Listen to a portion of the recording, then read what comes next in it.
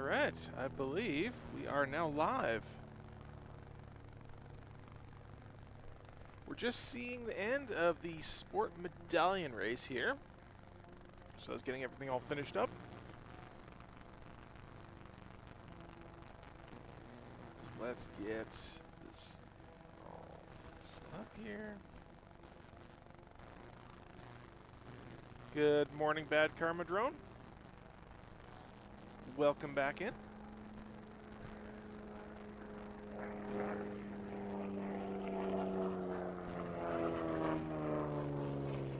So they are just about to finish up here. I think I could probably get some cameras on them.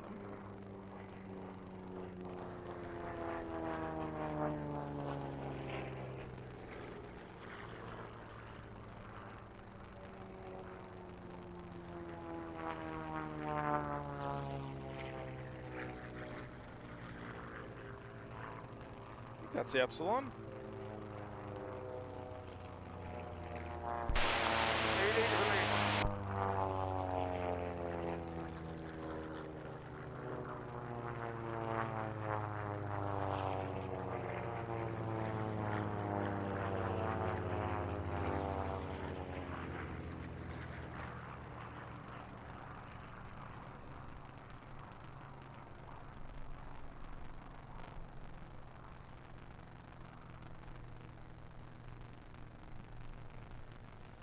Guys back here doing some stuff.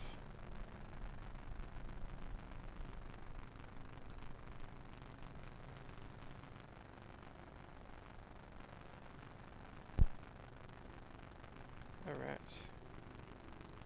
Off they go, doing their thing. Stands are already filling up, which is a bit bonkers. This early on a Sunday.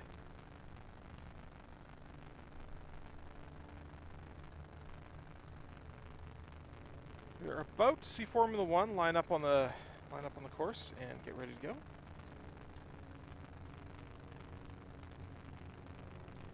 So that should be starting any moment now. Let's get zoomed into the mic.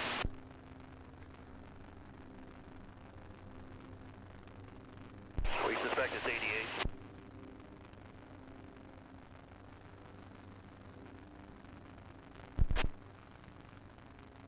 So Formula One will line up on the end of the runway right about here somewhere.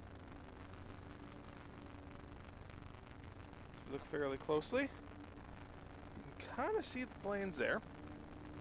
88 down.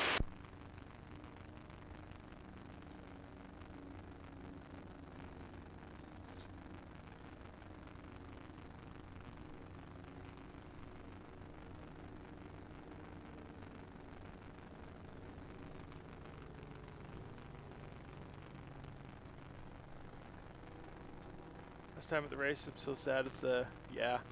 Well, it's probably not going to be the final race. It'll be the last race in Reno. It might be the last race of Rah-Rah. So we'll see. We'll see. Depends on whether they can get everything all set up. Today is the last day. Oh, it is sunny already.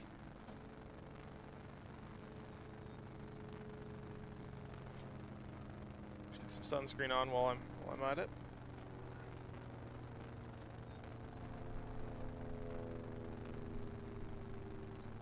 Let's check our schedule here.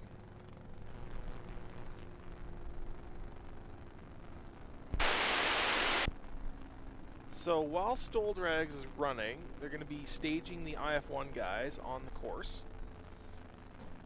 It's about 20 minutes. Cool down, a little bit above 55.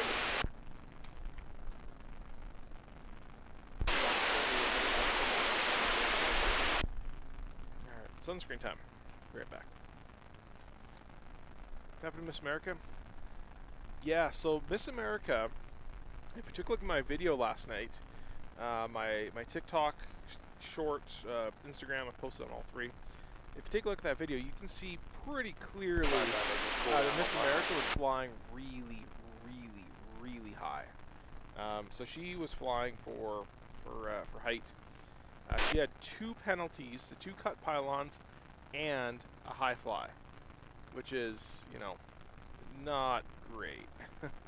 AAA, then exiting cool down. The way I've heard it described is they need a new stick actuator. 101 out of cool down to 0. I thought was pretty funny.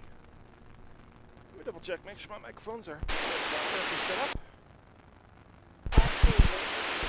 Yep, they are set up correctly. Cool. All right, sunscreen time. Tier 2, same position. This is via Alpha 9. We're out of station.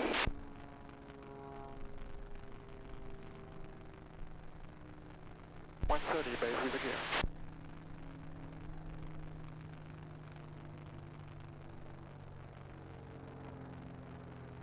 Seven six basic gear.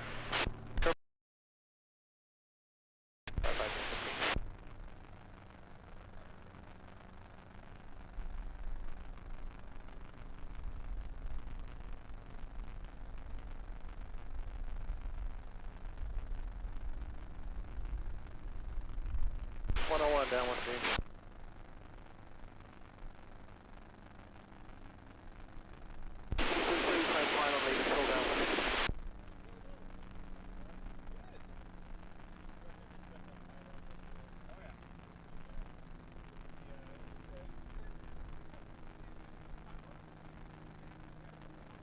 Fly by base gear.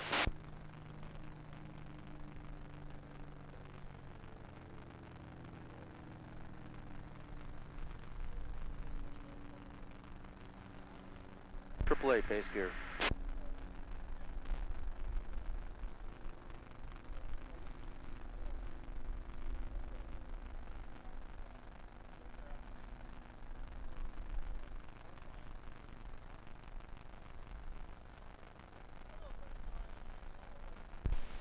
Base gear.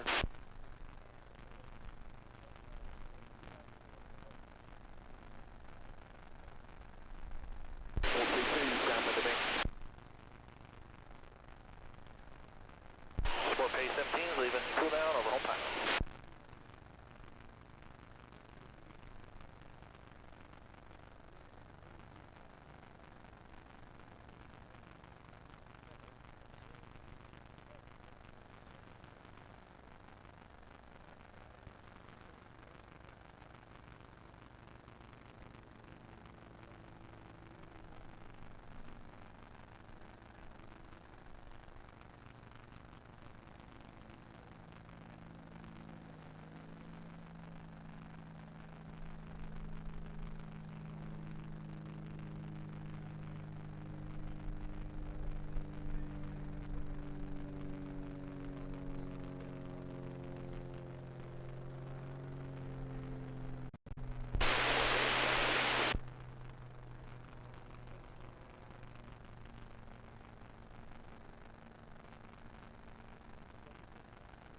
One two two space of the gear.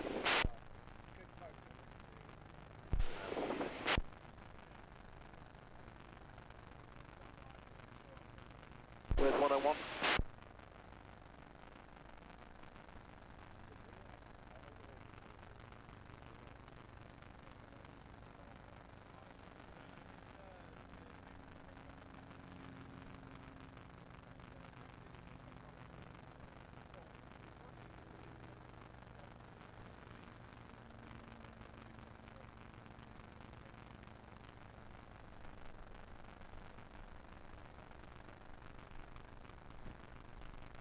One seven.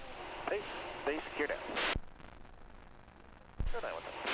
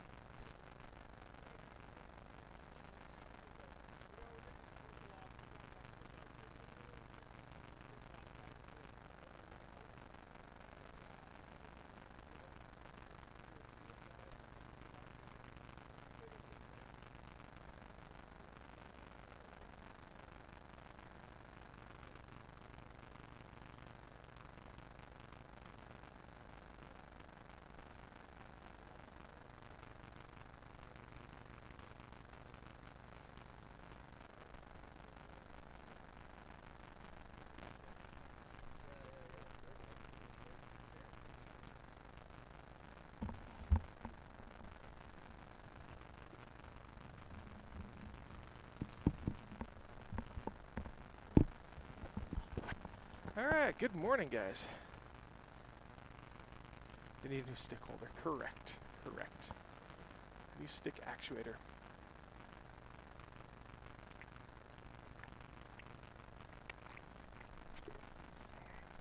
Ah, good old Red Bull. Pretty much keeps me awake in the morning.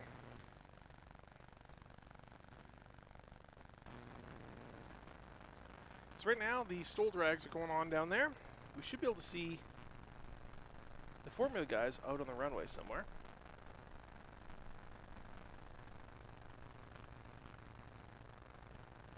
Can't quite see them. Doesn't mean they're not there, though.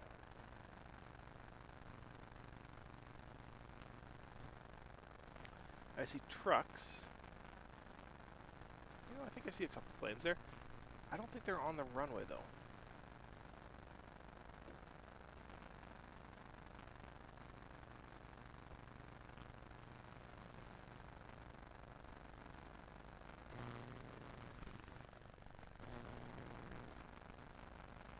Ooh, it is already getting hot. It's good for the solar panels. Less good for me. Already lathered in sunscreen. Just help a bit.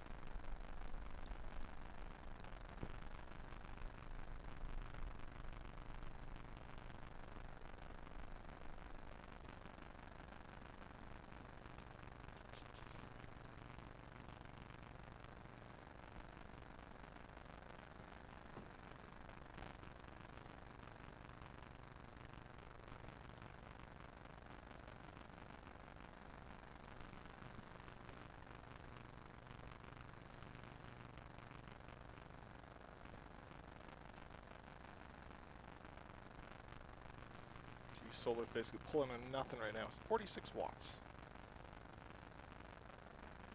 So it's only giving me another 3 hours worth of use. So in an hour or two, we might have to start the generator.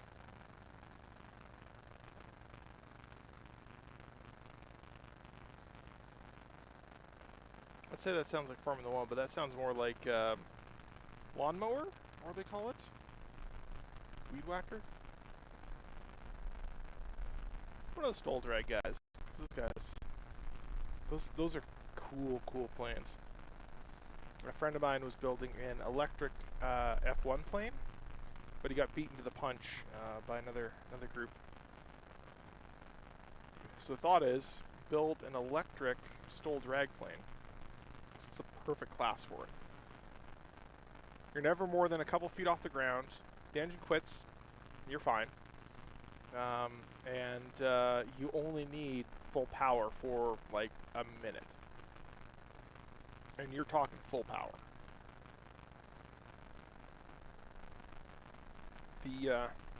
Some of the numbers were that like some of these electric motors only weigh like 40 pounds, like 30, 40 pounds. Like they're light, but they're still pushing like 200-300 horsepower. And you put one of those little guys on there with a battery pack that's able to, you know, just dump out that energy real quick, and you got yourself a stole drag plane that could be a real competitor.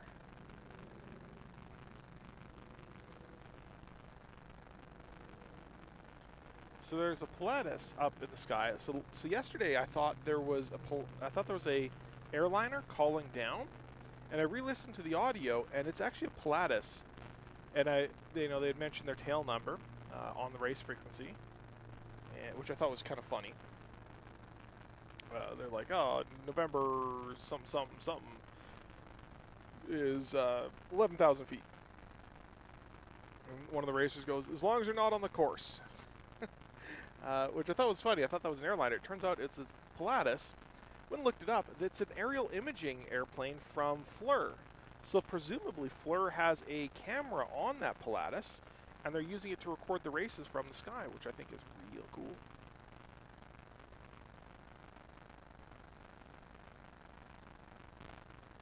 Any chance he'll race in gold too? No, there's zero chance Miss America will race in gold. Unless they decide to alter rules for some reason. Yeah, I don't think it's going to happen. So Formula E. Formula E gold. Already got those loaded in. Good. Bronze.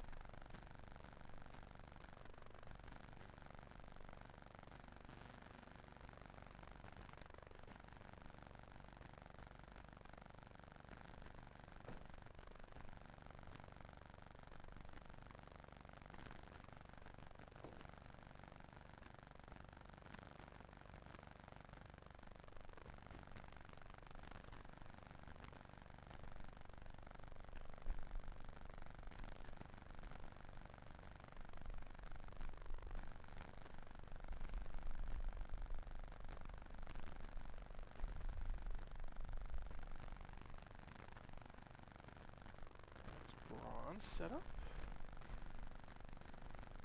Sports silver. Just adding all the pairings so we have an idea what's going on. Vicky Benzing is all over the place this year. She's both in sport and unlimited. I don't think she's in anything else though.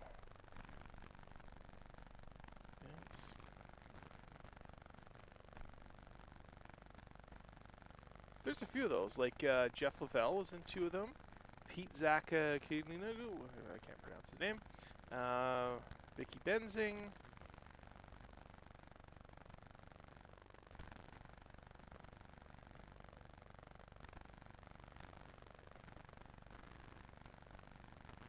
Sport gold.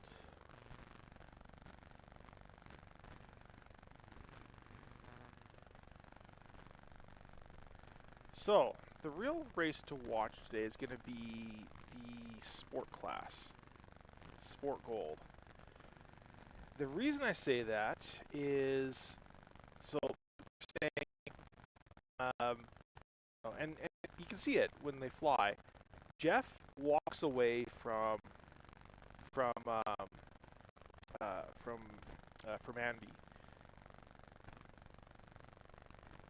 during the races. So he walks away from him right off the bat. But is he but he seems to lose a lot of that speed later on in the race. And my thought is that maybe Andy might be sandbagging a bit. In how many minutes? So Formula 1 should be starting right about now. I don't see them, but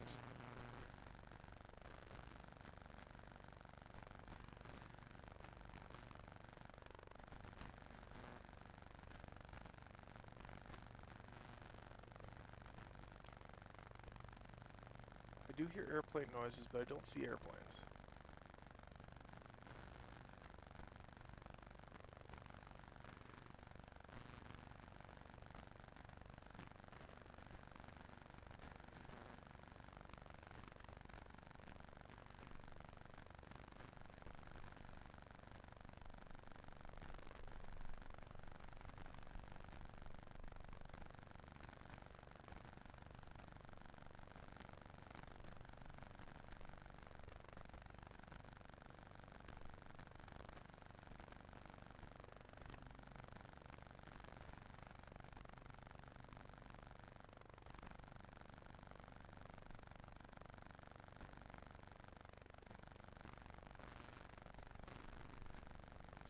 Bronze.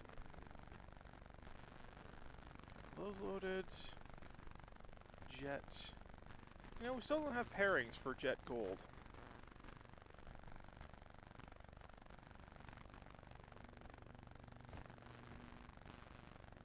Pretty sure I've already loaded the Jet Silvers in. No, I haven't.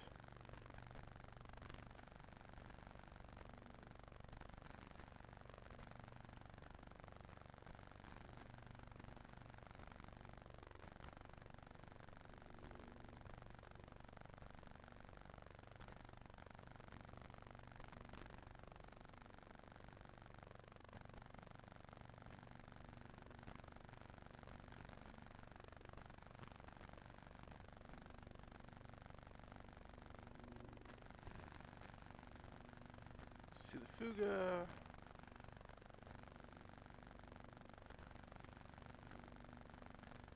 I also have another one in here that I don't have listed. It's Phoenix.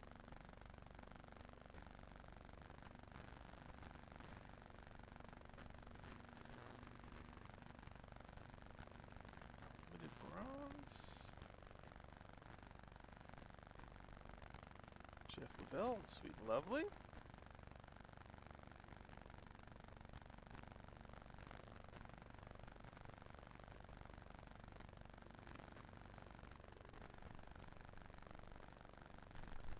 Nightingale, Ken.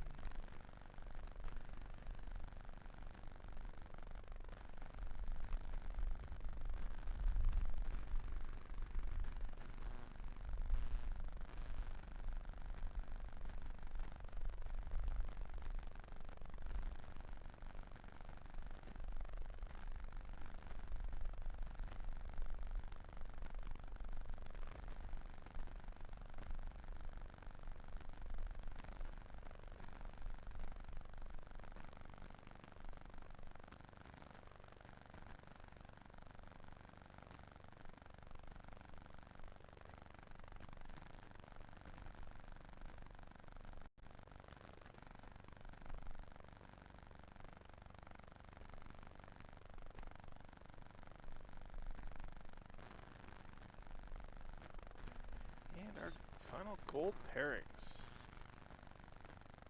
For Unlimited, Steve Hinton, obviously.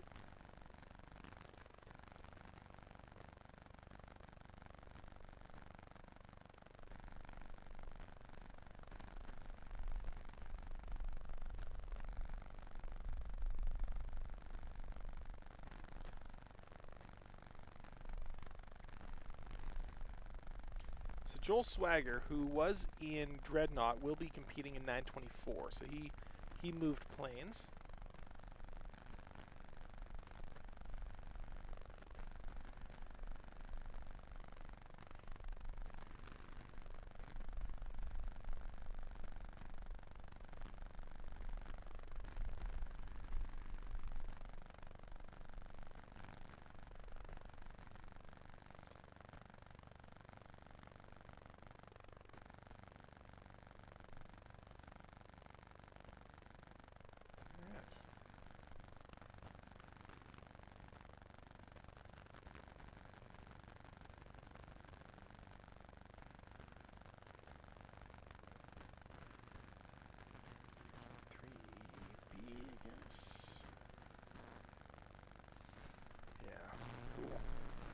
All right, so how many minutes?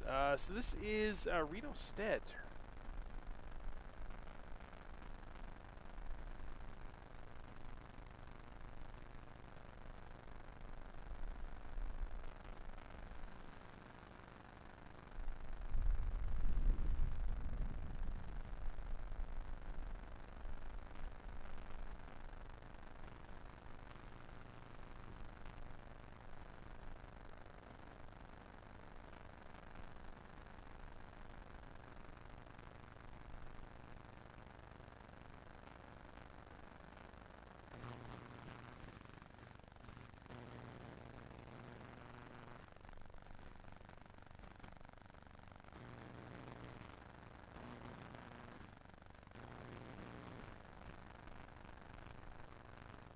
I hear multiple engines running, so there they go.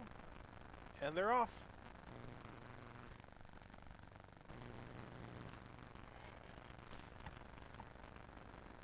That's recording. That's recording.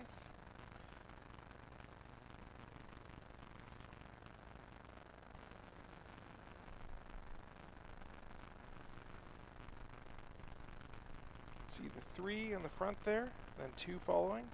Should be another 2 behind.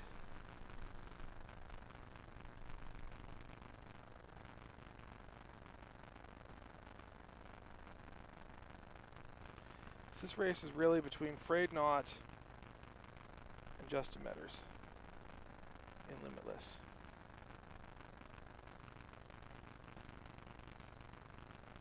Frayed Knot all white, Limitless having the black belly.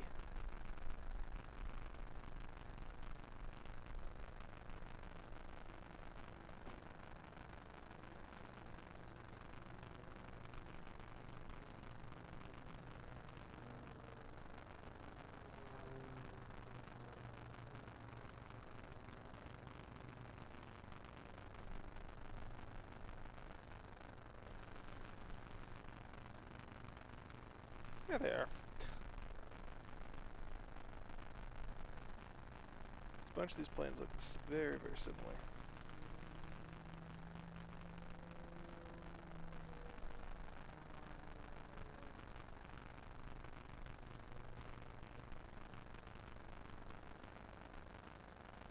So Afraid Not is, that's the one in front there, I think. This guy. He's carrying a flag for Creighton King, who was the pilot who was killed a couple weeks ago in his Cassett racer, preparing for Reno. So they have a flag that was signed by all the pilots that they're carrying. He's carrying along in there to give him one last lap.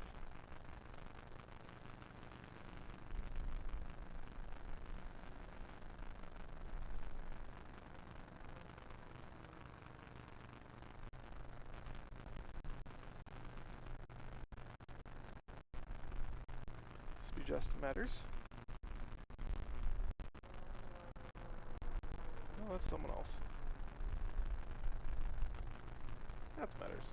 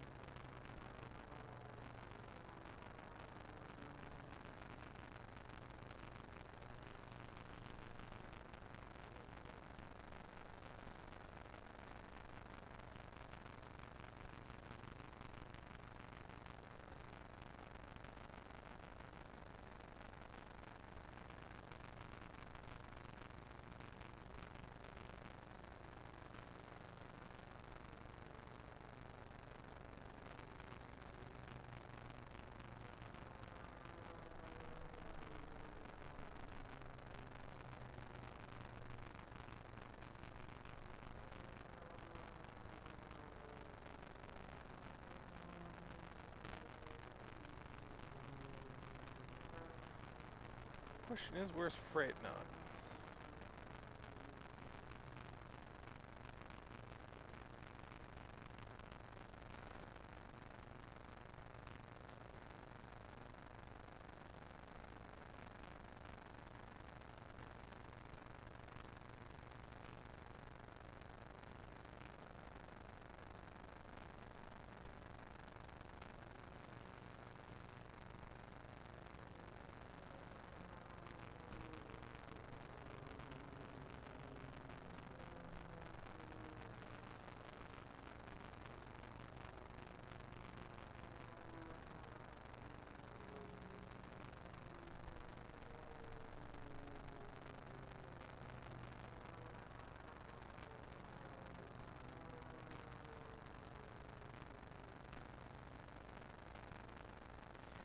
That's one of the things about gold races, is that they do tend to be absolute blowouts. Everyone's kind of figured out where they belong. They've gotten in the racing lines.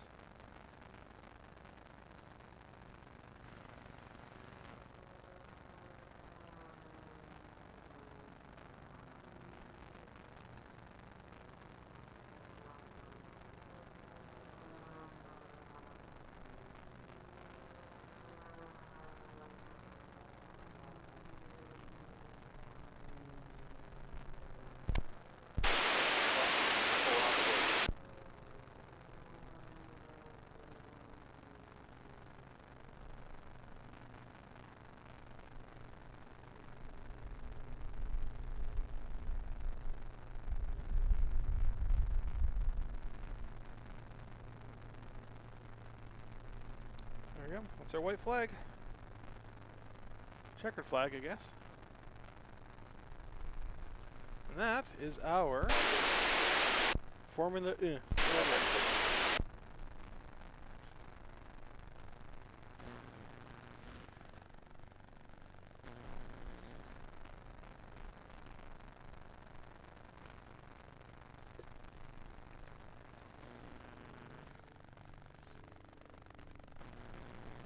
It's coming up on the schedule here. T6 bronze in a few minutes here.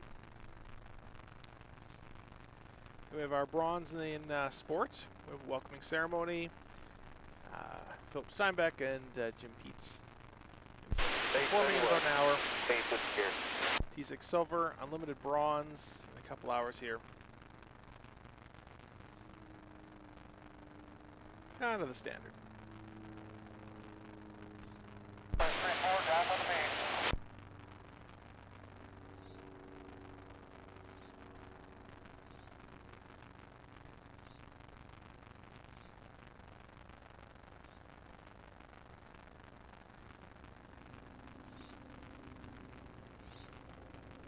Increase some of these volumes a little bit.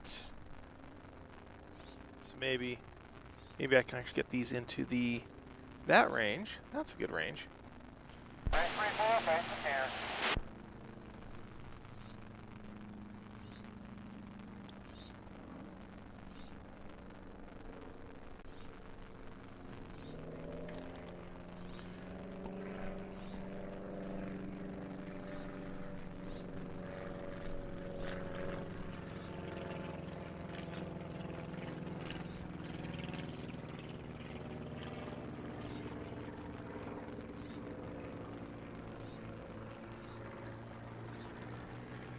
One last look at these little formula guys.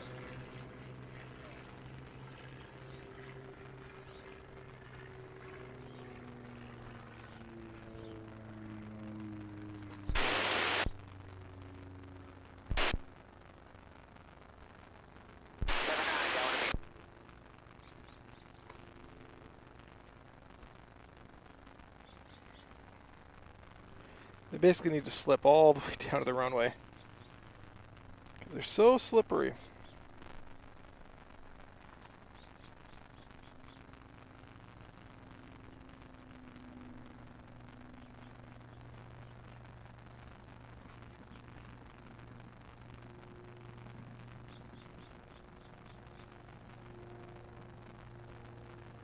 Looks like no strings attached there.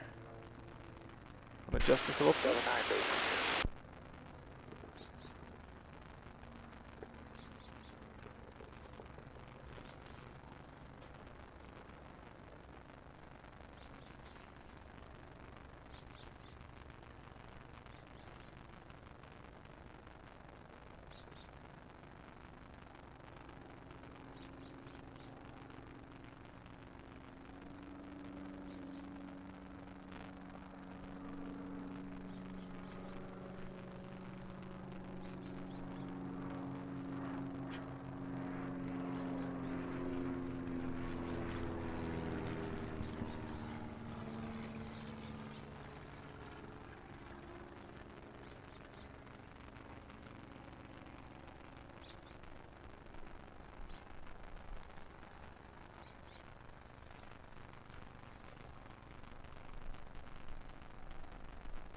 can hear these planes all backfiring because they're all. These are the same engines you put in your Cessna 150, little O200 engines, but they have these guys tuned up. So instead of running 2,500 RPM, they're running 3,500 and 4,000 RPM. Running special race props, doing absolutely everything that they're legally allowed to get much more horsepower out of these things.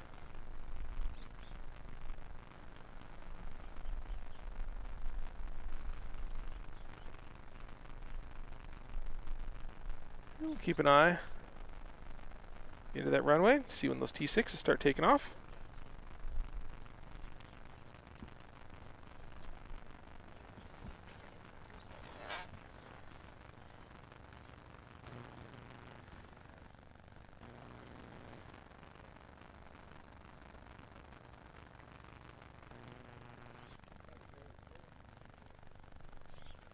So our next race here is going to be our T6 Bronze.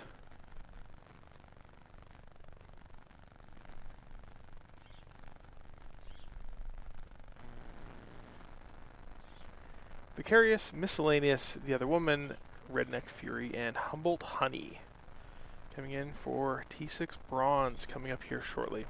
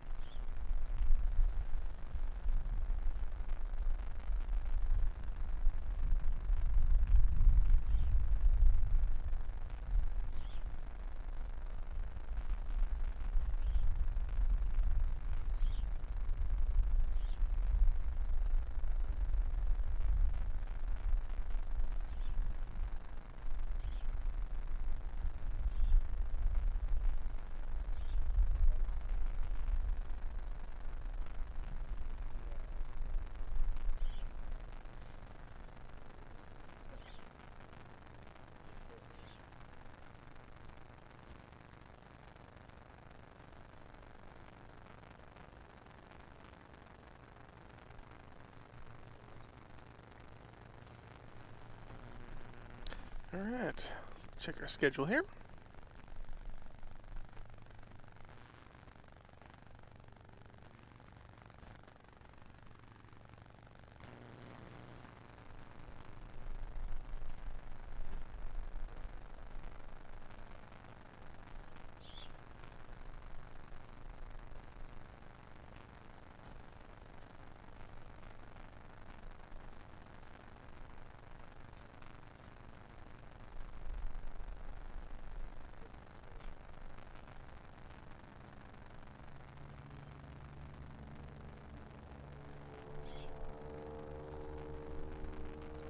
Sounds a lot like a T6 to me. It does look like a T6 taking off.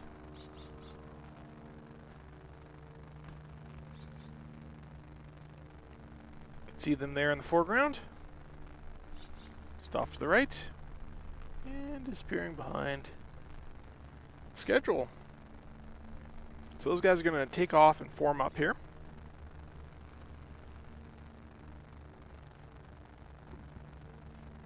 The unmistakable sound of a T6 propeller.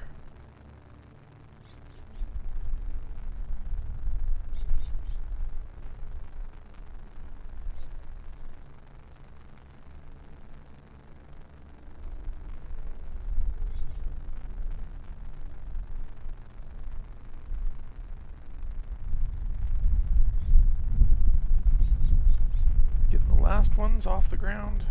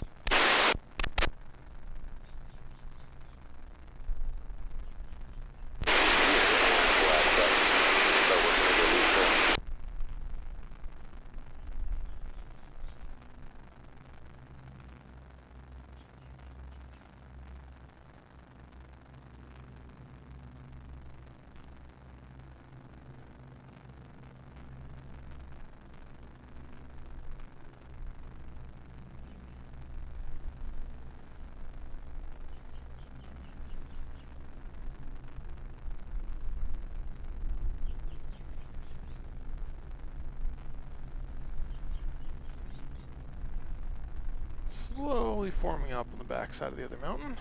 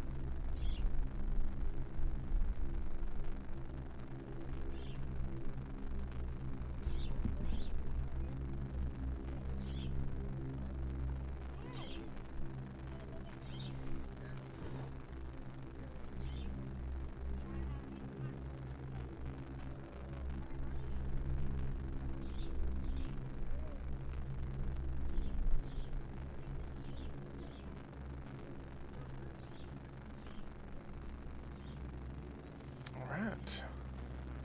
Let's go follow these guys. Guys, check your mixture and prop fuel and proper tanks. Let's bring it up into close trail. Are you able?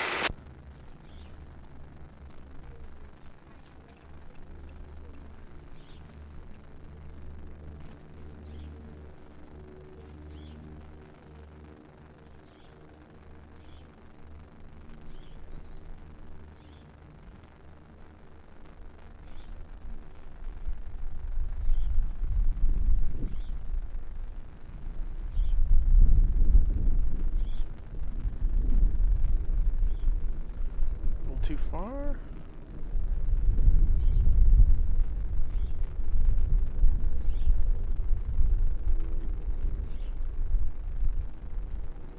There they all are.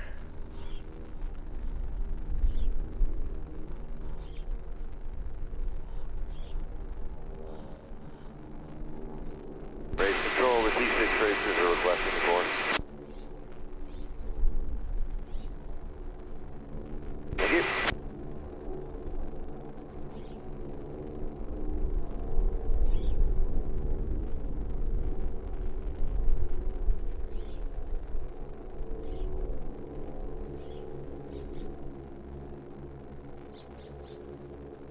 T6 bronze lining up.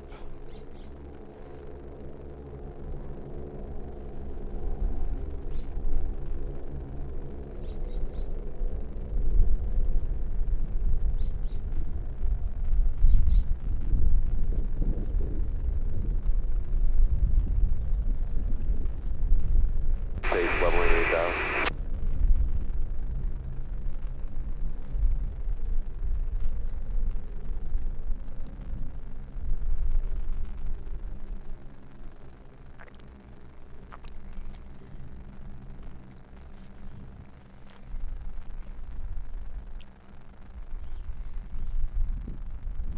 Hey boys, nice and easy. Let's move it in there right after lunch.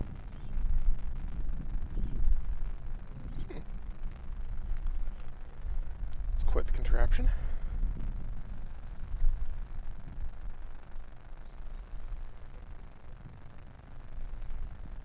Now let's check their power generation situation.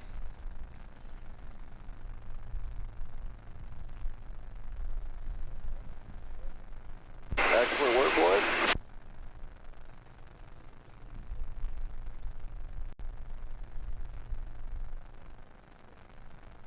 Let's start at 90 left turn. Bring it left.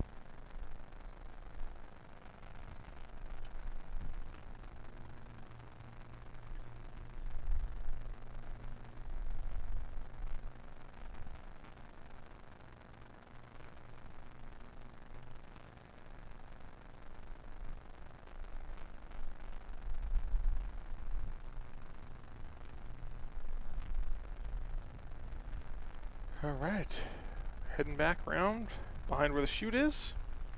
Should see T6 bronze momentarily. Get our lower third up. T6 bronze.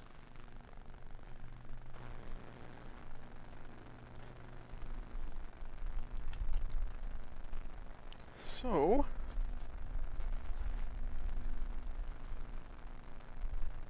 let's start a nice slow descent. See them coming down the chute over here. They come down in a slightly different way than everybody else. Easy boys, let's start bringing it into a line of breath.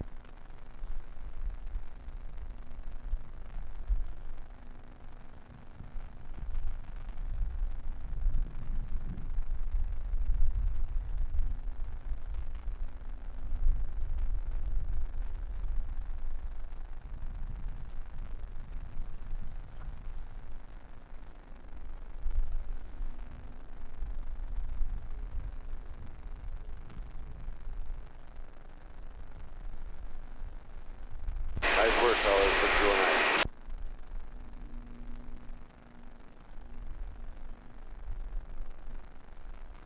Rolling out. Ladies and gentlemen, the road 2023 T6 Classic Racers are inbound for the door. Go ahead and bring the power forward, powering up just a little. Base power is set.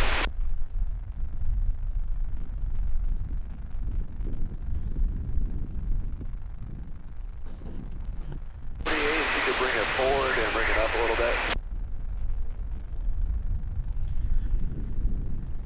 Here they come. Good job, guys. 19 forward and bring it up.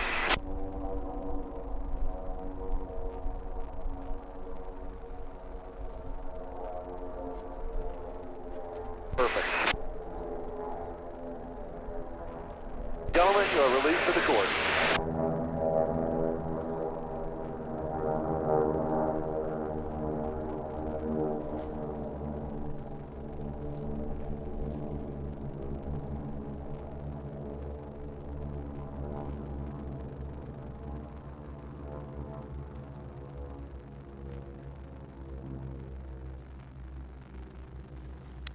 So much different than the other classes where they instantly spread out. These guys, they stay together.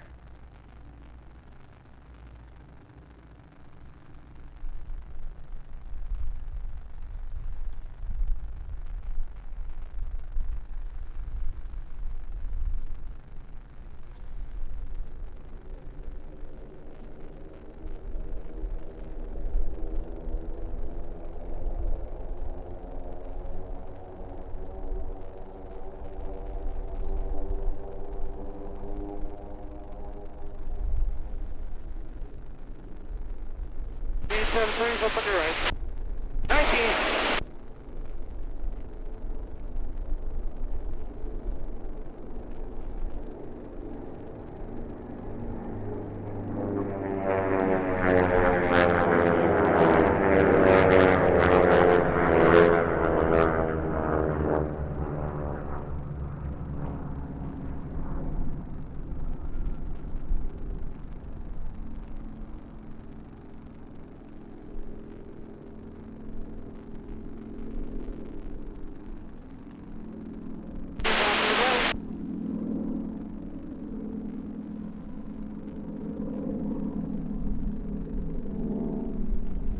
So this is for 4th, 5th, and 6th place back here.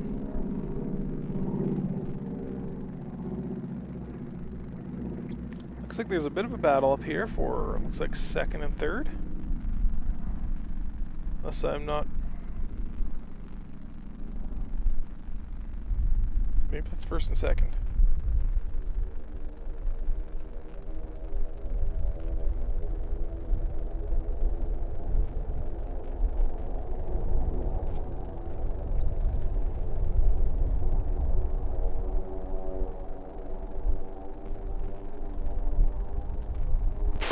Great.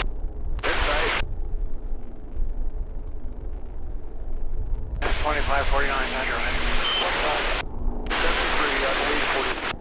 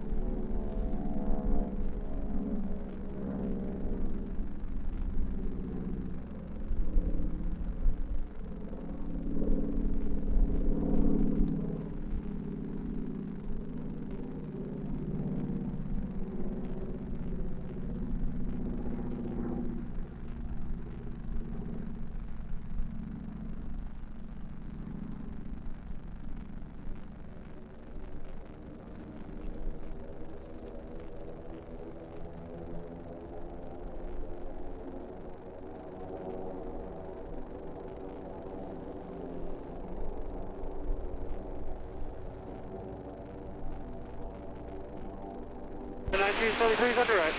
19. And 25, 49, 75.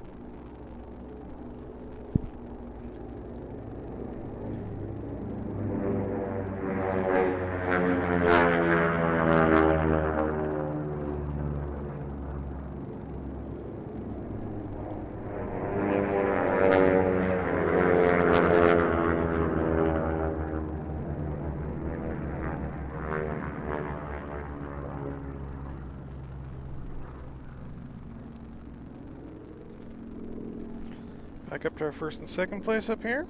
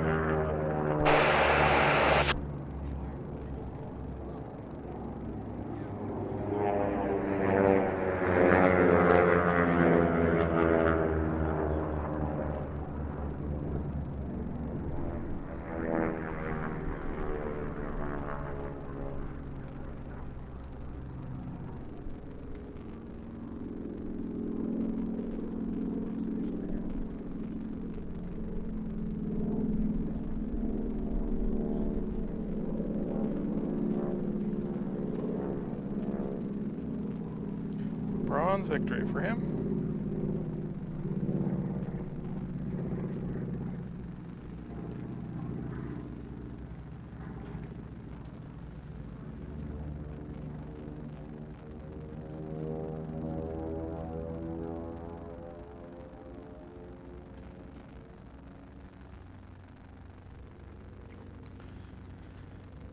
All right.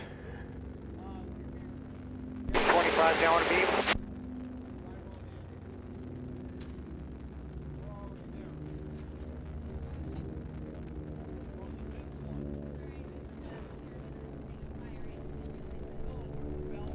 Race 49 down with a beam. Let's take the break. 19 to beam, through 8.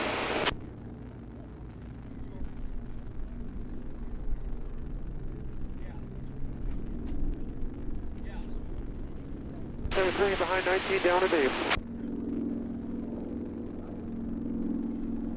25, base with you. Clear land 25. 48 down on the beam.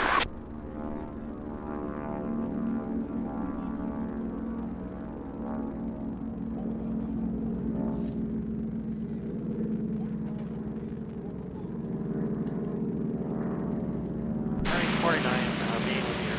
Now on. We're on clear.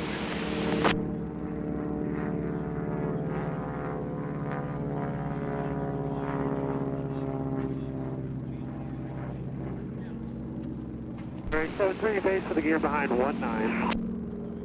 19 on base, gear down.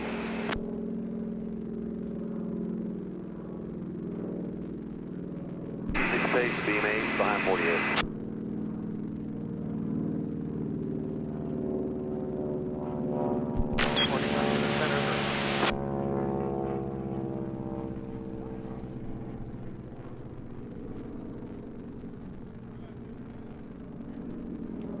Up 48, space gear.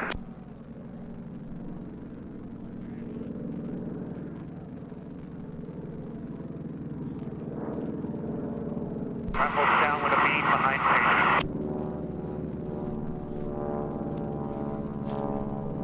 Rifle.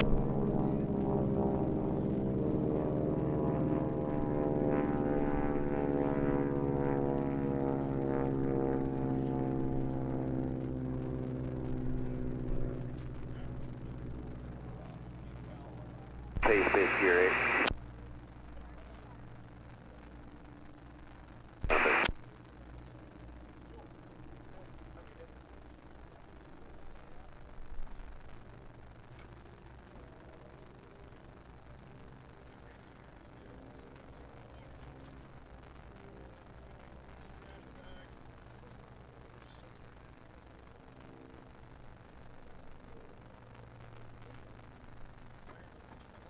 Okay, we'll wait there as they recover those Rifle. planes. Base gear. Come on.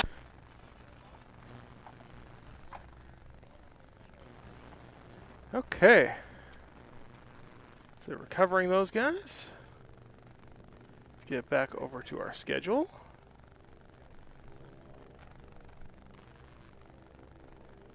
T6 race was from 24 minutes ago, and in 1 minute we're expecting to see Sport Class Bronze, as well as Honda demonstrating their Honda Jet. Yeah, a little bit northwest, more west than north. We're a little bit north of the T6 course. We're kind of right in the middle of the Unlimited course and kind of right in the middle of the Sport course. A little bit northern, but we're right smack dab in the Valley of Speed. So this is where you're going to see the highest speeds, like inches away from us. You're going to see the engines absolutely roaring past, which is why I have the sound all set up correctly, so you'll be able to hear some beautiful sounds.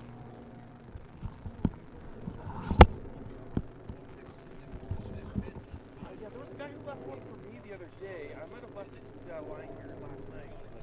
Yeah. There was a gray one. We knew it wasn't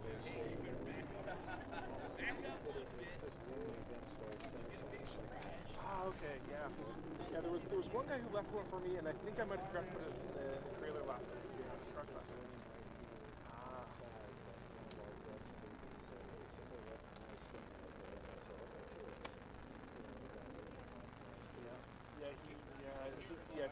It was someone who was watching that who left it out. So I don't really need it because I got all this stuff, and I don't know who he is. So I don't even know how to contact him. Well, it's just going to be leaving and we don't find the green functions if we get in touch or just back off for it. Yeah, fair enough. Sounds good. Thank you.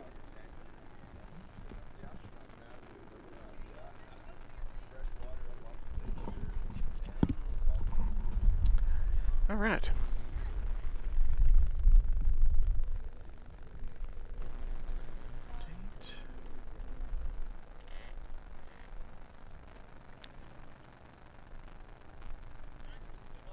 All right, what is coming in here? Something with a lot of lights. That's a Pilatus. I thought it was something big. Still, something pretty cool. I think this is the guy who's doing aerial video work for them. It's the guy I think that called in the other day, yesterday.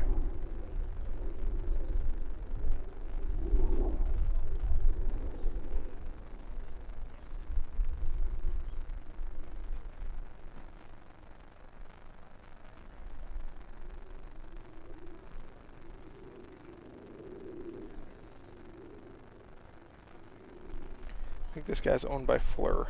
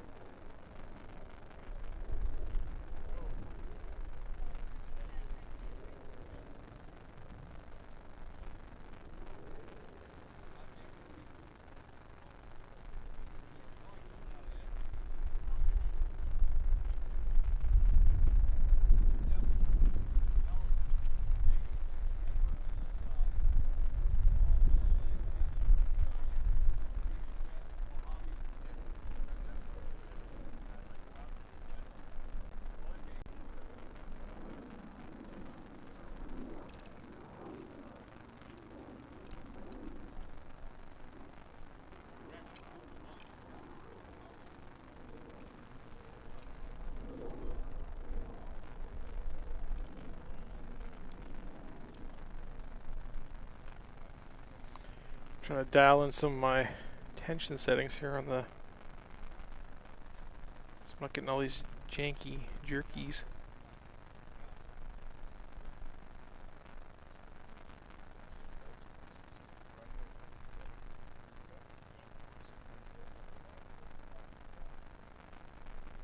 See, airplane's moving.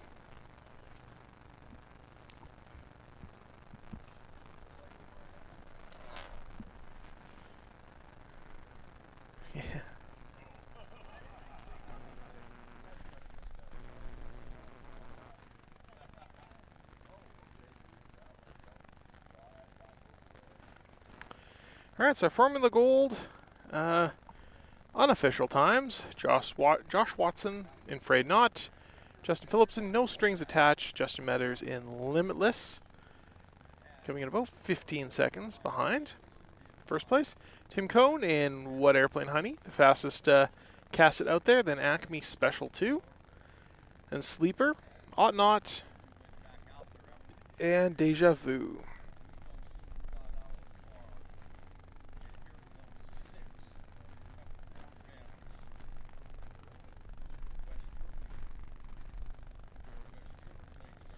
Sport Medallion, looks like these are final times.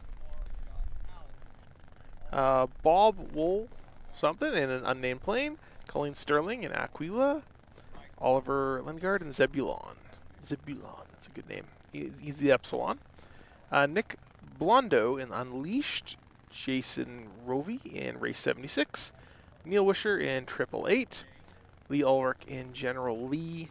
And Neil Parkinson in Green Streak. Nobody got lapped. That is Sport Class Medallion.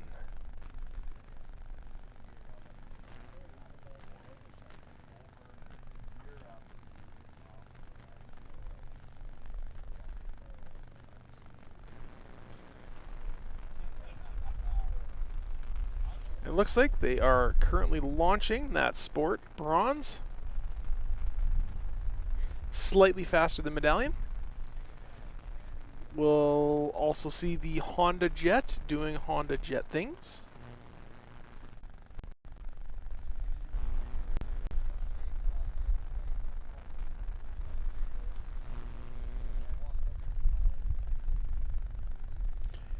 It says it's going to run ads for you guys in about 30 seconds.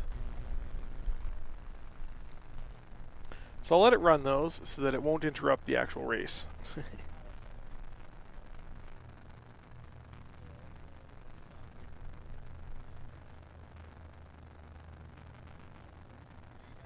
30, you airborne? I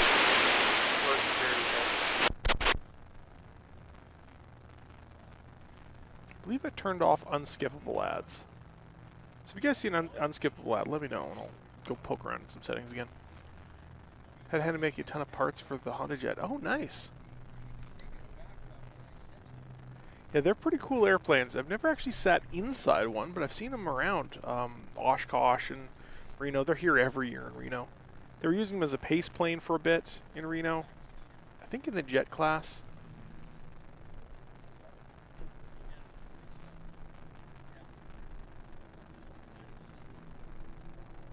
It's a clever use of them. Then you can put a camera guy in the back.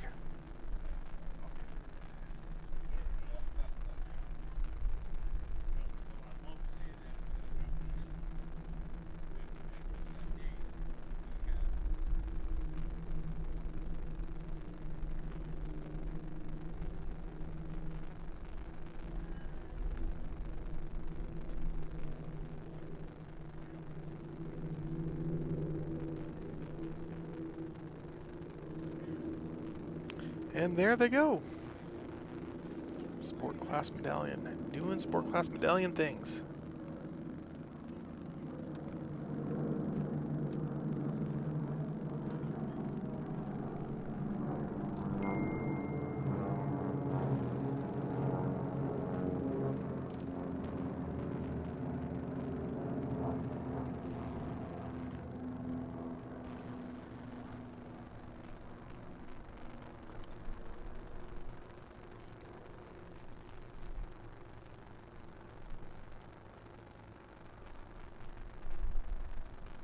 And there is our Honda Jet.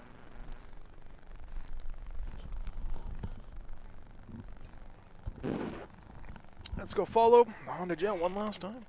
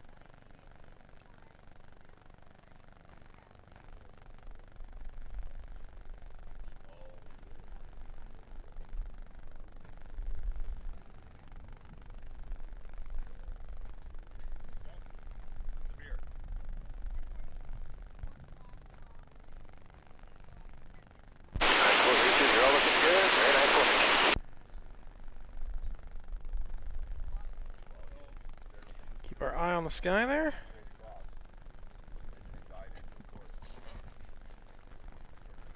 Sport. Let's be our bronze.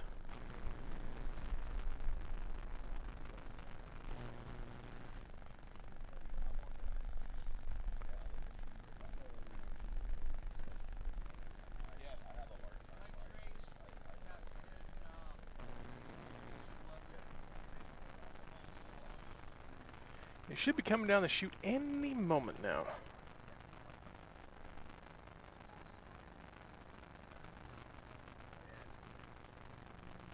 Our show performer should have 3 laps. Yeah. Well, we saw the F-18 do a lap yesterday. It was the day before. Haven't seen the A-10 do a lap, but that would be amazing. I know the Legacy, the Thunderbird Legacy plane did some.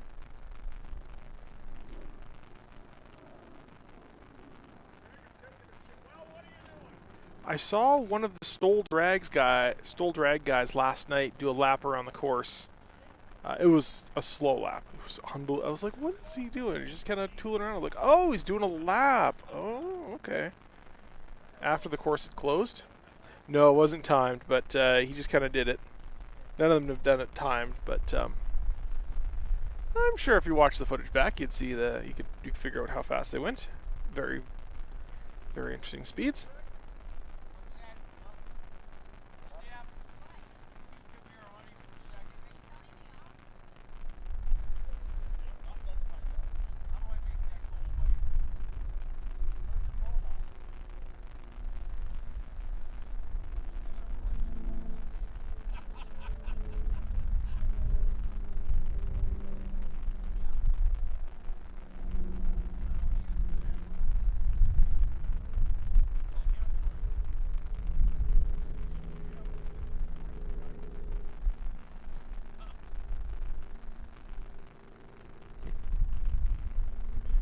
Putt stall track sounds. Well, if you hear some of those guys are really turning up those engines. Steve Henry's plane is just bonkers.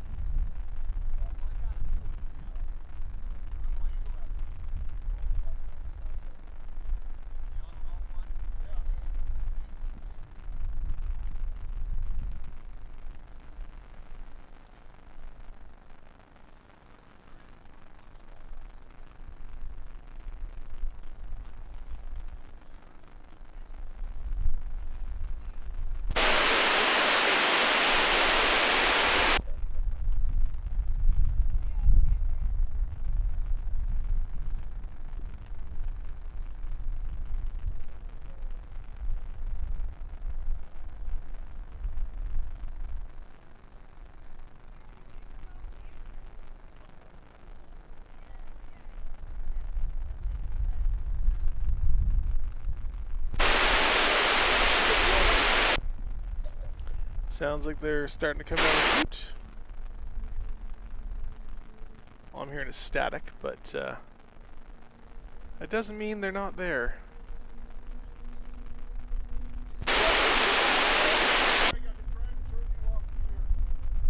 Oh, there.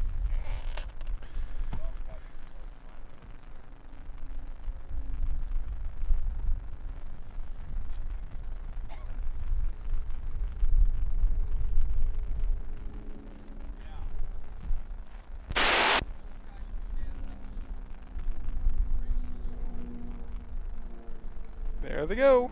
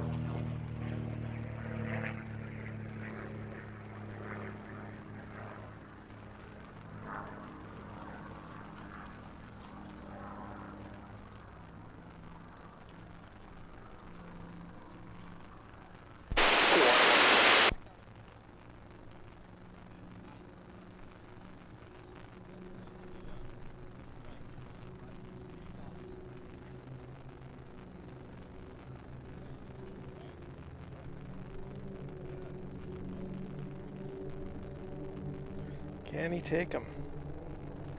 It's crazy. A guy with fixed gear is beating a guy with tracks.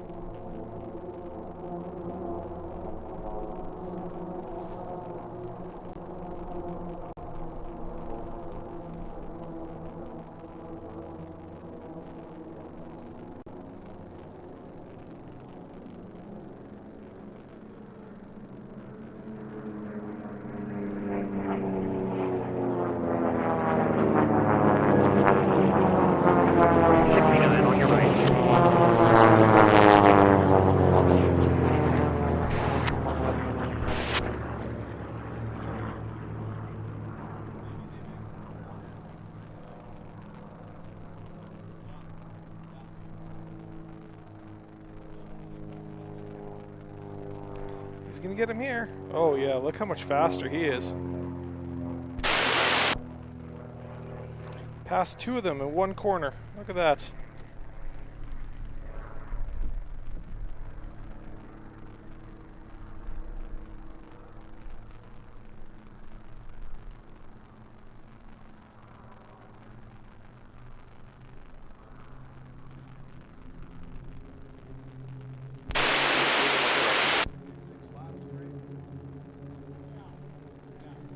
Passing three.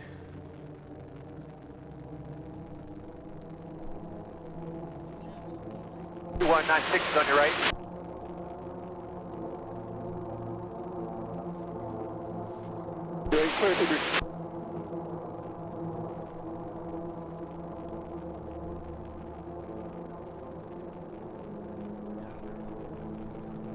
Hello, David. Hello, Pete.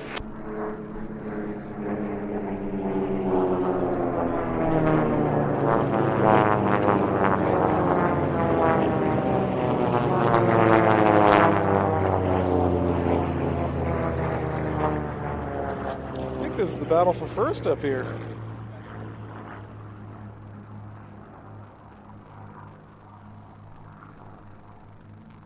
Not much of a battle. He is absolutely outpacing him in every way, shape, or form. Just waited for all the chaos in front of him and then turned it on.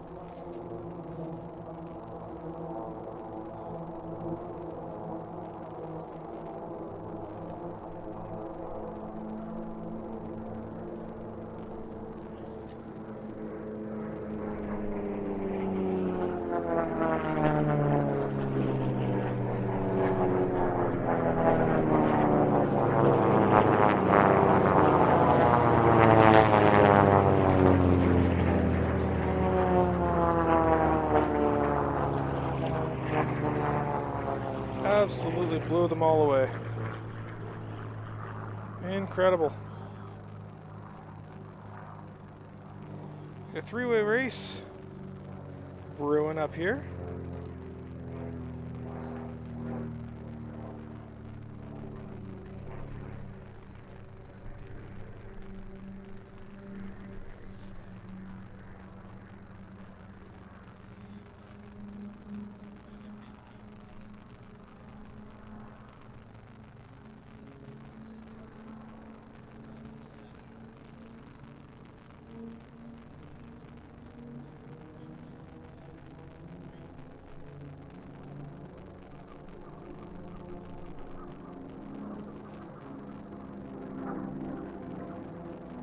Nine 96 on your right.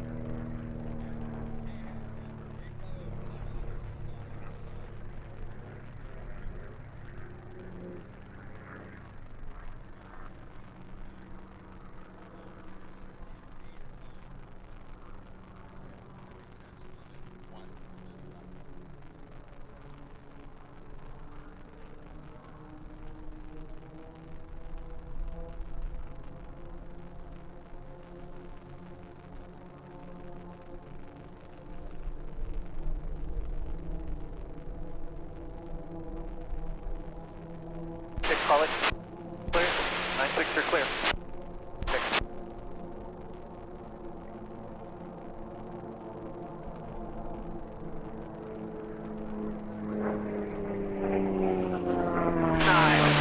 On your right. Well, 49 is on 23's right.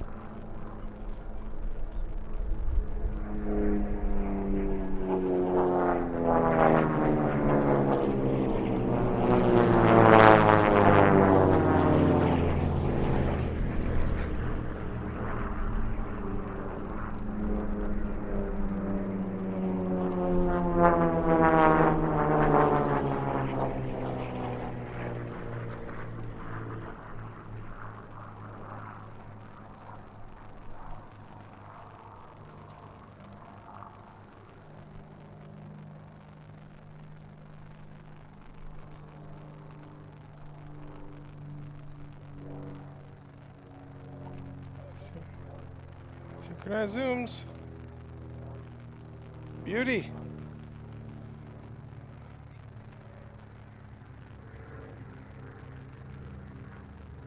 Two eight out of cool down over 1-4.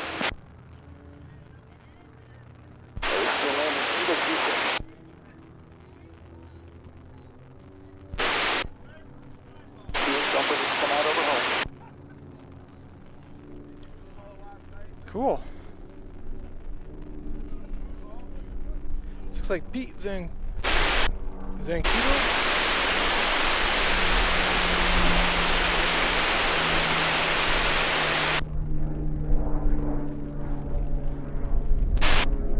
Yeah, he did just go from 5th to 1st. That was pretty sure Pete Zancudo or Zancudo.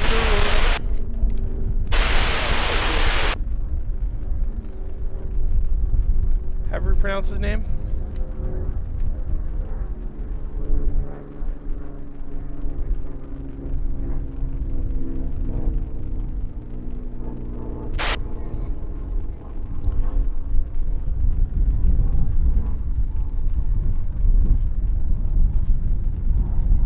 Yeah, exactly. We're here for the racing. 4996, passenger on your right. Inside. Seeing if I reorient the antenna, if I can get better signal. Because yesterday we were able to hear the flag announcer, and with the antenna the way it was, that wasn't giving me reception today. We're getting a whole lot less. So. 49, you gonna leave cool down this time around home pilot? Yep. Yeah, it's so hard to tell, and especially. We got a cool down.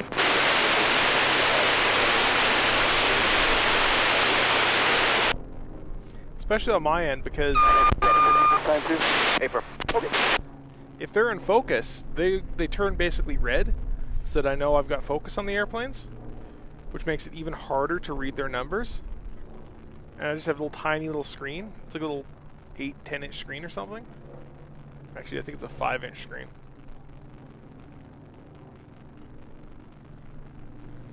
That was our sport bronze. Sport. 92 is downwind to beam.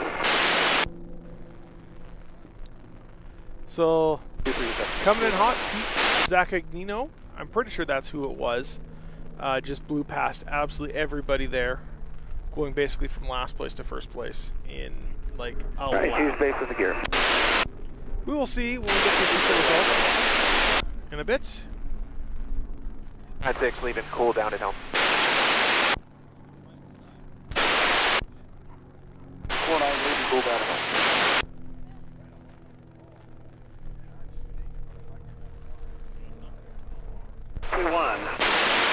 2-1 leaving cool down at home. 2-3 down 1 beam.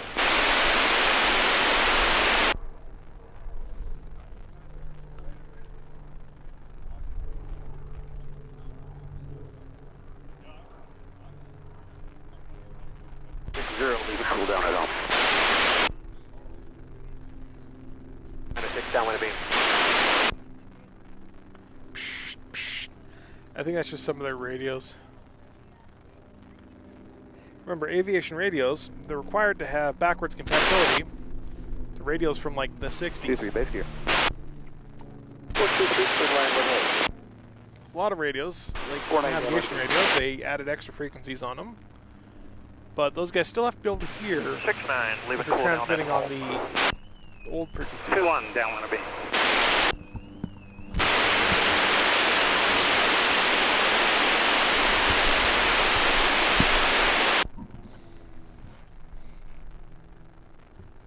My car's unlocked.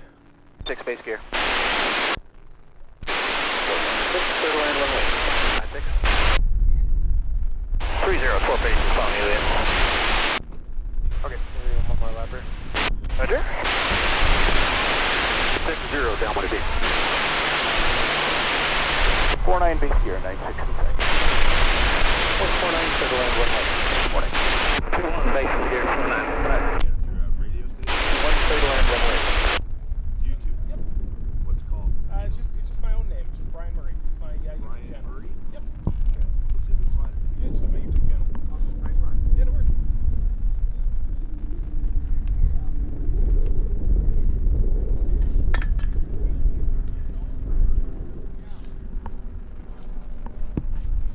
Six 9, stand by to beam.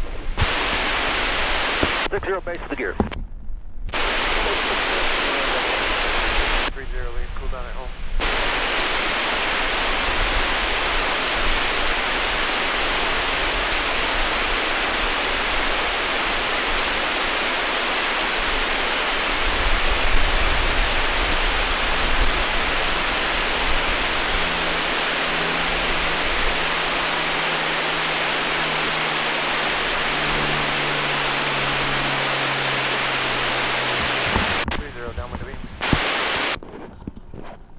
In and out, in and out. Yeah, Sport Class, they're still just bringing last guys in. 6-9 is base with the gear.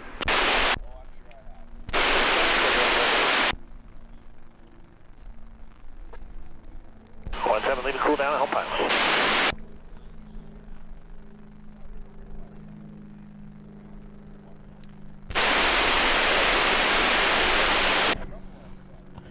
James Webb. I wonder if he has any relation to the telescope.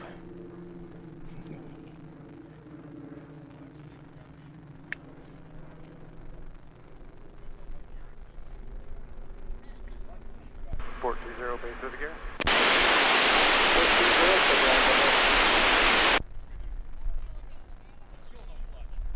Sport pace 17, downwind to beam.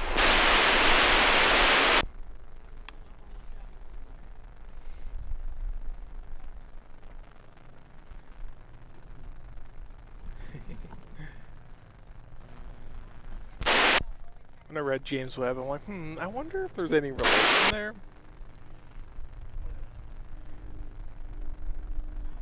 So I think that they named the telescope after a guy, but he's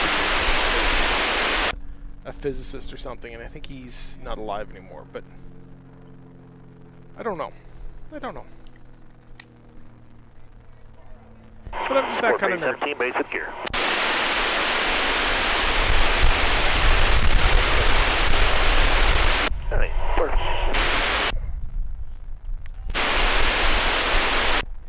Good Lord. Doesn't matter how much squelch I put on this thing, it is all the way up. If I hold the radio, it's not a problem.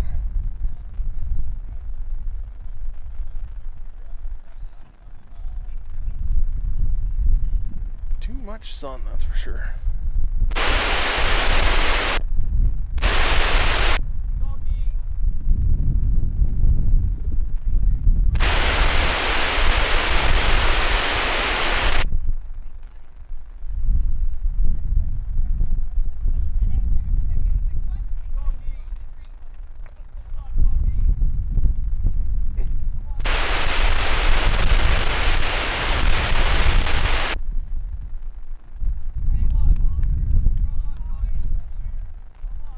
Pulling ass around the course, carefully spaced, ATC controlled. Yeah, kind of, yeah.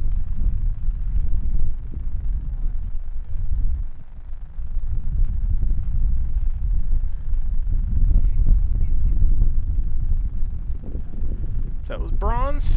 Let's go and check our schedule here.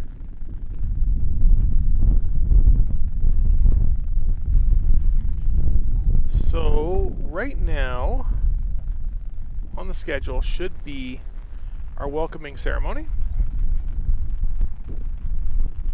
which means they're probably doing some chatting down there.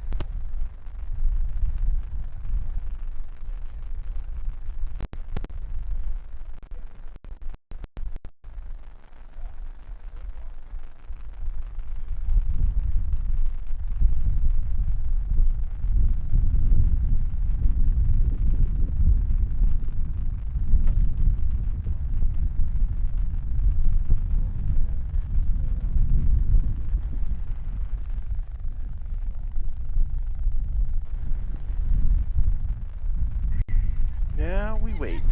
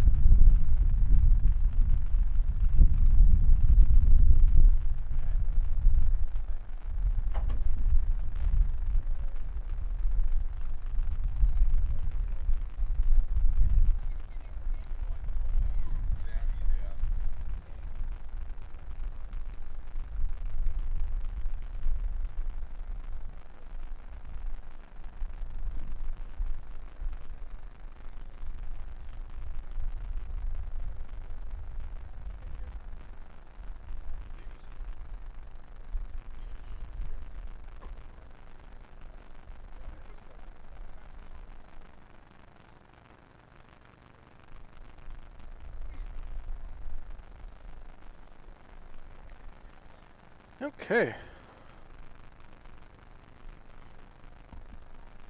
See Steinbeck and Pete's here shortly. They're both really neat acts.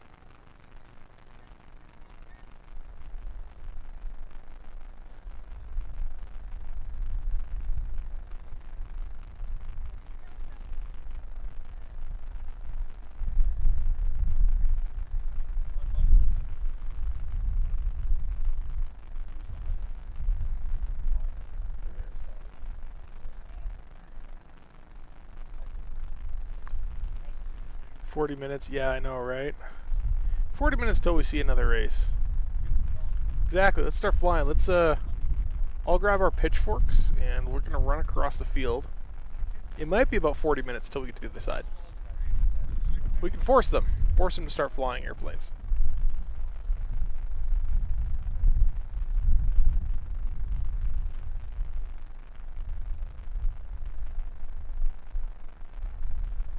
I'm super excited to see where the next set of races are going to be and under what regime they'll be under. I'm hoping Formula 1 gets an international race.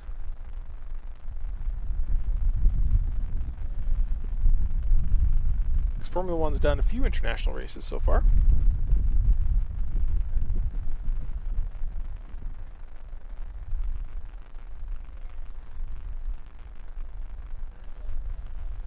Starting to get some people showing up here in the Island of Misfit Toys.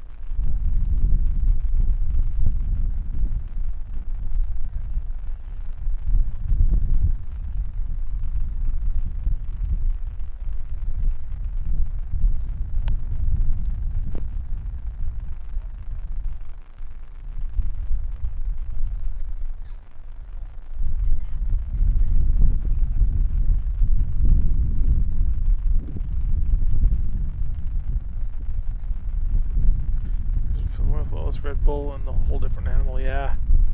Yeah, this is so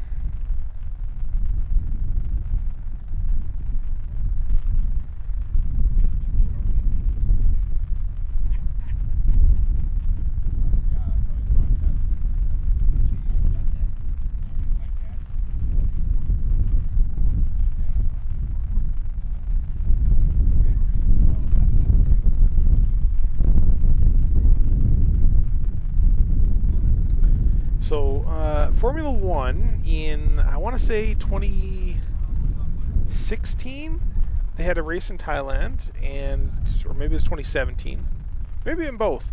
And then in 2018, we did a race in Wuhan, China, of all places. Yes, that Wuhan, China. We flew over the Yangtze River. At least the pilots did. They flew over the Yangtze. And it was basically exactly like you see it here. And it's much easier to get a Formula One race because Formula One races are so much smaller. The course it's like half the size of the T6s and like 1/10 the size of the Unlimiteds. So you could put a Formula One race absolutely anywhere you want.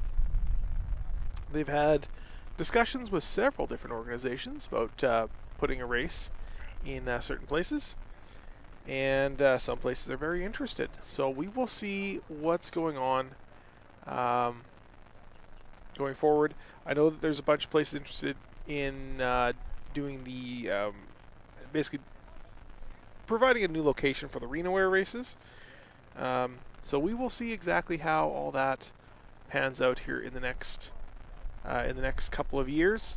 Obviously, Vegas has announced that they are going to do a race. That's not with the Reno group. That's actually, at least as far as we know, Reno Rah-Rah has refused to comment on that, which tells me Rah-Rah is not involved.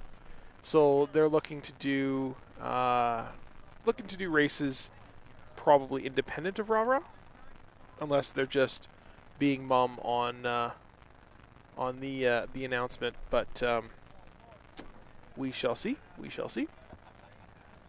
I'd love to see it in Vegas. Vegas would be a great place for it. There's hotels everywhere. There's cheap hotels everywhere.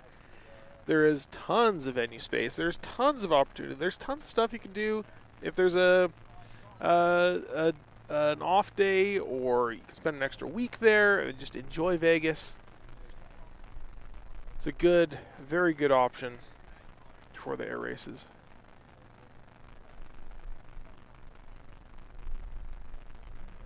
But my understanding is Spaceport, which is where Vegas says they want to hold it. My understanding is that's not even finished yet. F1 fit at Daytona and Talladega. I believe it will. I believe it will. There's one of the race courses, one of the what do you call it? One of the NASCAR race courses that it will fit within. Did I get a gift sub? I think you did, Dr. Tapioca Weasel. That would have been Sean yesterday. Sean gave out a whole bunch of gift memberships. Now I got to start creating member content because I didn't have any members before that. So I'm going to create a bunch of membership only content now, which I think will be pretty cool.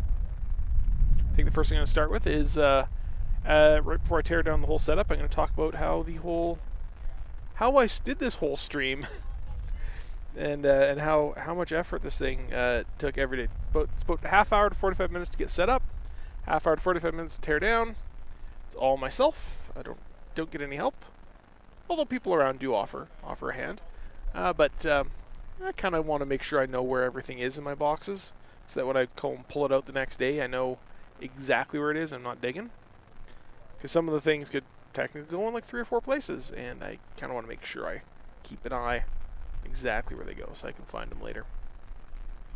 Made that mistake before. I had a friend of mine actually help me basically do a whole test setup of the whole stream back at Edmonton, and he's a trooper because he goes, he's like, where should I put this? I'm just like, you just put them in the boxes. He's like, no. I'm going to ask you where to put them, because I know that if I put them in just wherever I want to, you'll never find them, and then you'll be mad about it because you'll never find them and we'll have issues. So he was good about that. I was like, you know, that's probably very true. It's probably very true. I know he wouldn't run away with anything, but it'd be like, even though I've only got like 3 or 4 boxes of stuff, I guess 3 boxes of stuff, you know, it's still one of those things could just go missing in the 3 boxes. But I have everything kind of down to science. There's only really 2 or 3 of them that I actually use. It works great. I am very glad I bought a very large Pelican and just put pretty much everything in there, and then everything that didn't fit in a tripod bag, so like the tall stuff, except for one of the tripods. It was just too big to fit, so that one stays out on its own bag, which is fine because it's actually the better tripod that I can actually carry around and use in various places. Also going to the chairman's dinner tonight. Yeah, everything in its place, exactly. Yeah, I'm going to the chairman's dinner tonight, which is where they give out the final awards. That should be a bit of a ceremony. I might have to stop back at the hotel to grab, because there's a little micro tripod and a microphone that I need to grab that I didn't even think about bringing. Obviously, I'm not setting up this whole setup. I'm just going to bring one of the cameras. Don't know which one. Probably the A7 III. A little bit easier to deal with. That'll let me get more wide angles and deeper angles. Should be fine for what we're doing there. And yeah, see if there's anything interesting that they're saying there. Be a little bit emotional for everybody because it is the last Reno race. I know my friend. It was his last time flying around the course yesterday in Formula One. Formula One. I can't remember if he was bronze or silver. I think he was bronze. He was almost in silver. You know what? I actually have studio mode.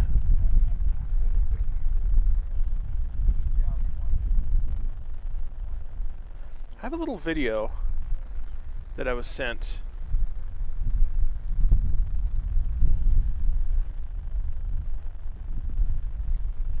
yesterday that I forgot to play on stream, and I'm gonna grab it here, put it on there.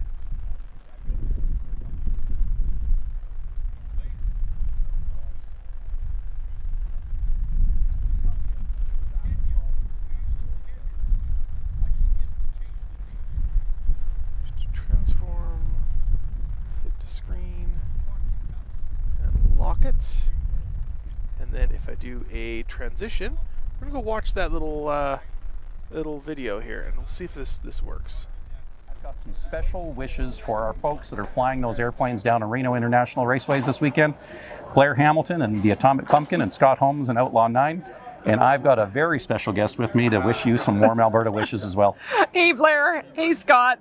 This is your biggest fan right here. He's been talking you up, and we're wishing you all the best in the competition. So make Alberta proud. Fly fast, fly safe, and we'll see you home soon. Take care. All right.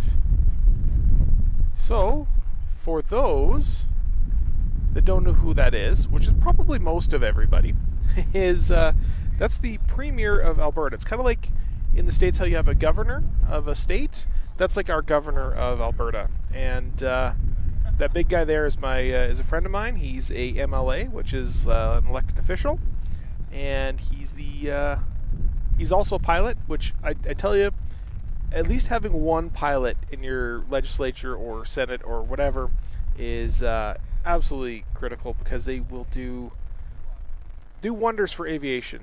They will get people together. They will connect the people that need to be connected, and they understand the importance of having a good, strong aviation community.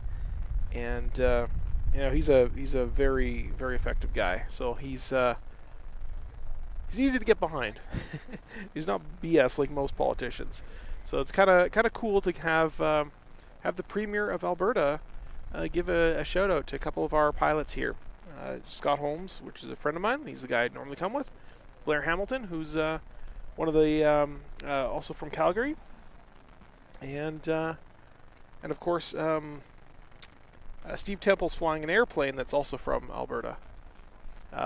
called Never Easy. It's owned by Robert Austin, who was a pilot here, who flew here a couple years ago. So generally YouTube shorts on the madness that is Oshkosh the Air Show, and not a pilot or anything yourself. Everything I know about aviation learned from Seven Go or Mentor Pilot. Yep, yeah, Mentor's pretty good. He I've been watching his videos for a few years, and they were kind of like really basic for a bit, and then he's just slowly progressed to make really professional videos, and that's kind of what the avenue I'm trying to follow along is start out basic, learn the basics, keep making better and better content, and go from there.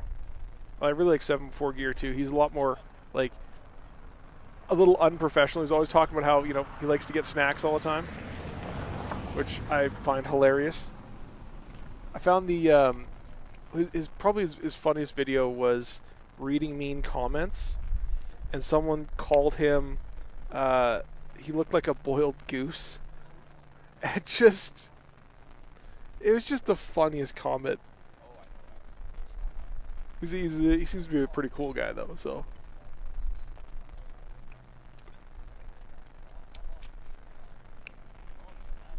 Very creative people out there.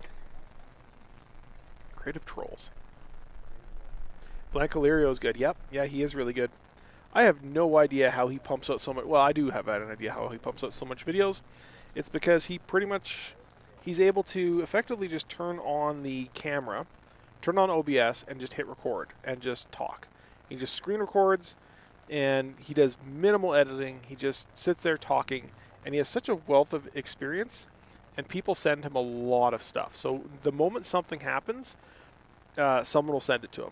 And I've had a couple people now actually send me some stuff. They're like, hey, I sent this off to Blanco Lirio. Do you want to talk about this too? I'm like, okay, maybe. Usually they're not something I'm, like, especially airliner stuff. I don't really have any interest in talking about that because I know very little about airliners. Not really particularly interested in their flying either. It's a pretty refined niche. Kelsey is more laid back and casual, exactly. And that's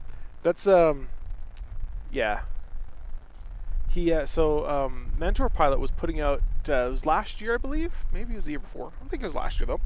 He put out a call for people to do graphics and flight sim stuff. Basically, collect a bunch of videos using flight sim, because it's kind of the easiest way to, do this nowadays. Do YouTube videos about accidents. So he's looking for people. He's like, this is professional. This is a job. You take it seriously, etc. I'm like, man, that'd be great. But at the time, I had a full-time day job, so didn't really have time to do it. But it would have been kind of fun to do.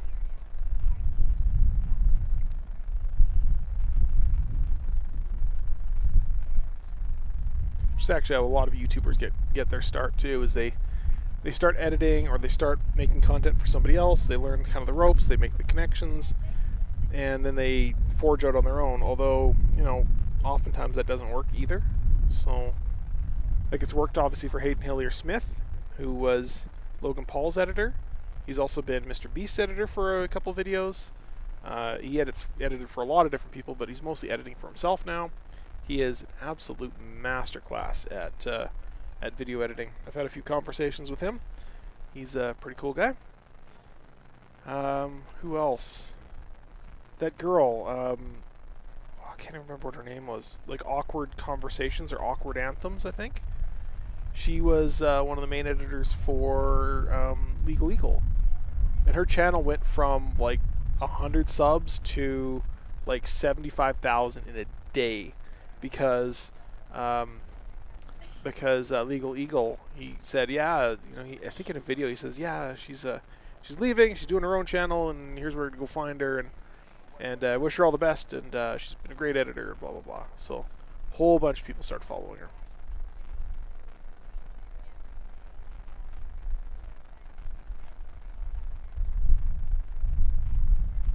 Matty Hapoya had a guy as well.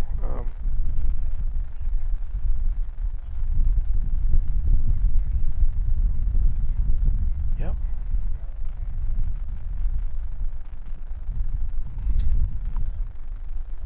Yeah, you can tell Legal Eagle is definitely has a bias to him, but He's got a great legal mind, and that's one of those.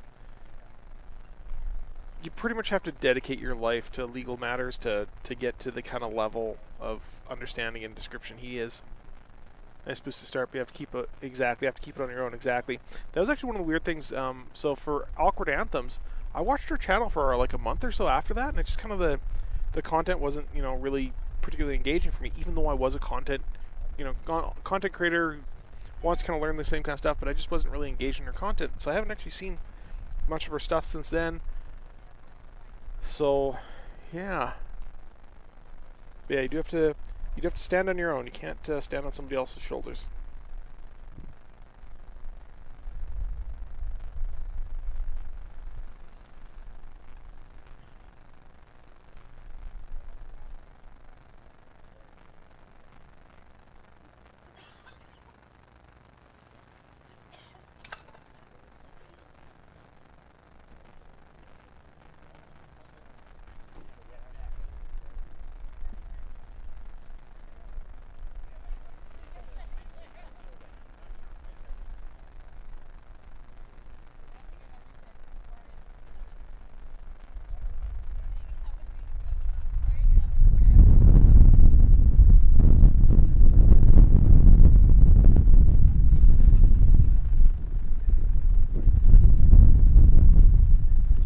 Let's see how she's doing. 81,000.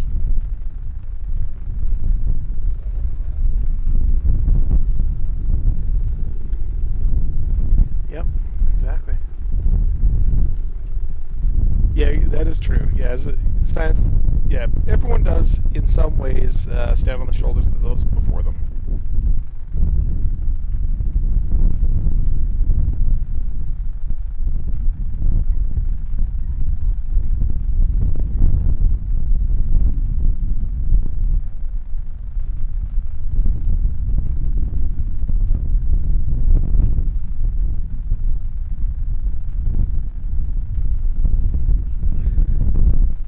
If it wasn't for other video editors creating the various video editing techniques, things like J cuts and L cuts, and using sound for emotion and all that kind of stuff, you can't awkward pause time exactly. Without that, you can't. You don't really make current videos that appeal to people. People are looking for that stuff, and it looks like we have ourselves either Steinbeck or Pete's. I'm not sure. Let's go find out.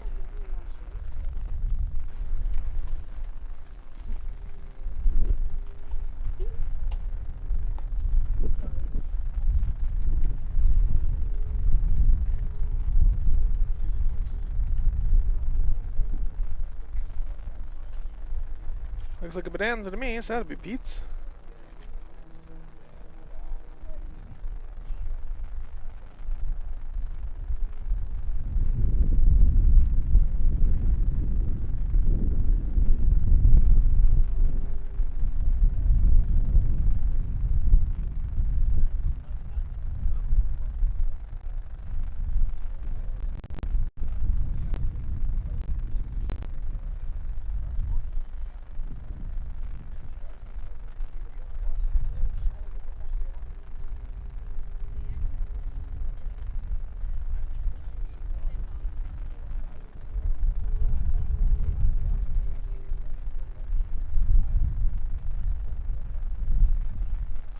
It's all about energy management. He doesn't do anything crazy in the Bonanza. He does do some crazy stuff, but not like you do in like a Game Bird.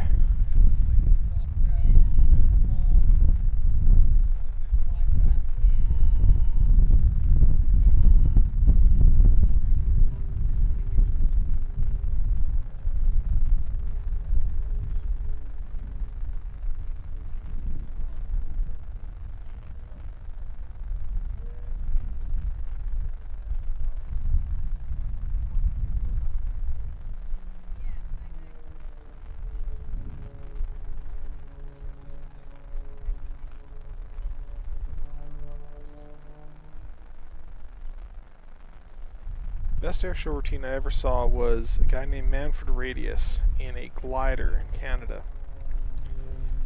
And they pulled him up to like 10,000 feet, and you had to crane your neck just to see him do the whole routine. But it was all about maintaining energy through like loops and rolls, and the precision he had. He was able to do loops, so he had smoke streamers coming off each wingtip. So when he did a loop, each wing would go through the wake of the wing, you know, on the up pass as he came back around down. And that is incredibly precise.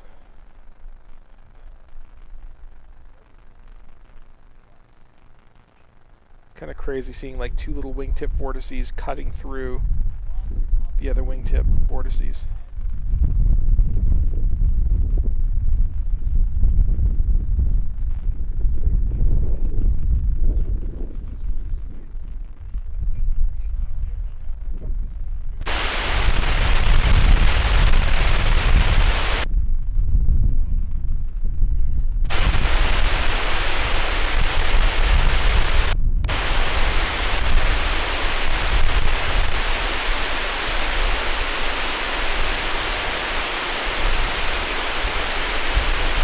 I'll fix it.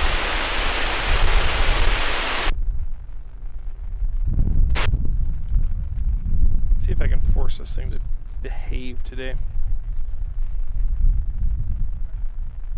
If it's grounded and facing in that direction, it seems to be a little bit better.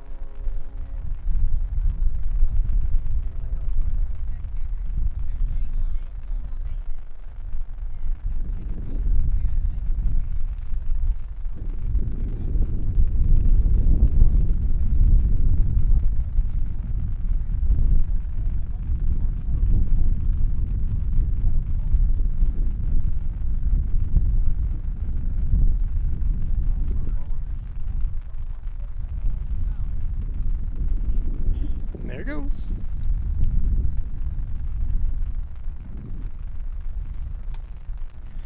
Now, if you look closely, you'll be able to see him turning around just above Lemon Valley because he can't get too close to the ground. So he goes down over that ridge, comes back up with the smoke off, and you can barely see him. There he goes. And then he'll turn back around, drop down, and then as he comes back up, he turns the smoke system back on.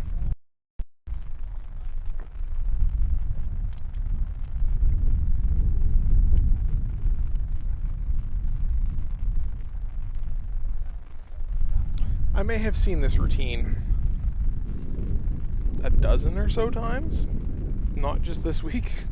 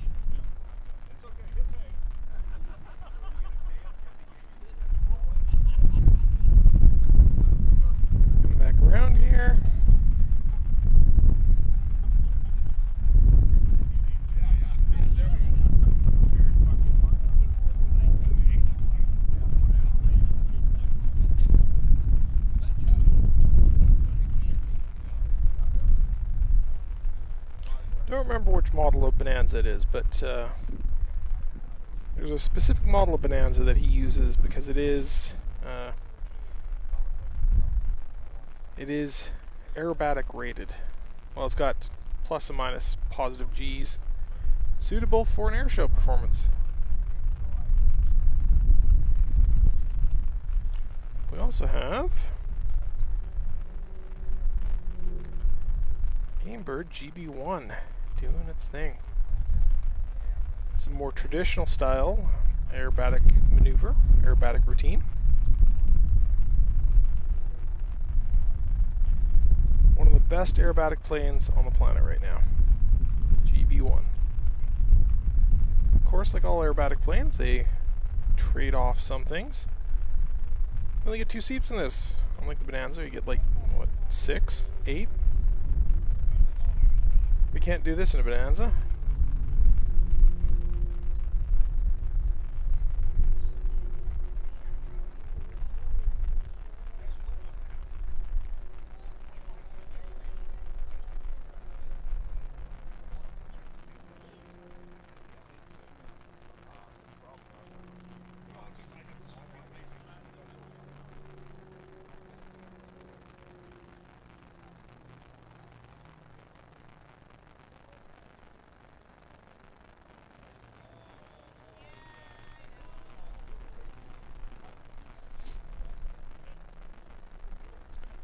Oh, tail slides back down. Beauty.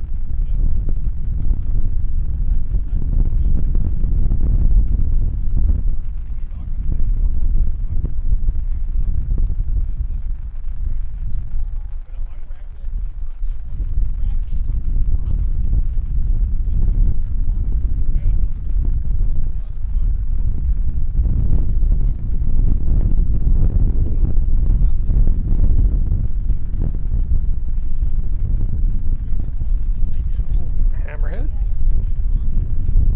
Jeez. I don't know what you call that maneuver, but that looked crazy.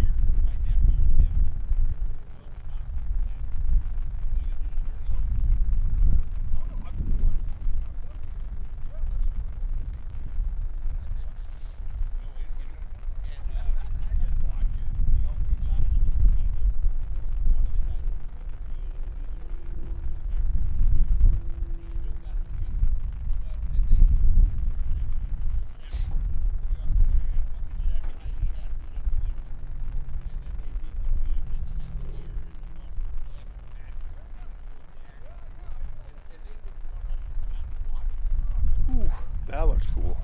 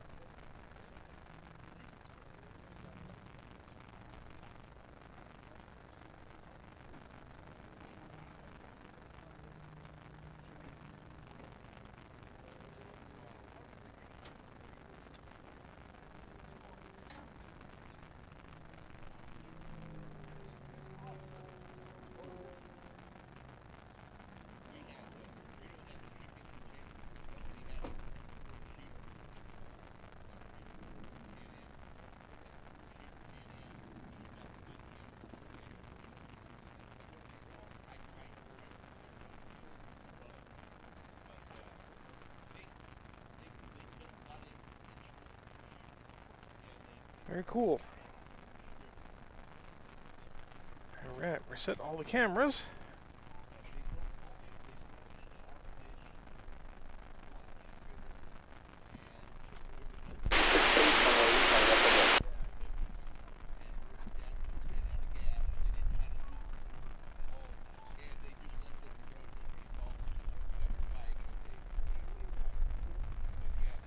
Okay, so let's see what we got up next.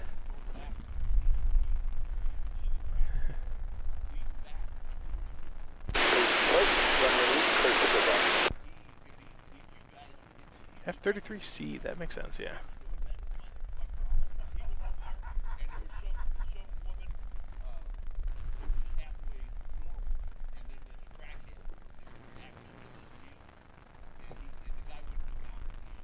So we're going to get a T6 race with a jet car, doing jet car things, so watch for the plume of smoke.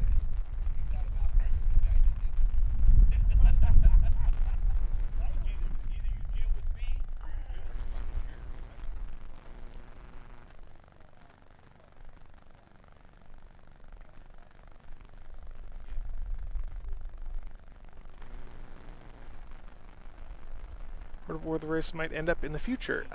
Kind of. We know that there's a few places that have expressed interest in taking the races. Chucks are everywhere. We've had a few places express interest. There's been, we'll say, a place in Utah. We'll say there's been a place in Texas. There have been some others as well. There's been, some of them have been fairly public about it, some of them haven't.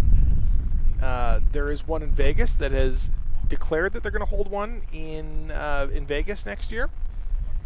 Whether that's possible, it's a little quick to get another race set up down there, but, you know, Vegas has money, so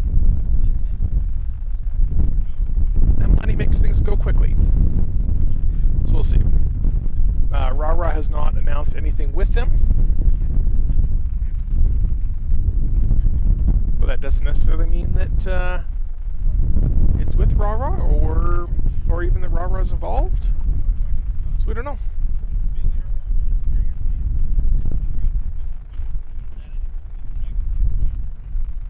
Alright, so as these T6s form up for T6 Silver, many years ago, if I understand correctly. Yeah, I think so. So they're building a new, in fact, it's a new airport called Starbase. Or is it Spaceport? I can't remember. It's one of the two. And they hope to hold one there next year, so we will see. The Reno Air Race Association has refused to comment on it, which usually means they're not involved.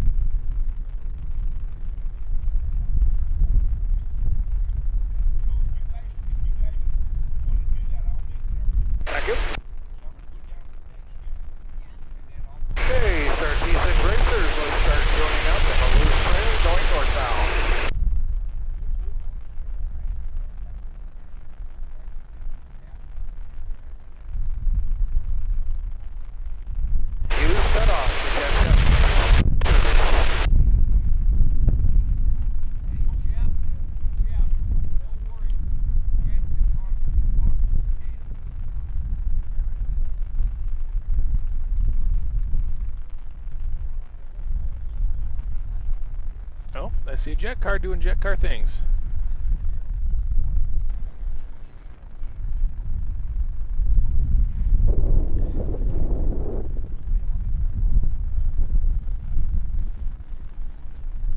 The other day, Check gear up, check flaps up. we're watching, we're like, what's going on? Something's exploding. No, it's just a jet car. You can hear it making popping noises all the way out here. T6 Racers, check fuel on the fullest tank.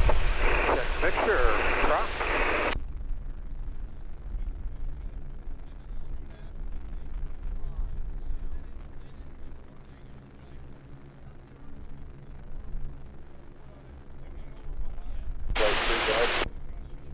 There he is.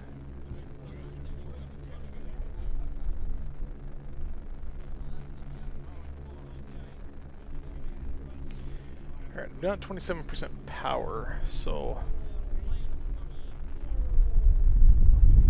Hey, T6 Racers, good job on 69 and 999. I'm gonna kick on the generator quite quickly here. Give me a moment.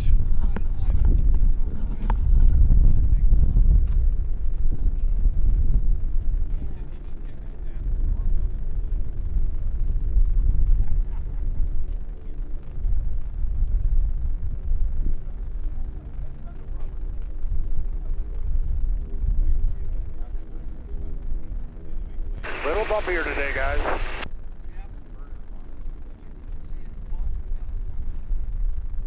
Start bringing it up the close trail, T6 Racers.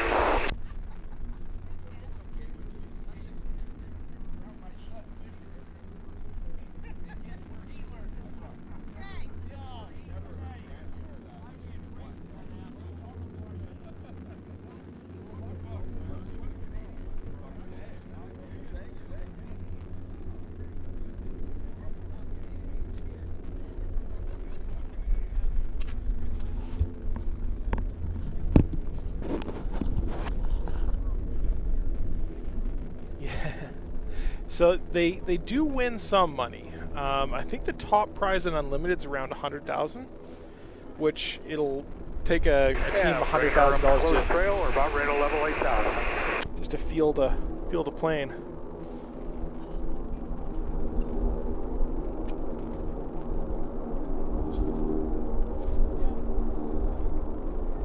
Here they are. Leveling 8,000. Bring it up into right echelon.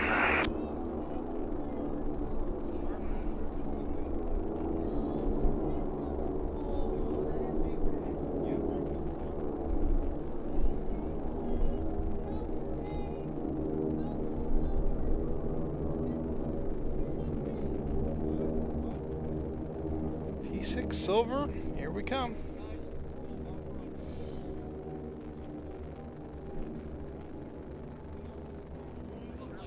Good job, T6 Racers, coming up on the ridge line, little bumpy. All right.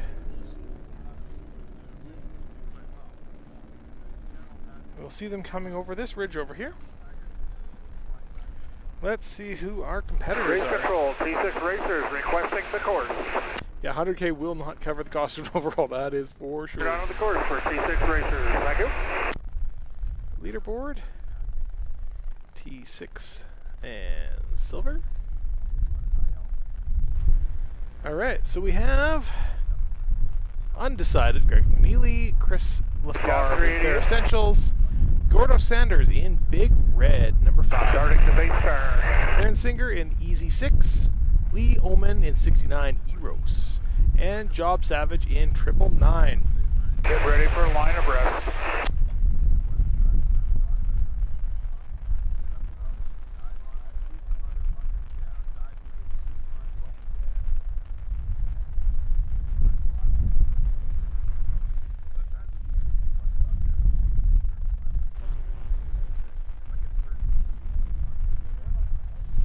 Cover most of the fuel cost. It depends which class you're in. Formula 1, they'll put in like $100 for the gas and it'll last them all week. Good job, 388. T6s, they'll put in $100 of gas and they might get to the end of the runway. Starting a gentle left turn. Starting good descent.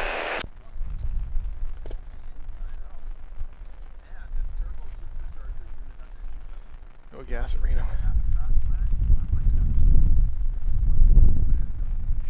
Yeah.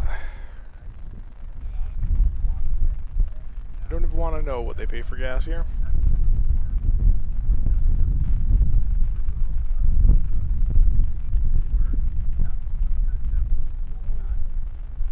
Okay. Sounds like they're coming down the chute.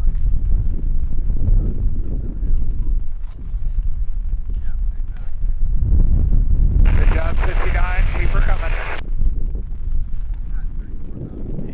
69. I sometimes think all pilots are children. We just learn to never grow up. The row 2023 T6 Great Silver Racers are inbound for the course. Inbound for the course. Oh, I see them. Powering up a little, and we're a little steep. They're a little bit steep. Good job, 69. Hang in there, 999.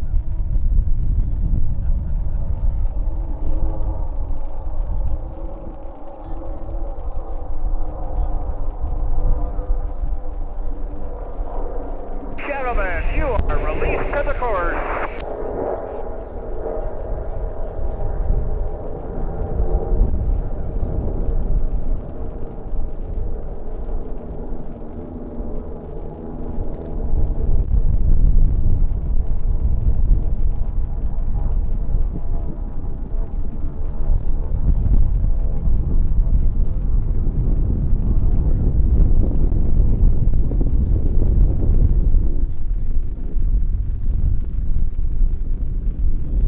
Up and around, real high.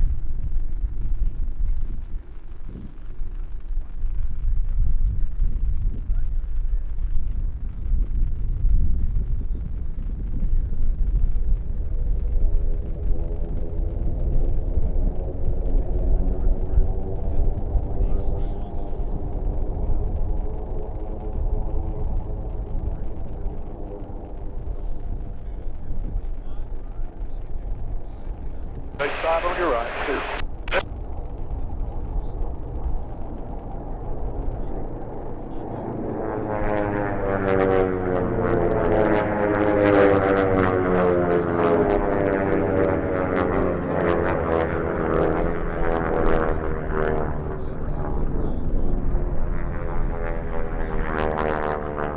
Looks like our second and third place battle is where the battle is going to be.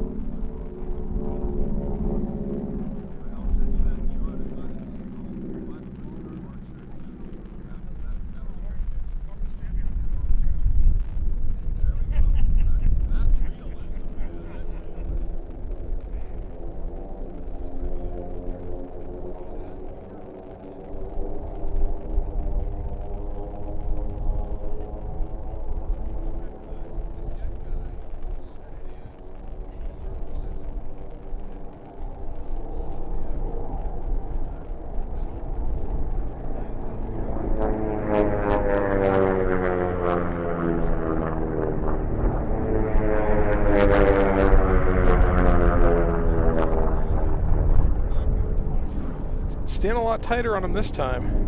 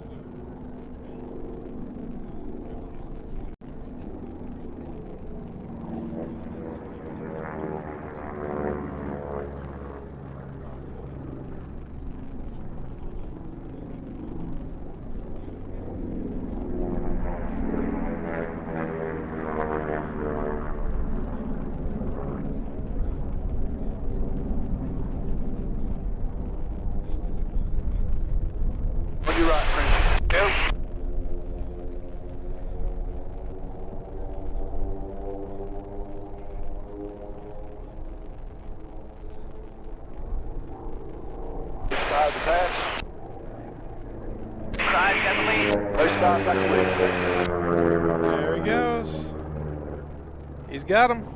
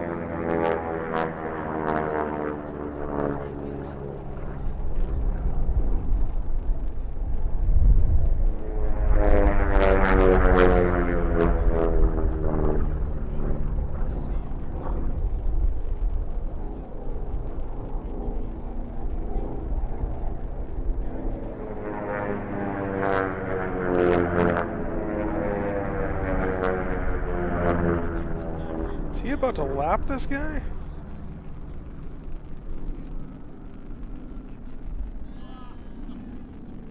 Flag, white flag.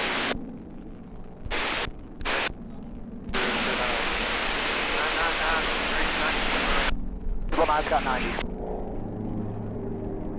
Yep. You've got late. Someone just got lapped.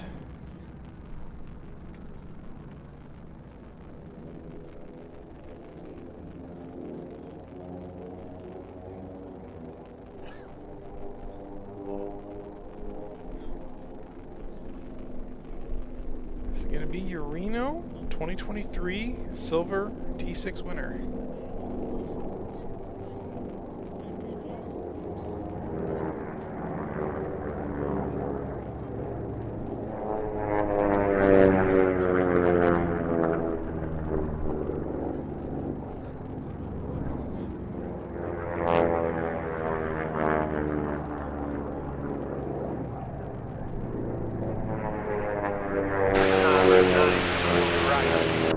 Got your 90.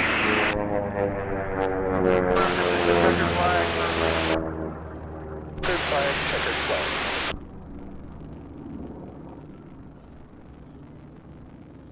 There we go.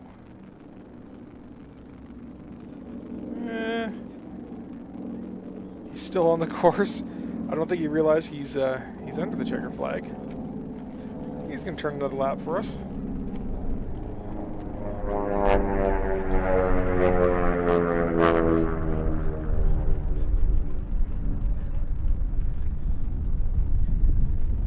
That silver gonna cool down.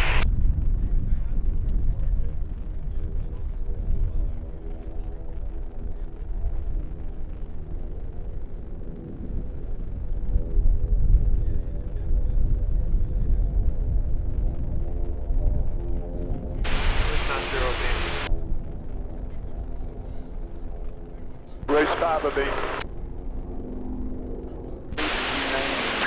they're going to cool down.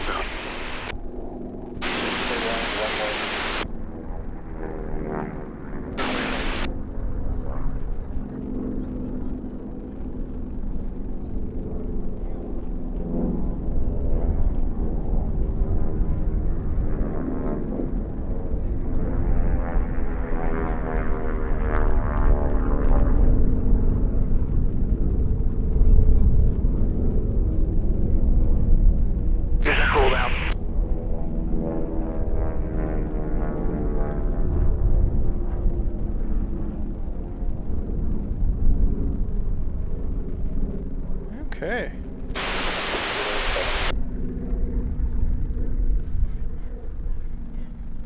Race 5, base 8, stop. Figure. Here's my flag, race to the end, never get to again, at least here. It wasn't even last, yeah. T6s might just finish out all their laps, I'm not sure. T6 does have some different rules than everybody else, though.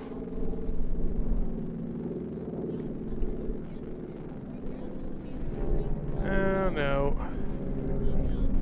My umbrella might have broken.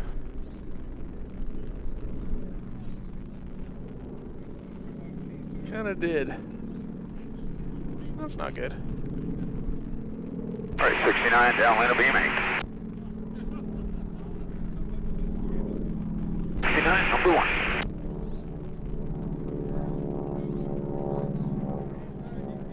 Oh, I see what happened. I see what happened. There's a pin came out of it. Alright, I'm gonna fix my umbrella. Choose exiting, cool down for landing. 999, downwind of beam 08. Yeah, some of the rules are easier to find than others, unfortunately. Side 999. Alright, 69, left base with gear brake. 69. Race 2, downwind of beam 8. I got 999.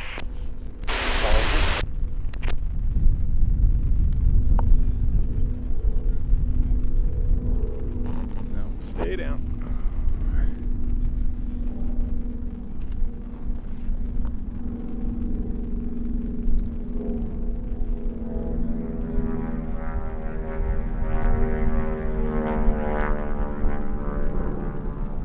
Race 388 is a beam runway 8.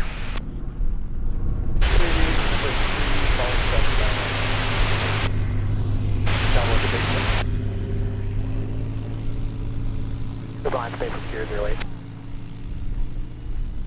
Race control, race 2, base gear 8. 999, and T6 base is a beam 8. 2, clear to landing.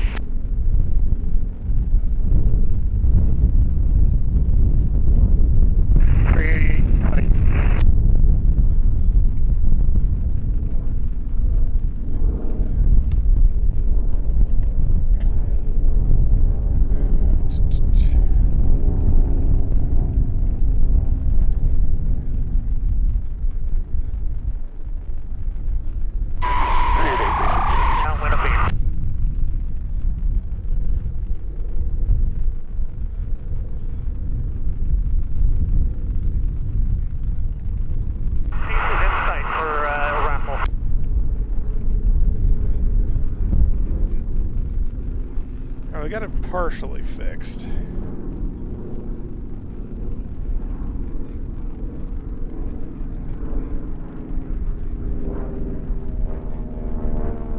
You're okay to exit.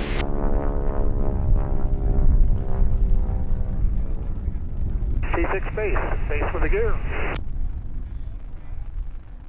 think it's a rivet that might have broken off on one part of it, so it might come back out again, but... Alright, as long as I'm not bringing the umbrella up and down all the time, should be fine. It was cheap, came off Amazon. I'll tell you, it is nice. It's got a silver, T6 raffle is a wide silver base. sides, it keeps me nice and cool. Totally adjustable. It's one of those things that I will repair before I throw it because it's good. Alright, we're clear to land runway 8 for raffle.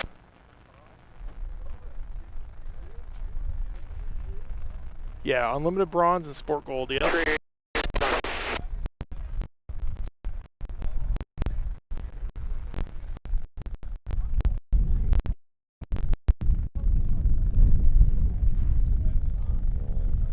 Yep, sport bronze, unofficial times, Pete Zaccagnino. Absolutely blew away the competition, coming in hot. Super legacy. He's the guy who went from last place to first place in bronze.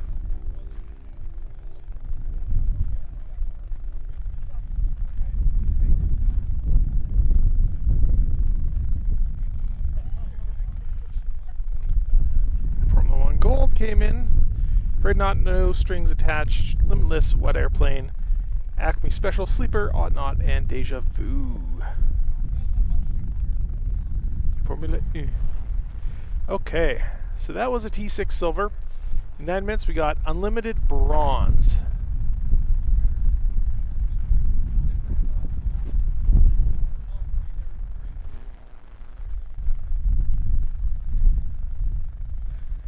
Is the video breaking up, or is it unlimited bronze?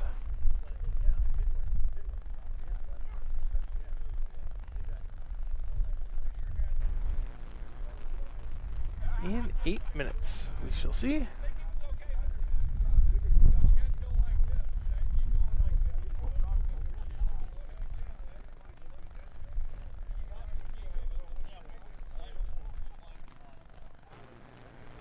It's coming up here. We have Jeff Lavelle and Sweet and Lovely. We have Lady Joe, Spam Can, Pretty Polly, Man of War, and Bunny.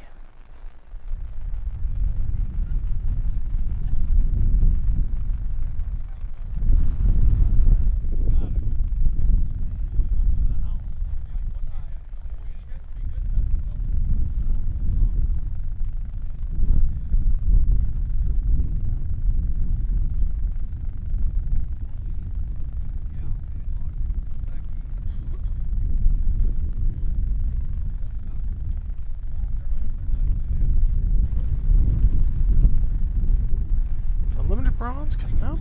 Let's go check our lower third. Unlimited bronze show.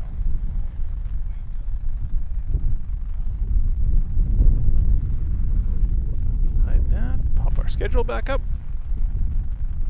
Spam Can. Yeah, Spam Can is entertaining name.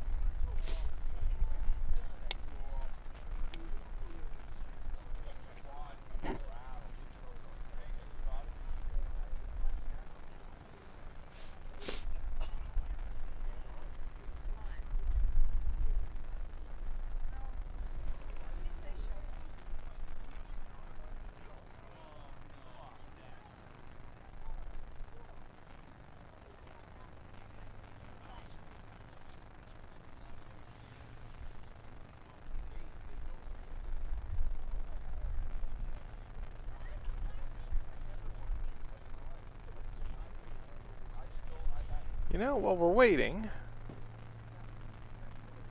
let's a little bit of our little video here about the long course, and I'll be right back. Long course is used by the fastest race classes. Jet Class, Unlimited, and Sport Gold compete here for the fastest times. All aircraft perform solo takeoffs and join into a formation behind Peavine Mountain. Once all the planes are in line, the lead plane calls out to the racers, "Gentlemen, you have a race." Then everyone puts their throttle to the stop and dives down towards the guide pylon. The track is the most interesting of the four as it also incorporates a significant elevation change between pylon 2 and 5. It's difficult to see from the stands, but when standing on the hill where pylon 4 sits, it's quite clear how much advantage the extra altitude will give a pilot. The back half of the track around pylon 6 and 7 is the highest speeds you'll see at Reno. It has been dubbed the Valley of Speed for a reason. Overall, the course is just over 8 miles long. Going into 2023, Kurt Brown holds a jet class record at 543 miles an hour, set in 2010. Skip Holm holds the unlimited record at 507 miles an hour, set in 2003 in Dago Red. Jeff Lavelle holds a sport class record at 409 miles an hour, set in 2014, and could be on track to beat that record this year.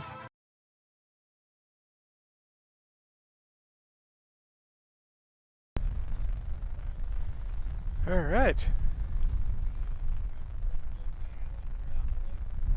Obviously, Jeff Lavelle did set a new record this year. I believe I haven't updated the records yet. Race control, green light 4. But he did set We've been able to number 4 Sweet and Lovely for the win. Yep, Jeff in win there.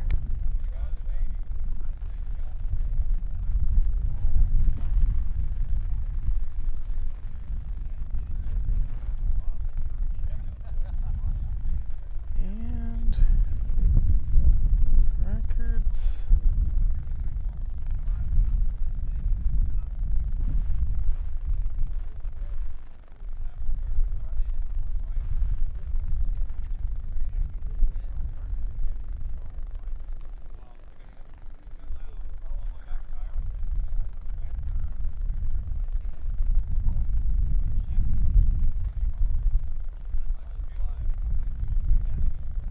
He just barely edged out his old record by like 0.8 of a second.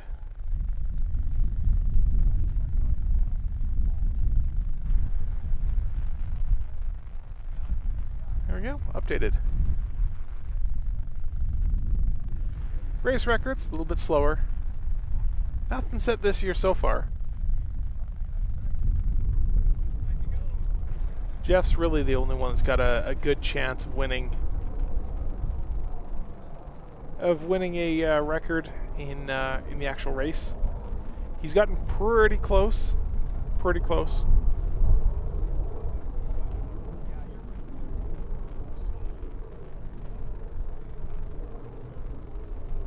If he has to lap anybody, it makes it a little bit slower.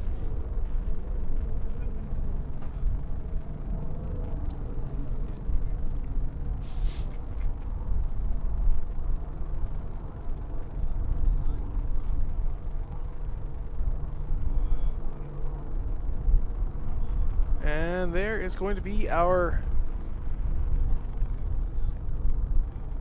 first of the Space plane 160 knots left turn. unlimited bronze.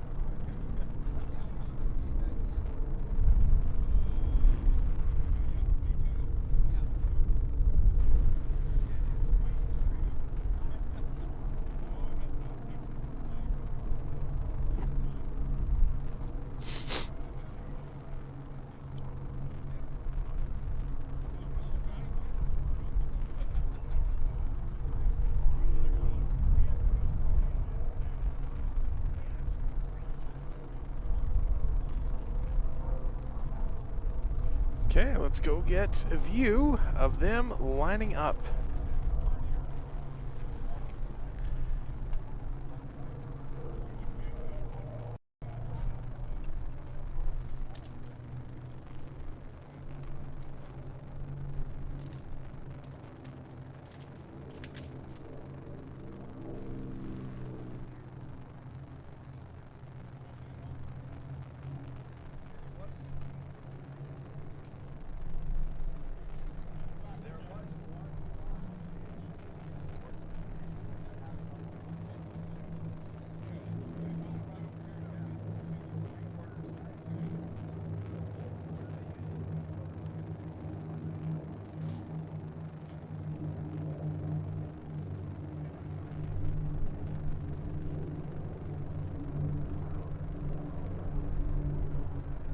Alright, base plane goes third turn to the south. 160 knots out of 6.7.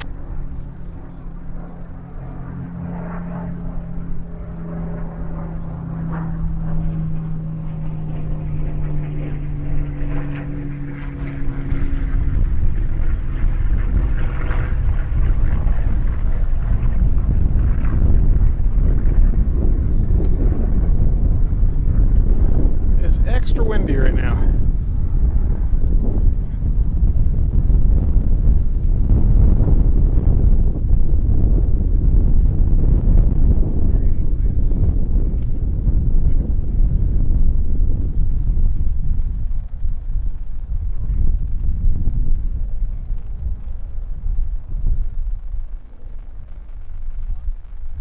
There we go.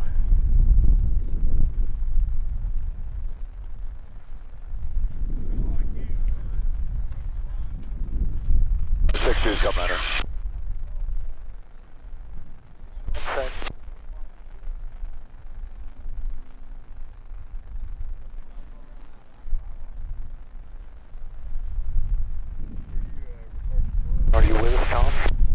on the right side. Okay, smoke coming off base, please. So we're live streaming. We're about 80 people or so watching right now.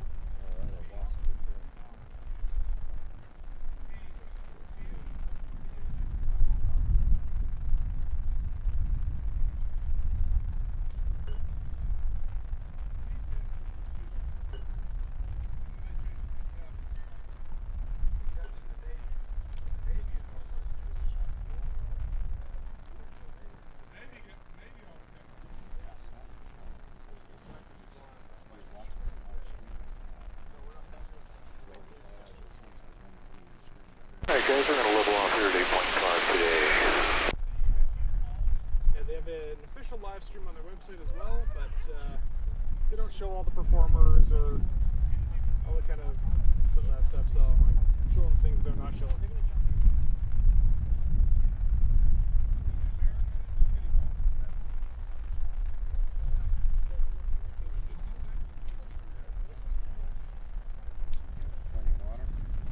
Yeah, I got a bunch there, I got a bunch more in the car, I got a bunch more. Yeah, I'm all set, yeah.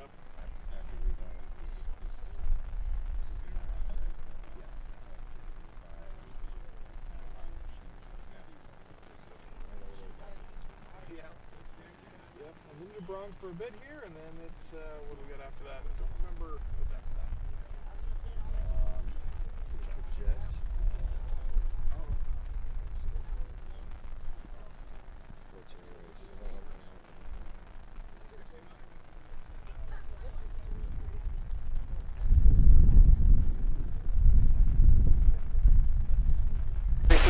Big 180, left turn here, head towards the course.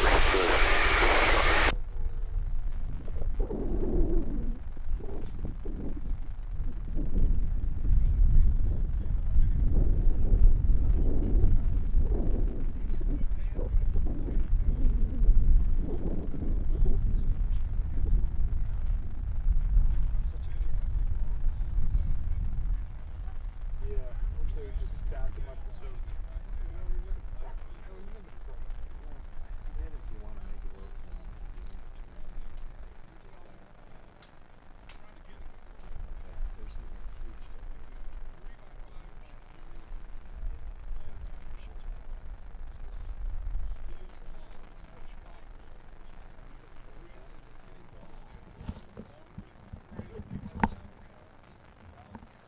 Yeah, there's definitely some things that they don't quite do right here. You know, there's a reason it's been declining in numbers for a decade.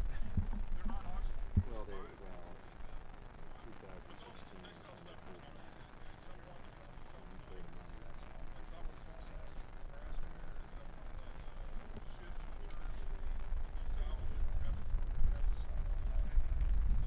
Yeah, I got lucky and saw Rare Bear in 2013, I want to say. And I got Strega and a bunch of them. I saw Voodoo as well.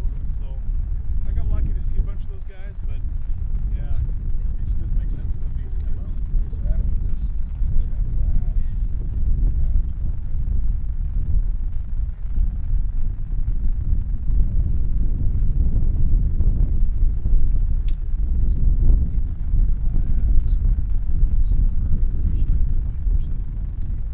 Yep, she hit two. She missed. She cut two pylons.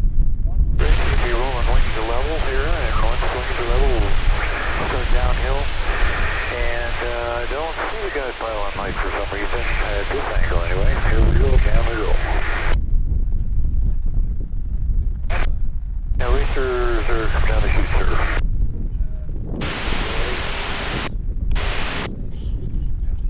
Third on the course. There you go.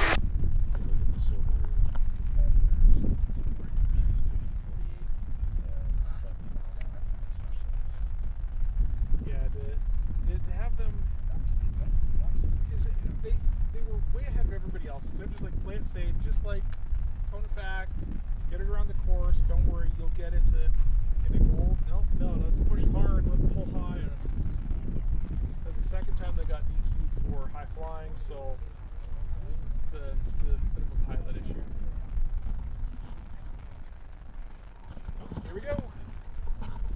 Here they Triple formation, guys. Nicely done.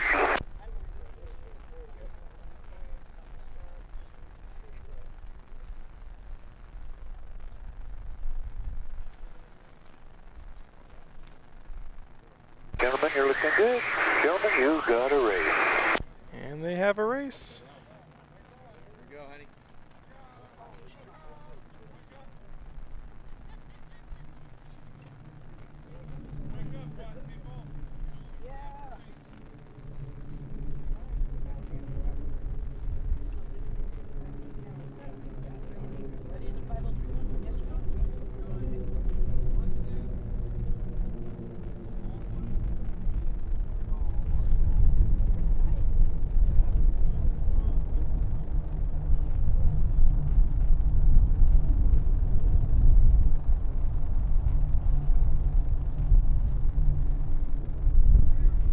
Spreading out as they come around the back.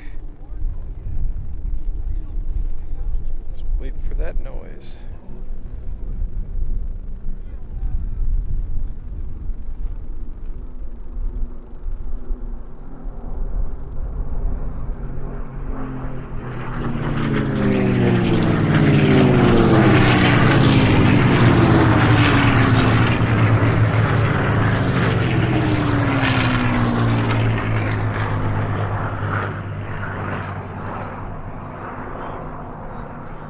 That's the sound we all come for.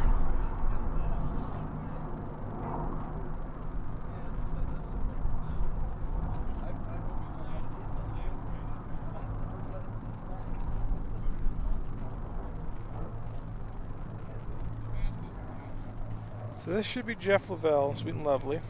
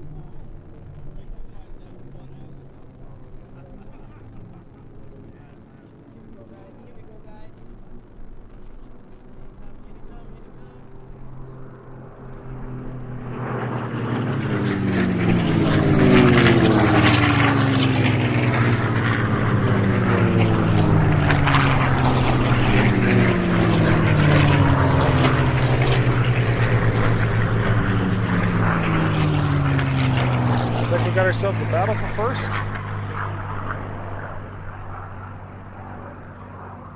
First in the bronze, unlimited.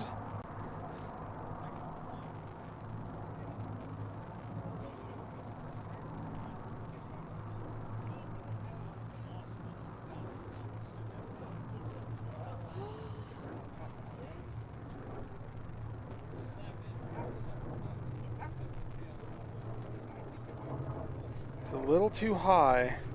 See if you can shut the door on him. I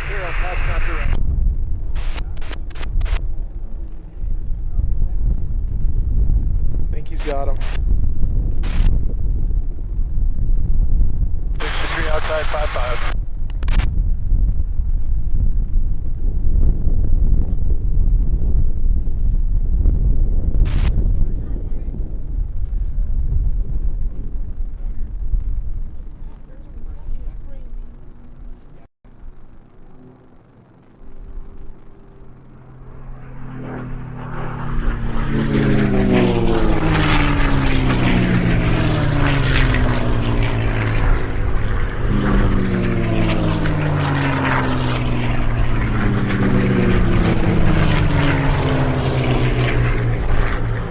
Definitely has him.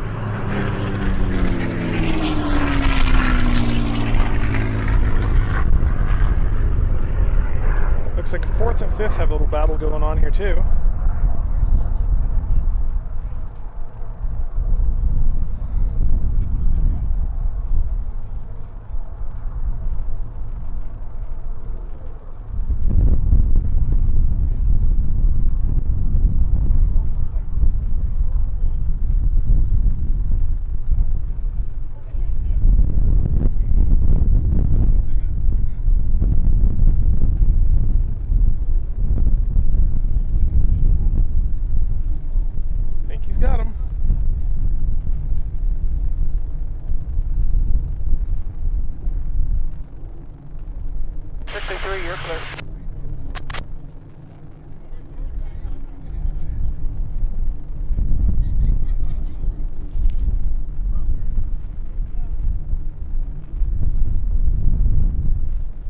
3 will be the Cobra.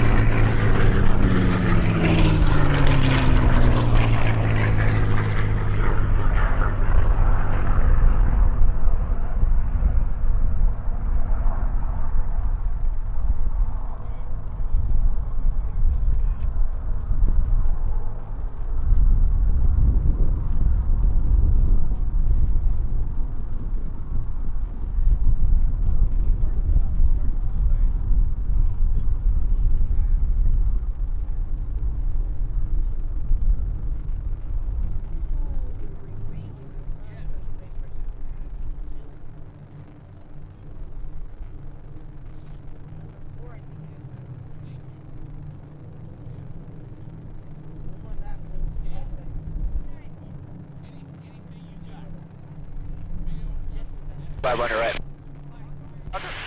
Should be Jeff there. First place.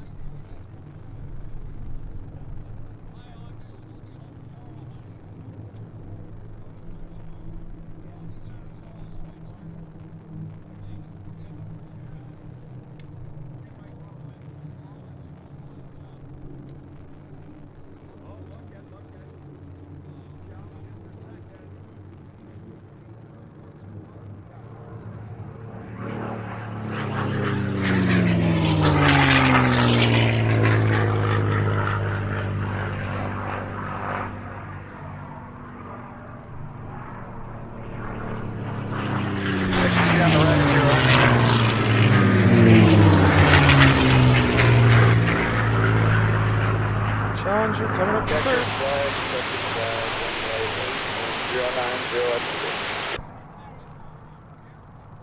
Does the Air Cobra have him? Looks like he does. Oh, it's going to be tight.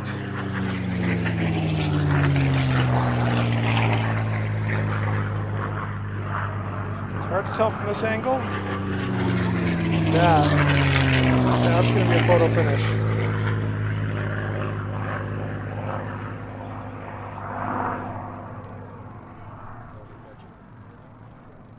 So close.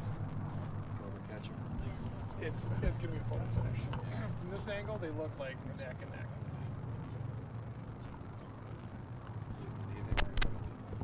I'm good.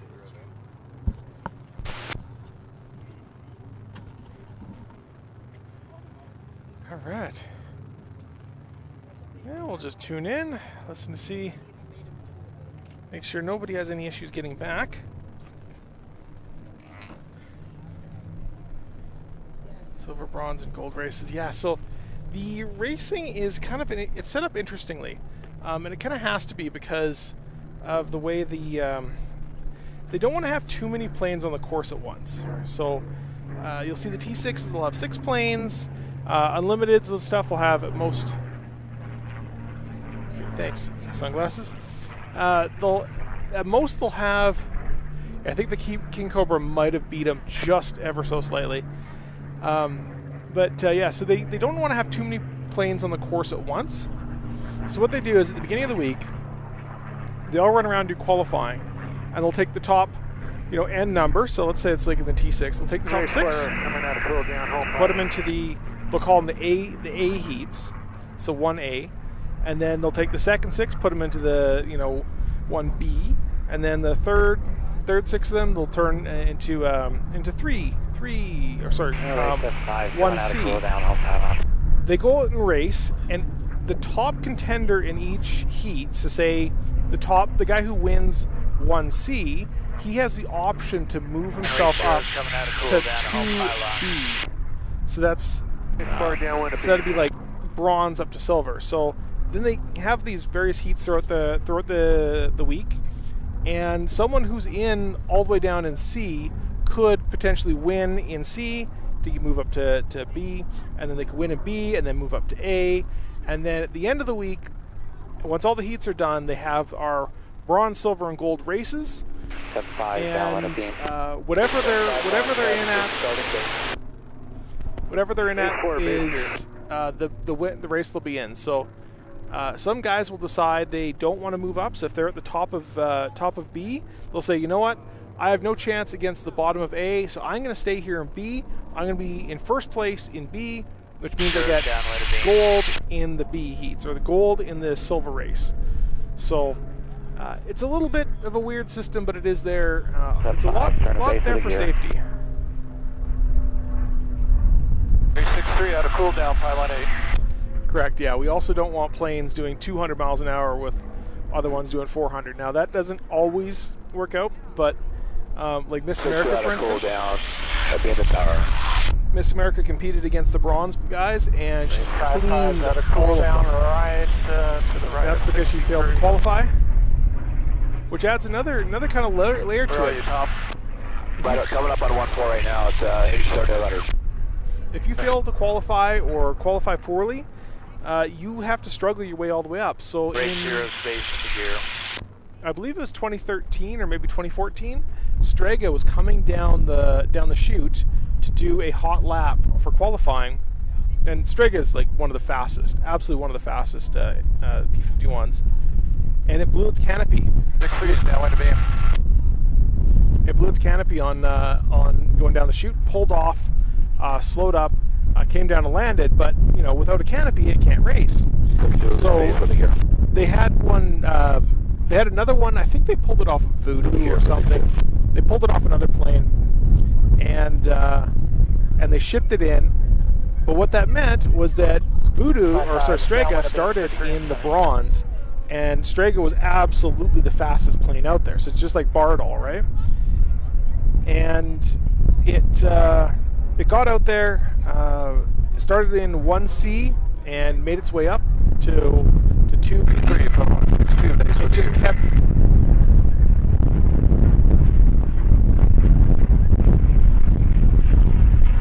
Oh, we got a lot of wind.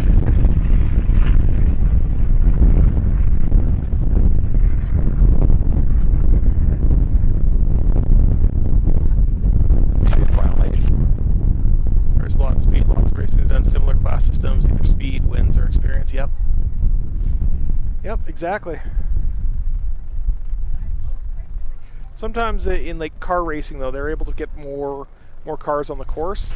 So, they have their stratification for, types of cars or speeds of cars or stuff like that, but or experience or whatnot. But yeah, it's these it doesn't matter, you could be a rookie and be in the A class if you really wanted to.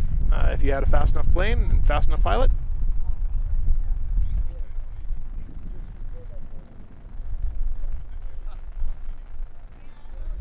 Flies a good old Cessna 172. Not me anymore.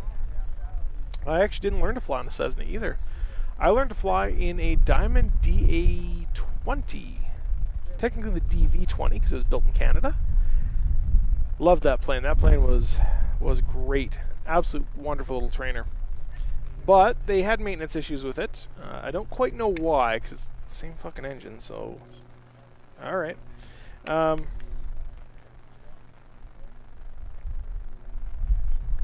But it was a great little plane.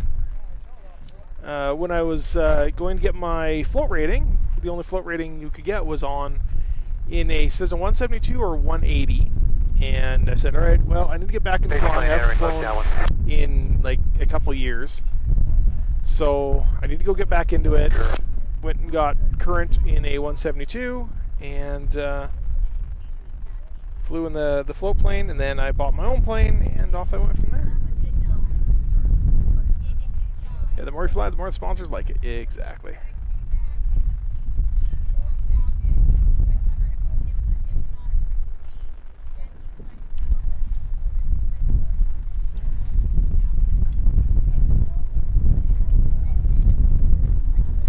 Okay, let's check the power situation.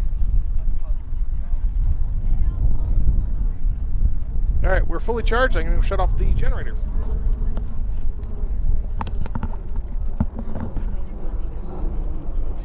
Base, turn base with the gear.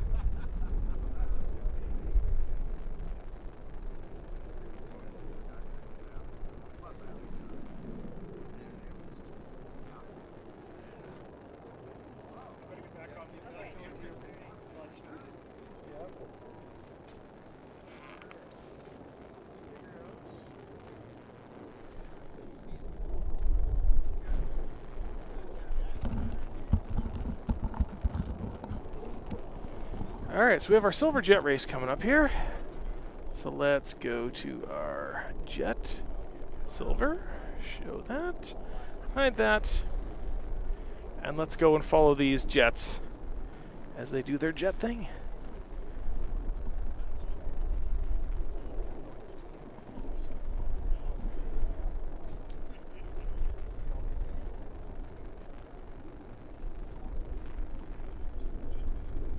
Here we go.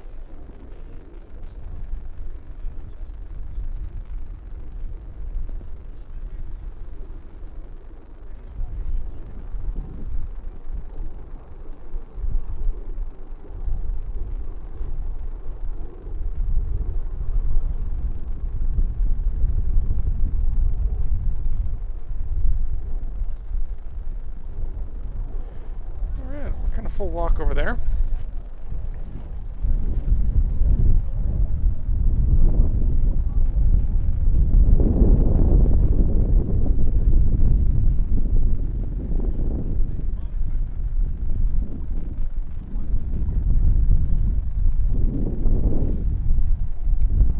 Jet base leveling off. Pulling out.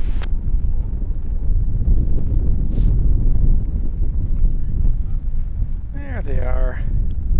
Nice straight line, gentlemen.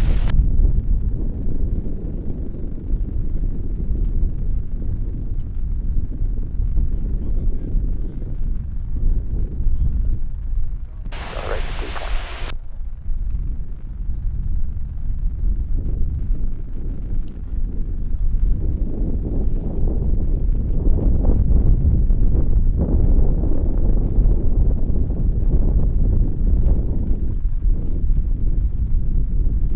All right. They should be coming down the chute any moment now. Once they get around the back of P-Vine.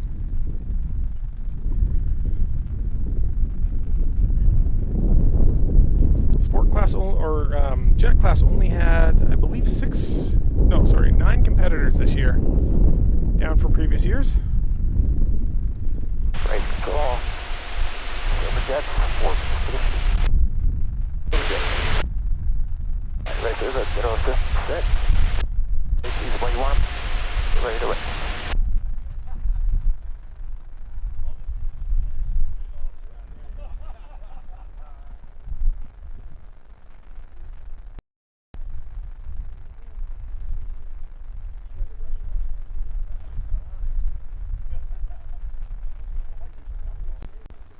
Whoop. Yeah, I remember seeing you.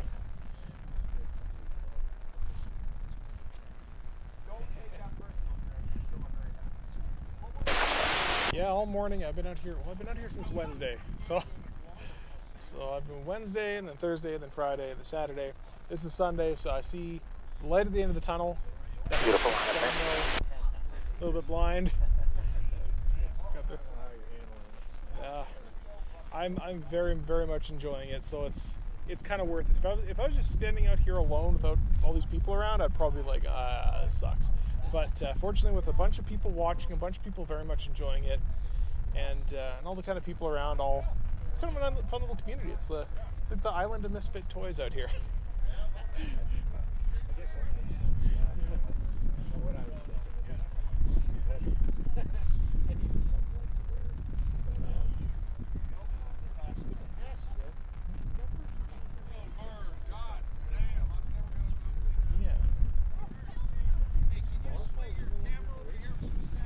I didn't see.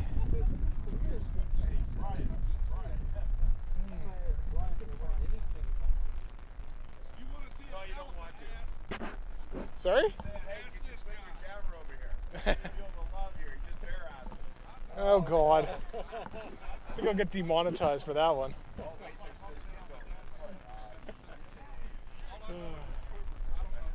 Yeah. I don't know what specifically happened. DQs are for high flying. Or inside passes or things like that. I haven't heard anything specific about that.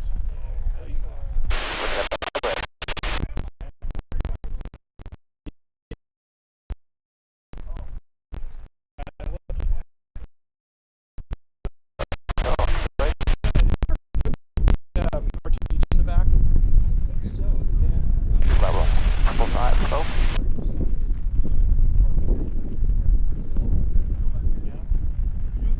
favorite right now is Matt Guthmiller, because he's a YouTuber, and you know, I gotta look up to the other YouTubers. Yep, just a little forward. Following his career pretty much since he Back. with the other guys Back. around the world. So he's pretty cool. He flew around. He was the youngest person to fly around the world, all the way around the world. Level. So he's flying number 12, which is Alpine Thunder. So he's coming down here. Silver and both silver and gold. Racers, you have a race.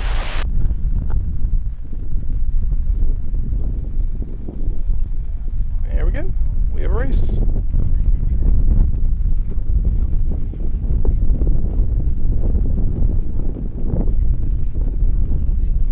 Nice clean start, gentlemen.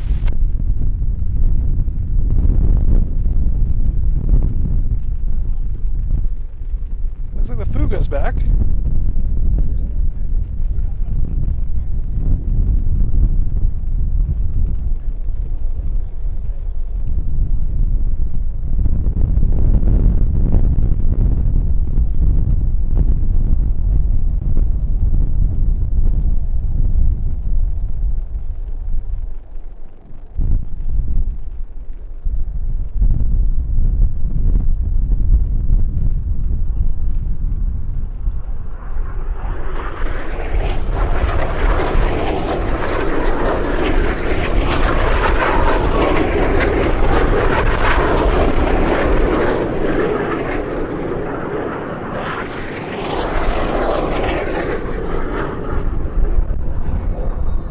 Find that Fuga, see what he's up to.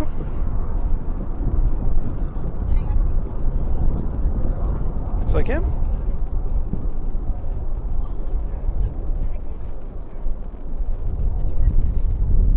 He pulled off last time, so keep an eye on him for a little bit.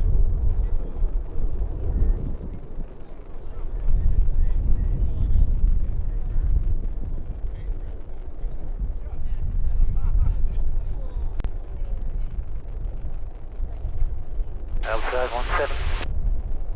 Oh, he's about to get past. Here he goes. Like he's standing still.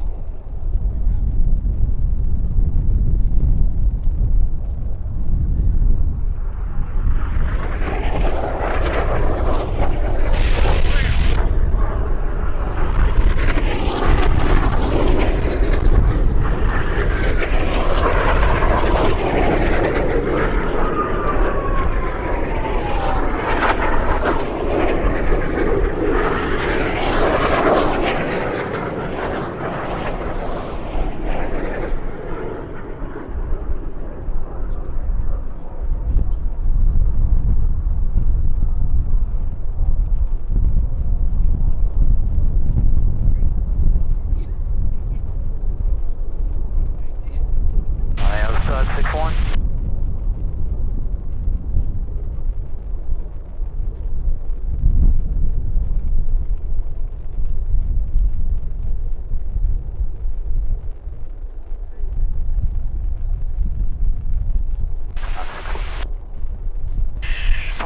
You are clear.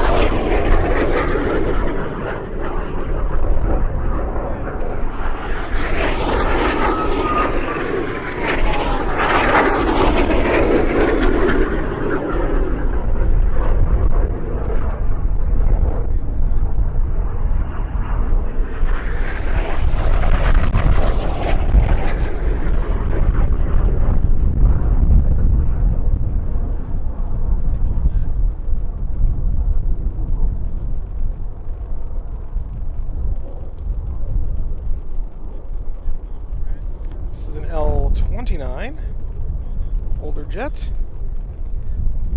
These were at the front of the race last year, mostly because the guys had really beefed them up, put much bigger engines. Stock, these planes are slower, but with the work these guys do, they make them much faster. I don't have any really fast guys there.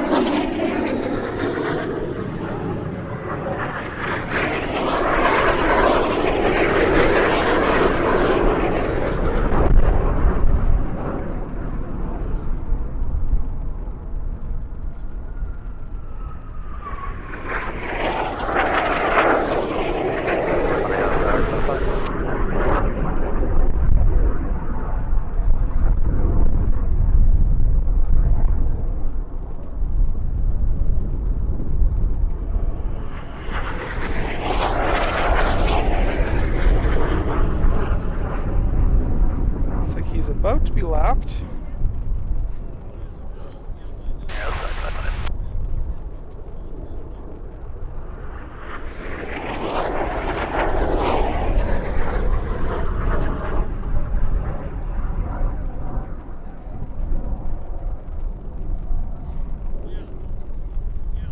White flag.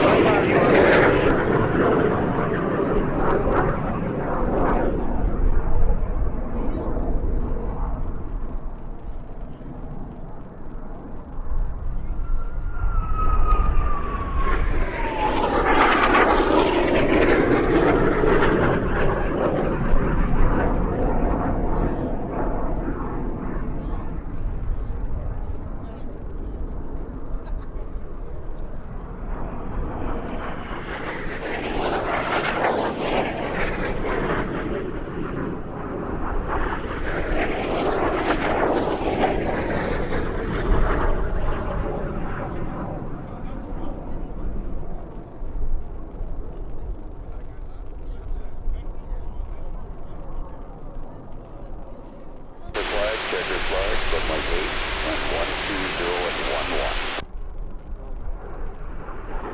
364.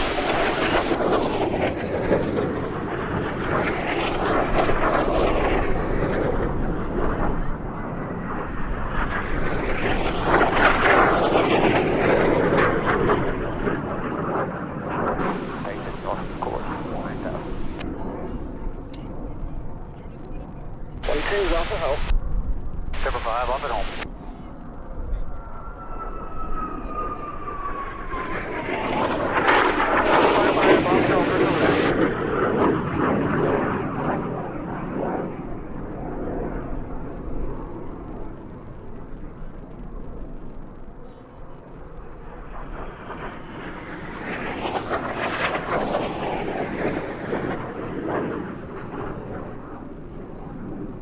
One off at high pylon, should have cooled down.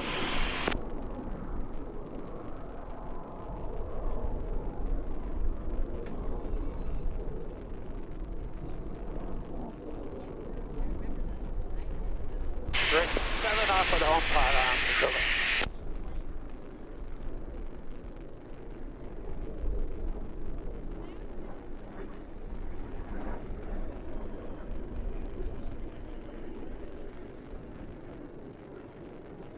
All right, I'll just wait and see. Make sure everybody gets it back safely. We say 4 out of cooldown over the numbers. 6.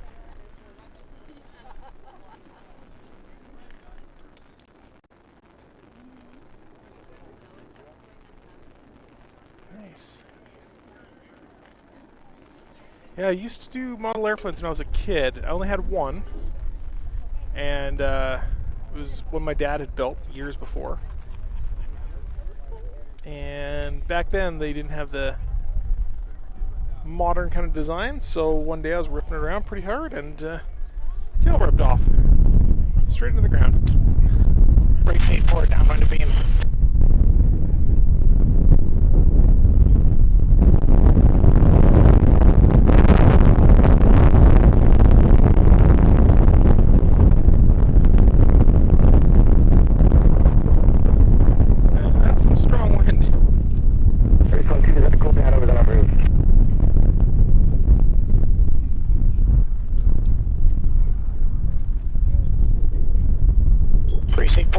gear.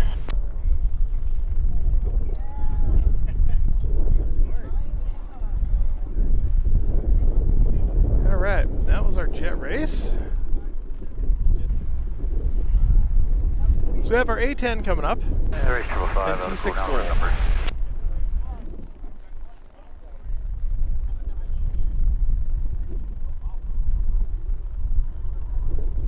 Right 6-1 out of cool, exiting cool down over the numbers. 612 downwind of beam.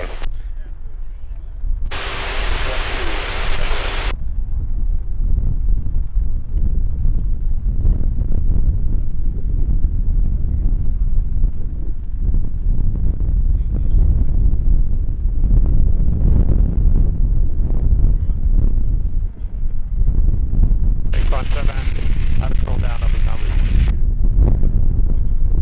612 base gear. On base. 5's downward beam.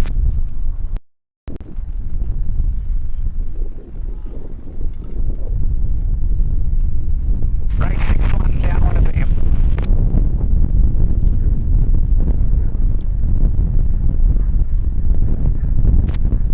Race 55 exiting cool down over the numbers. Yeah, Race 555 base gear. kind of is a little bit of a dust devil.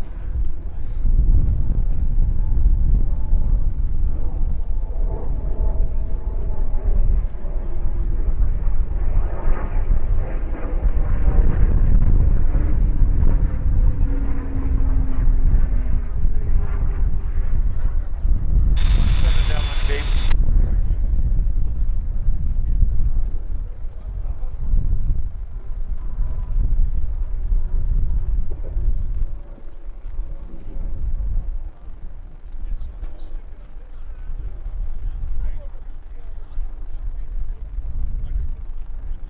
Right 6-1 base gear.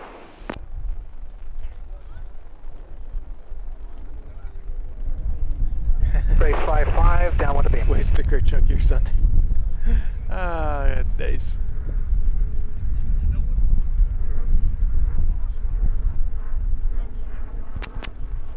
Jet base, exiting cool down over the numbers. Race 17 base gear.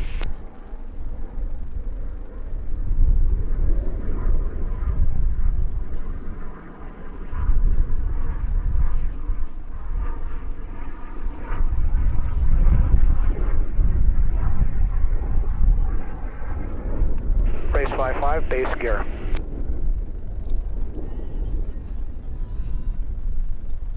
Thank you, race control.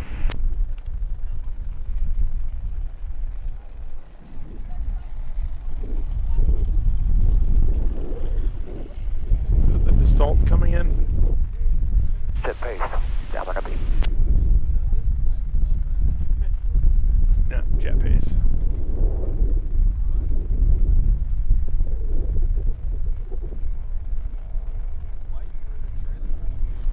Okay.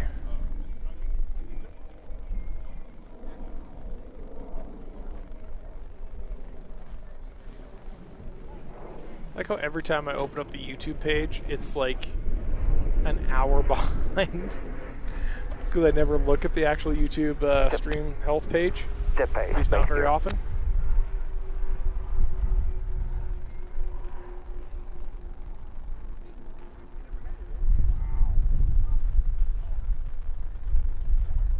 British Path, some of the late 40s, yeah.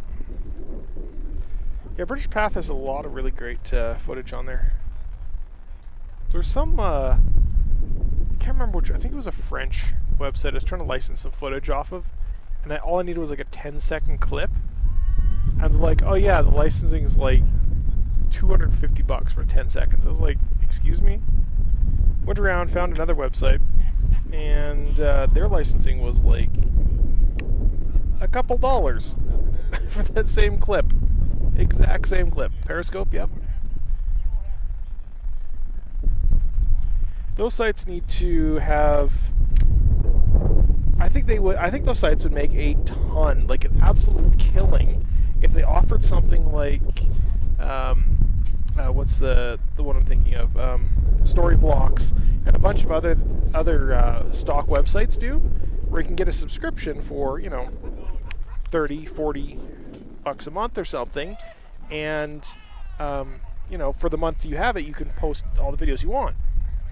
And I think if they did something like that, they'd have a whole lot more customers than they realize. So the way I realize this, it's kind of an economic thing. So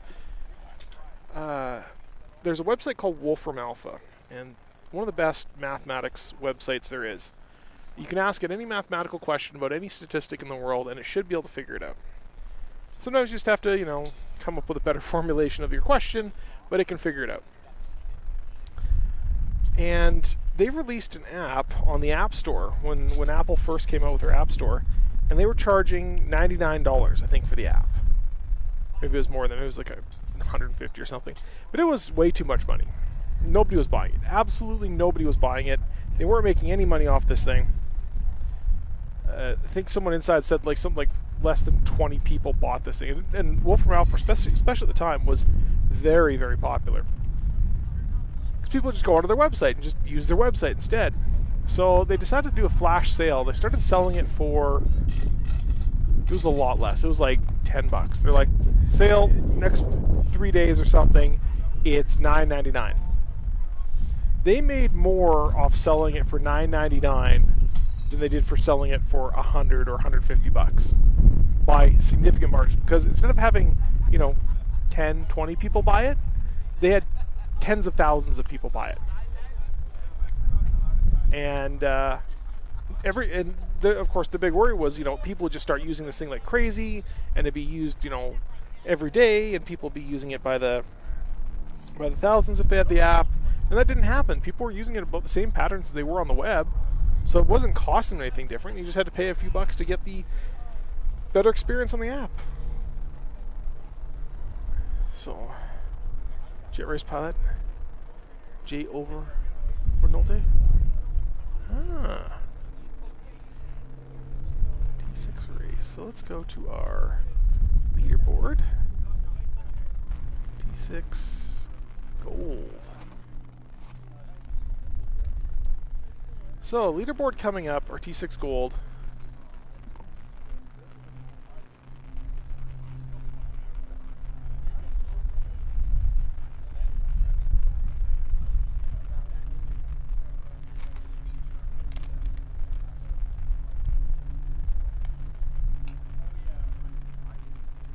Alright, now I'm able to see my screen again. It's not covered in dust.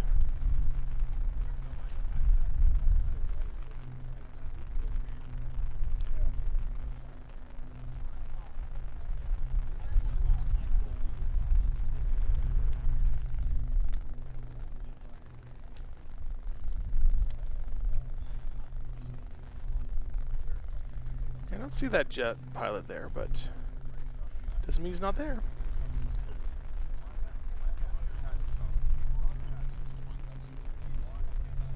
Oh, jet pace pilot. Oh, that's pretty cool.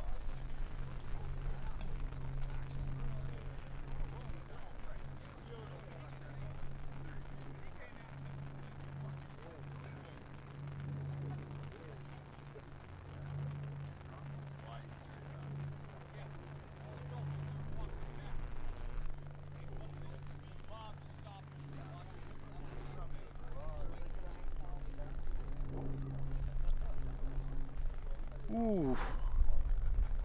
In our T6 silver class, we just saw a short while ago here, about an hour ago. Oh.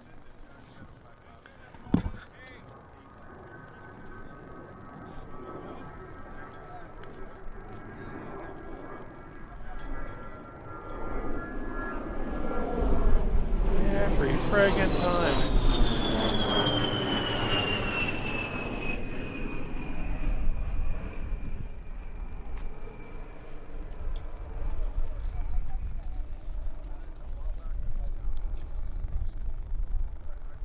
That's a bird. I need that red dot scope. So our T6 class silver, Greg McNeely in undecided had a 12-second penalty. So he had a cut, but According to this, he's still in first, so still squeaked by.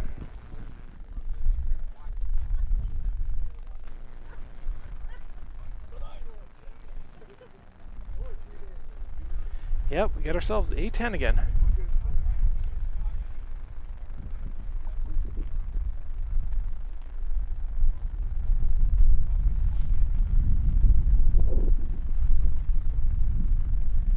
I also saw a, I don't know if it's a Bearcat or a Mustang. Can't remember which they use for this one. But they will be forming up.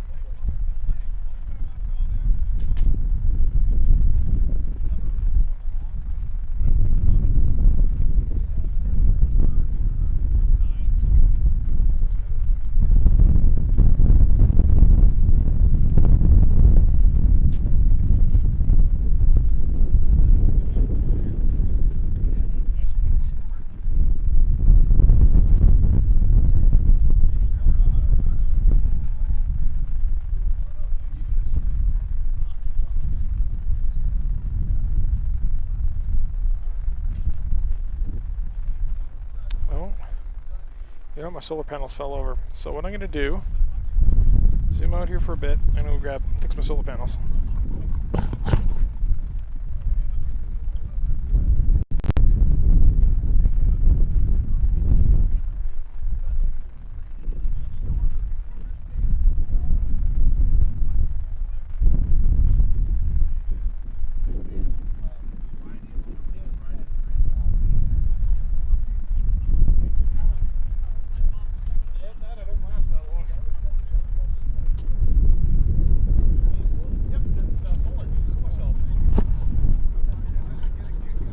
If I have to kick on the generator maybe once or twice a day, but it's otherwise the solar cells. The little battery pack gives me on this whole setup maybe 3 or 4 hours at most, and then the solar cells gives me 7 or 8 hours. But then as soon as they're in the overcast and things like that, then the generator goes on. Yeah, it's not too bad.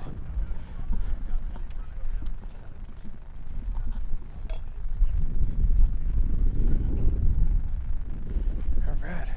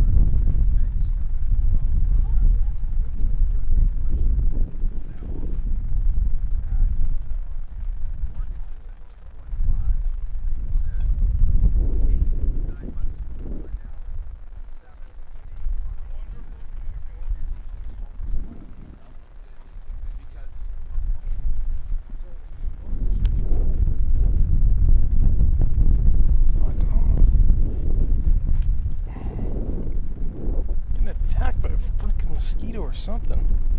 It's a bee. That's what it is. Fuck off.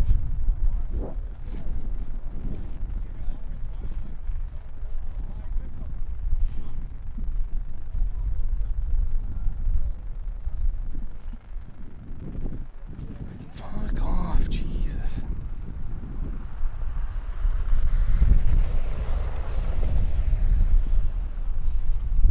Ah, fuck.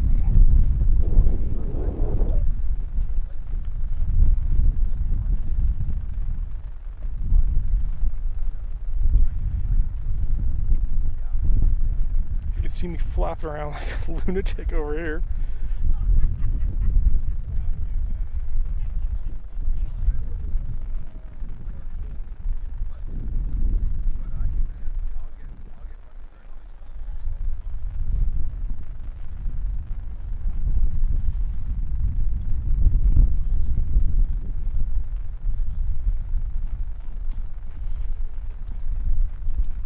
Seriously.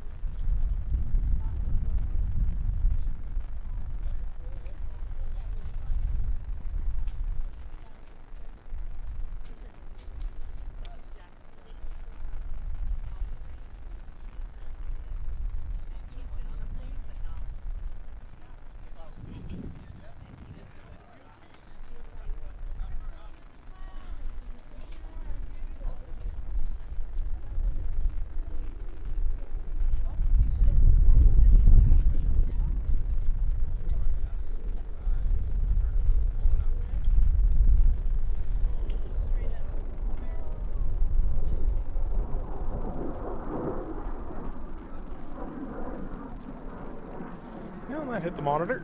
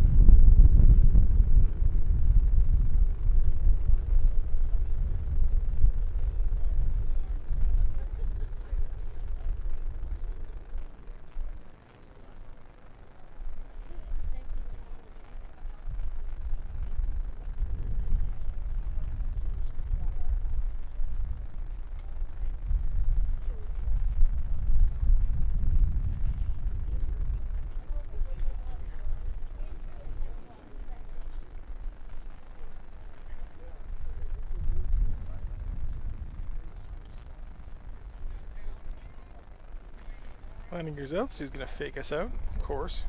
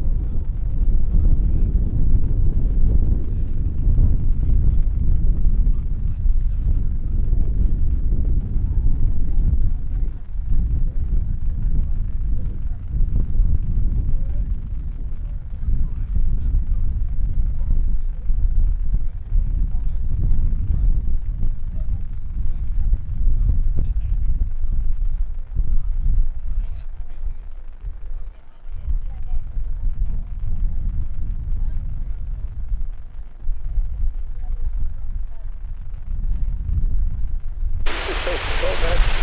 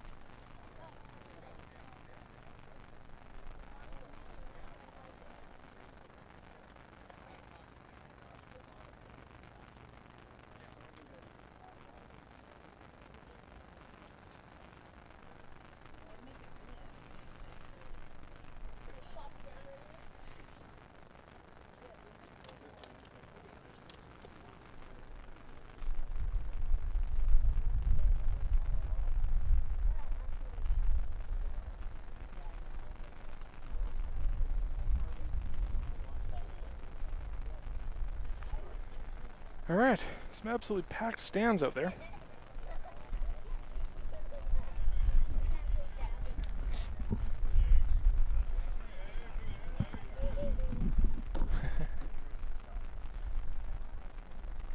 For Eastern European, exactly. Yeah. Whatever worked great in Afghanistan, green would have worked great in Eastern Europe. Yeah.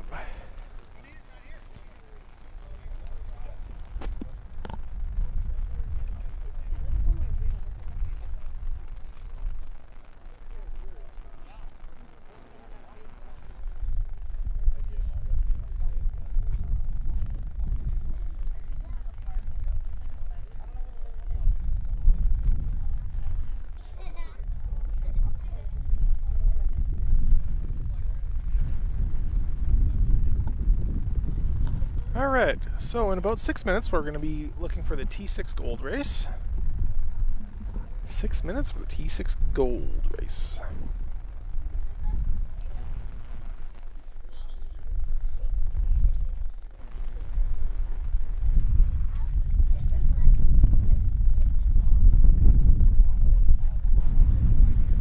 Expecting to see Baron's Revenge, Gunslinger, Six Cat, Abracadabra, Midnight Miss, and Radial Velocity. All coming in here. Let's say no parking. Yeah. .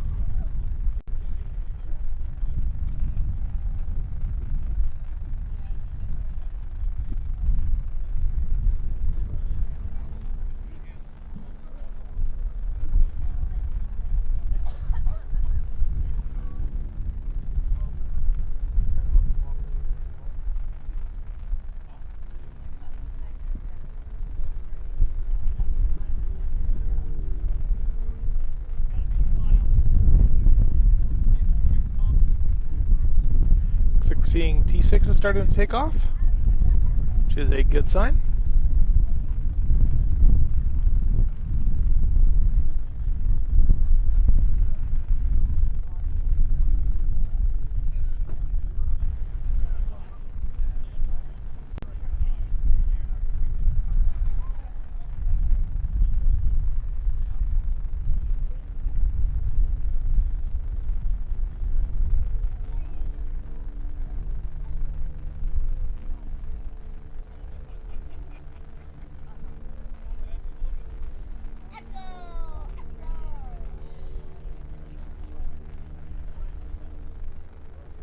F around and find out.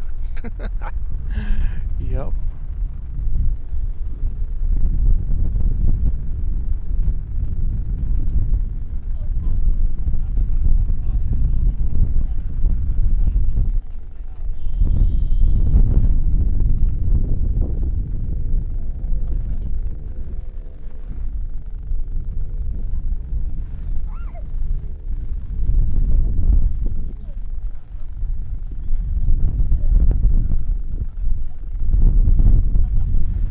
So after this, we have the unlimited race, unlimited silver that is, which will be our last chance to see Miss America. Racers, check your gear and your flaps. Start bringing in the loop trail.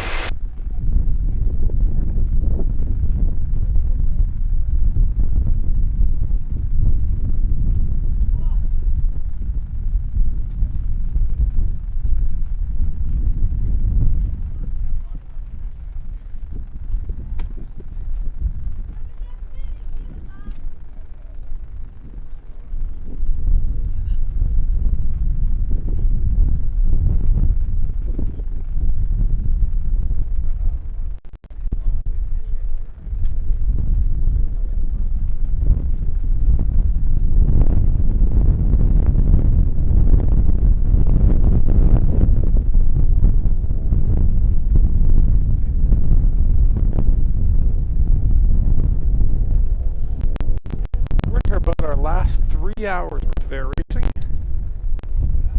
here in Reno. After this weekend, after today, no more racing in Reno.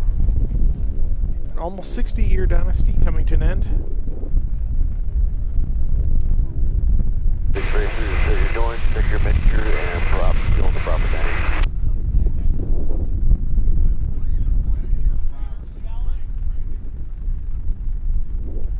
Alright, let's zoom in.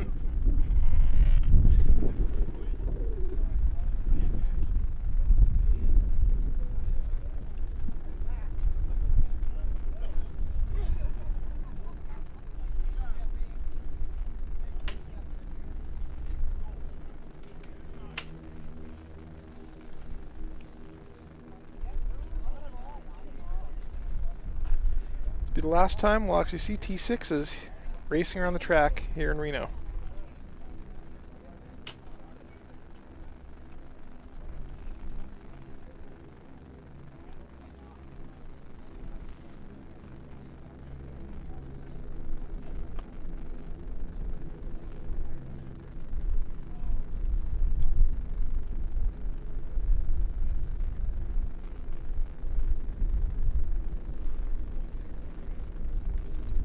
Last formation, making it look good. Control, the T6 racers are requesting the course one final time.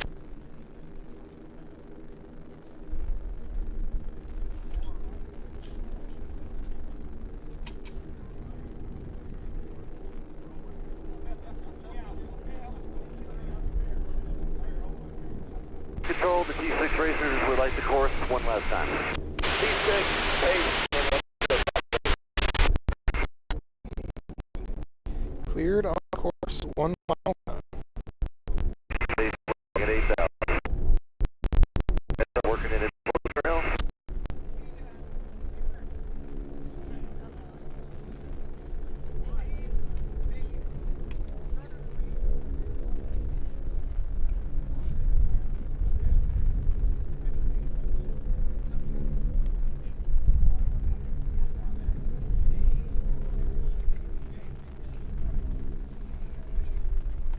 Guys, nice and easy. It could be a little bumpy over the ridge. Just nice and loose. Let's go right echelon.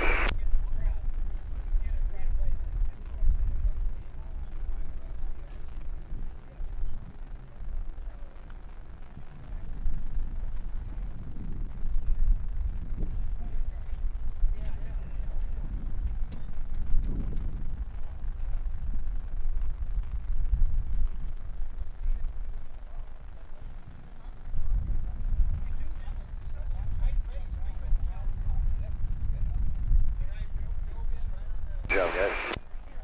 It's nice and loose here over the ridge. It's getting pretty bumpy.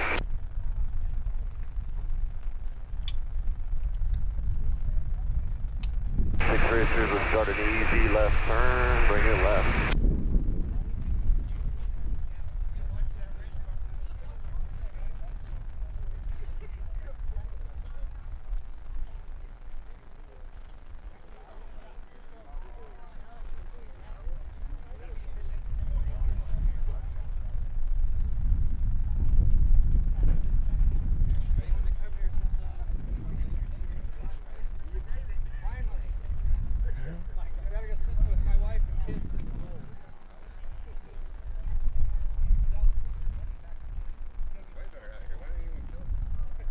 I know, right?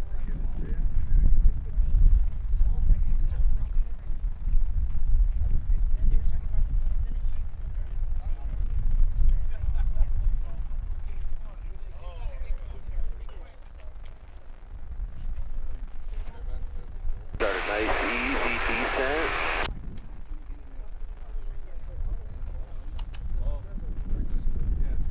Gentlemen, as you're able, nice and easy. Let's start working it into a line abreast to start a gentle left turn.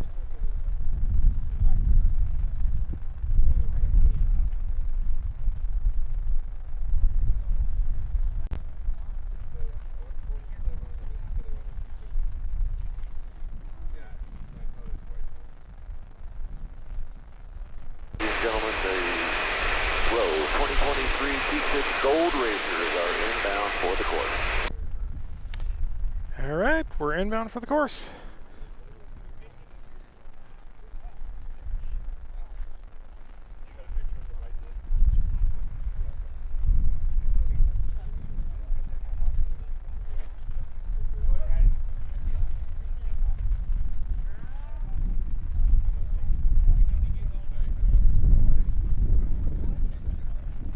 Pace is increasing. The power puts it forward just a little. Pace power set. Oh, guys, that's great. Perfect. 66 a little forward.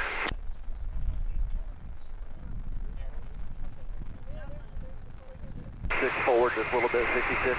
Here we go. There you go. Nice job.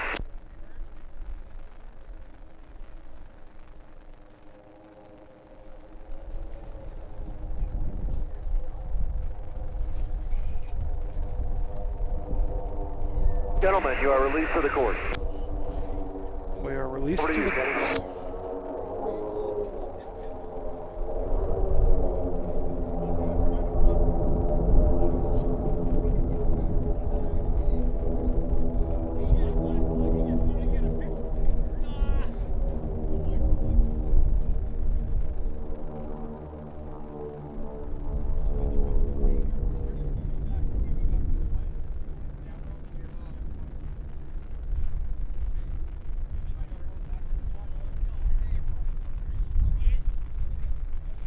Ooh, look at that tail.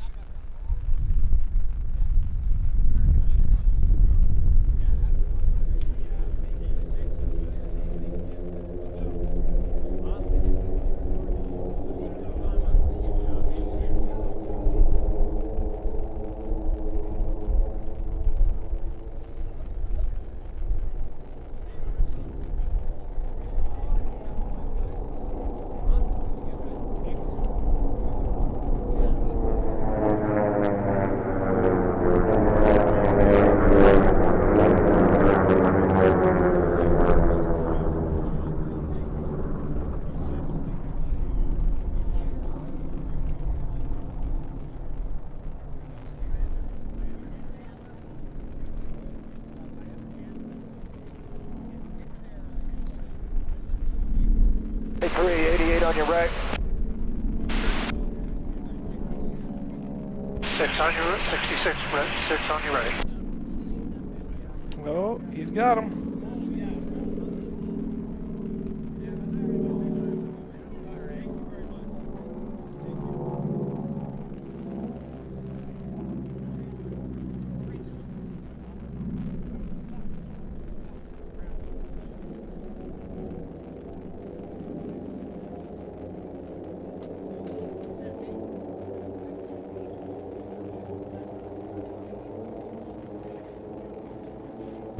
You had the lead on the right. 50.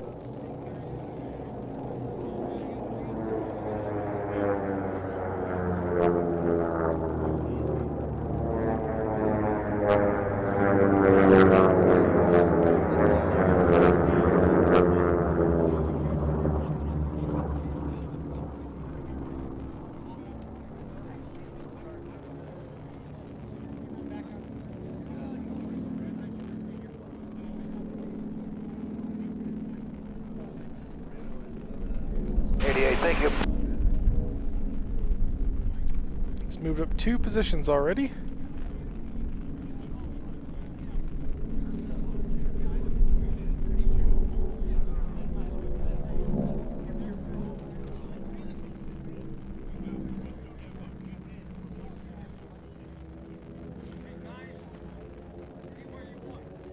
Looks like number 4 is going to try and catch 2 and 3 there.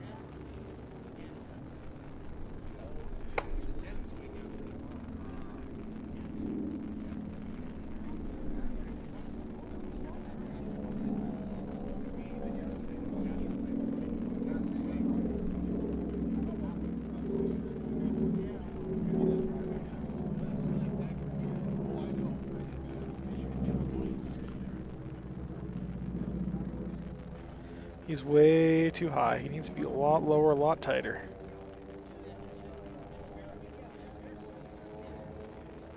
Number 4 would be eating his lunch if he wasn't so high.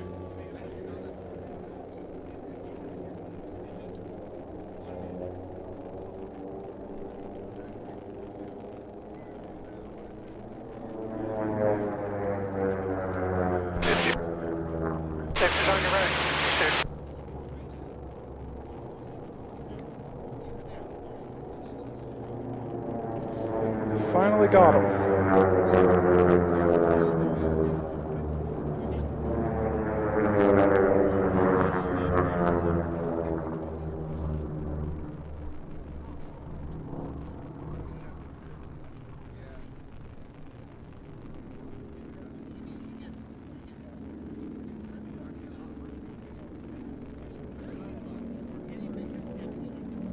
Six is getting take the lead.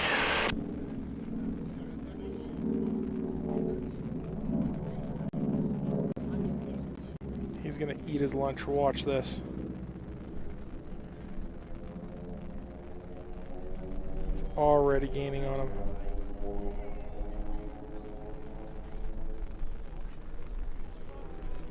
God, he came from 6th. He's in 3rd now. And he's a good shot for 2nd too.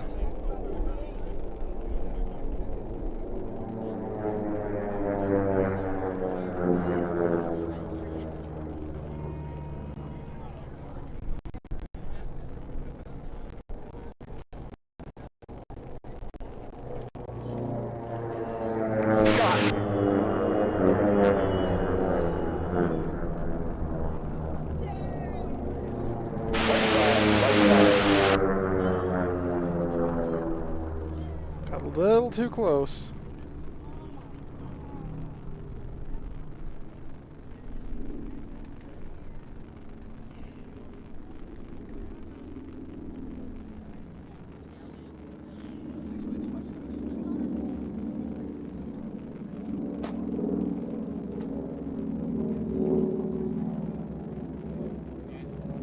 He'll get him here.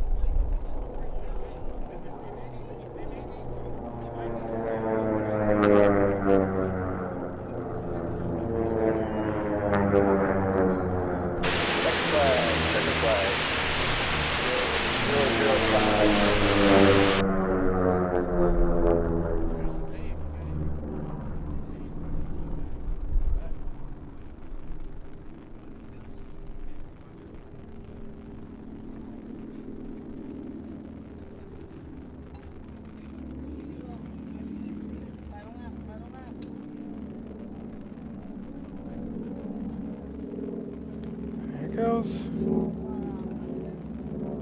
Such a good race.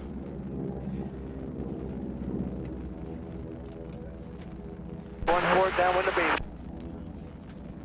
Keep an eye out, see, make sure everybody gets back safe. Check. Should be editing for a new video. I know, right? I do the same thing all the time. It was the last T6 race at Reno.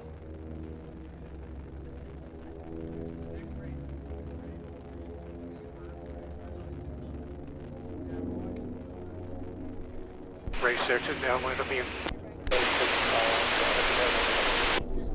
1-4 base for gear.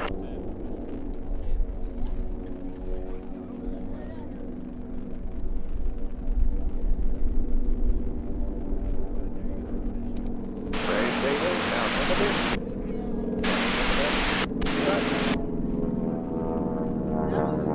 Race 5-0 downwind of beam behind you. 5-0. Oh god. 4-3 downwind of beam. Oh shit. Mayday down there. Oh shit. Red flag, red flag. Oh no.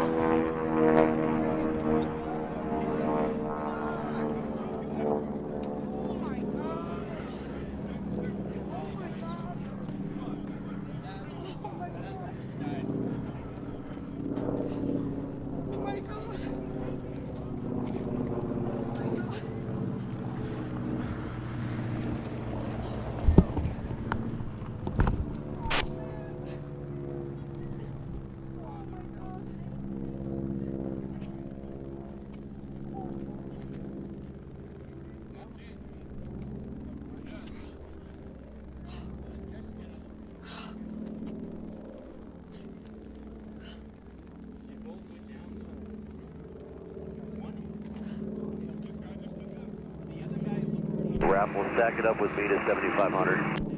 Coming.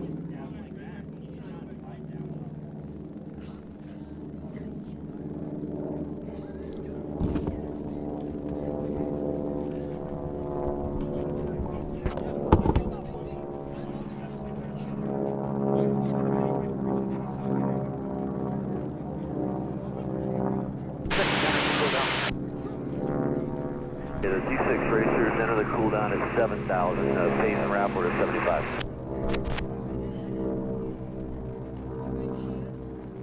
6-6 is climbing at 6,000 and cooldown. Yeah, you guys use the cooldown at 7.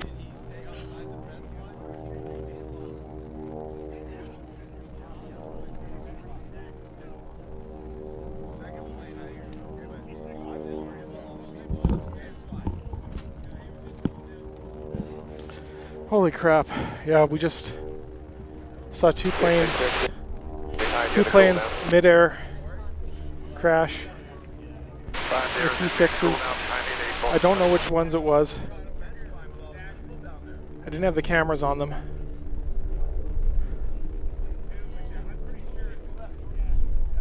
But we have two planes down, two T6s down.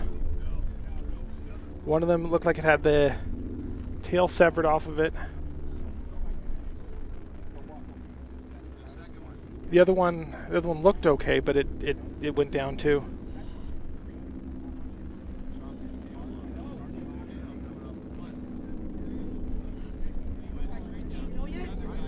No.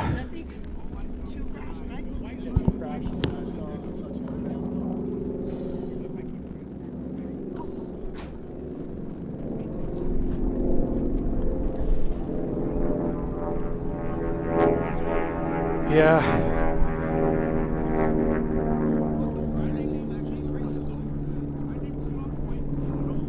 So it's 2 down. We have nothing on the official race radio.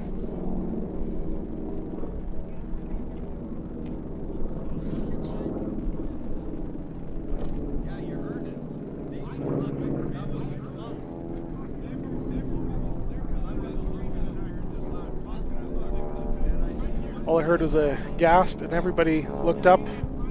Took a look up and saw.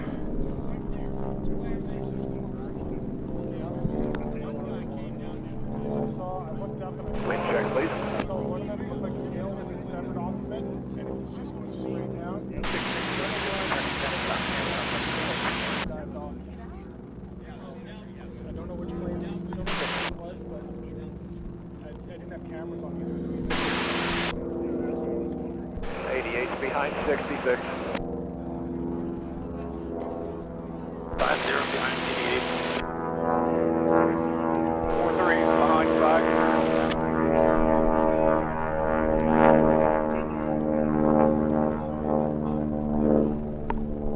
Yeah, last year with the jet crash, they called it, that was it. With fatalities like that, it's so usually, I don't think I've ever seen a fatality where they continue the same day, but 88's downwind of beam with 66 in sight.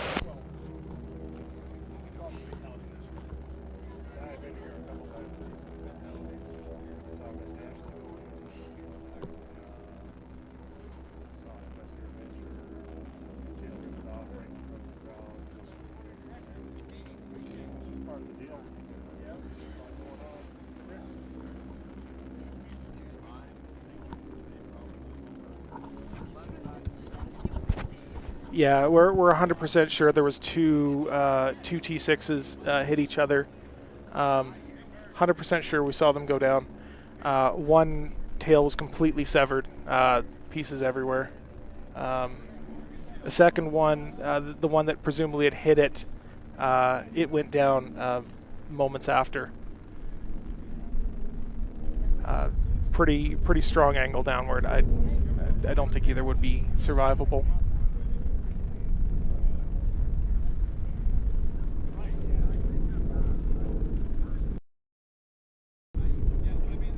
Yeah, I didn't see. I didn't have anything. I didn't have any of the cameras facing that direction. Best I got is this. No, they were way too low for shoots. Way too low for shoots.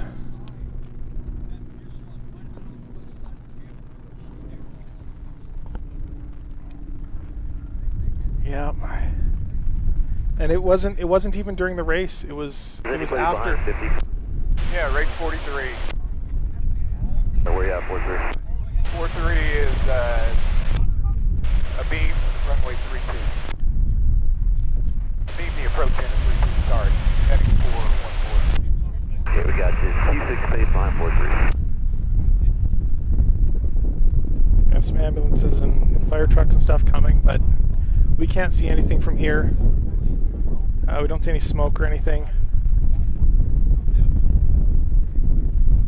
So it would have went down kind of right over here, right back here. Straight 43 being runway 14. They're just collecting the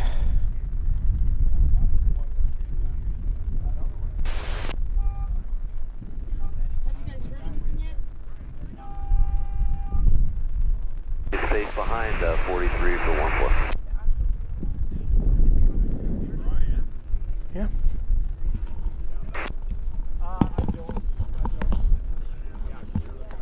Yeah, I was looking out here, I had the camera facing that way, and as soon as I heard gas, Raffle is a wide right downwind with pace in sight. But I looked pretty quick as soon as I heard it, and I saw the carried a bit over that way.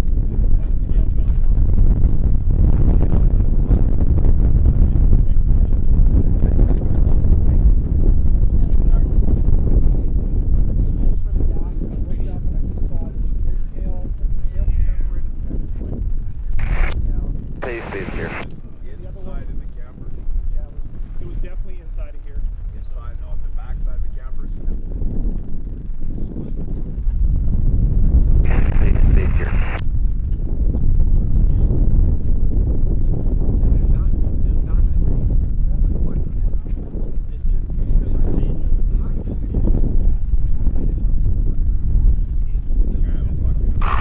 Raffle, home base with the gear. They had to be right there. And Raffle is left base behind the pace with the gear. It's that direction, isn't it? 'Cause they were Land 1-4. I don't know which direction they're all coming in. The best I've got, we're in line. yeah, the best I've got is this one here. There's one camera that was facing this way, which will probably caught where they're coming in. Where those two were. It's gonna miss. But you're not over here Yeah, where not they seeing get. the actual position in the last 5 seconds. And that's even if I saw it all, they were probably coming above the.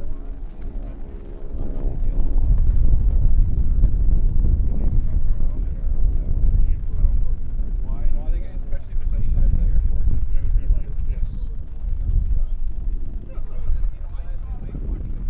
T6 pace on land at state side, you're clear to cross.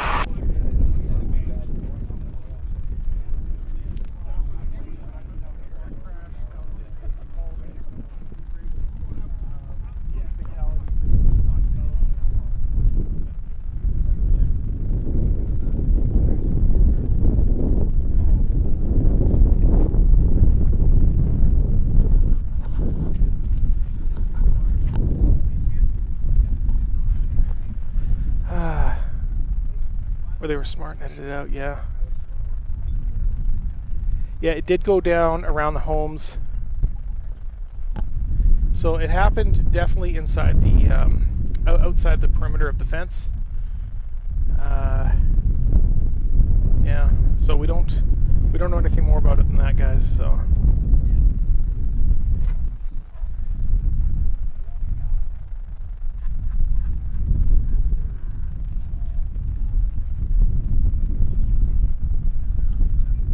Yeah. With the look of it, it was. I don't know if it'd be survivable.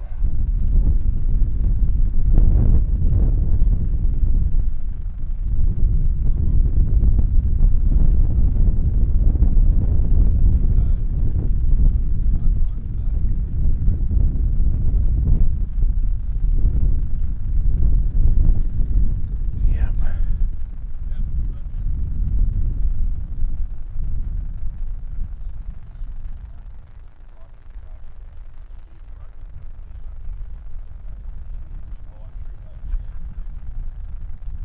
See if there's any word here. We haven't. I'm not watching any kind of the main live stream. I'm not hearing anything on the radios.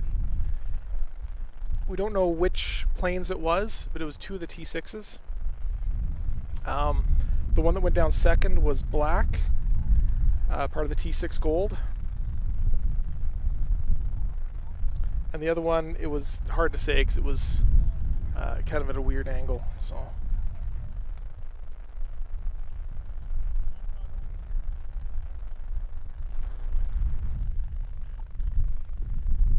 But we don't have any word yet. but yeah, it was midair. No footage of it, but yeah, this is not how we want Reno to be.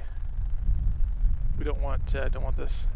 Yeah, it was two T6s crashed in basically turning base onto final, and I'm gonna see if I can get something else on one of the other frequencies, but I usually can't. Nothing on the CTAF, nothing on the ground,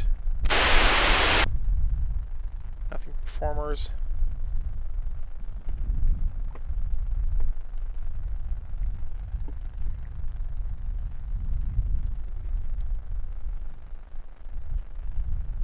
So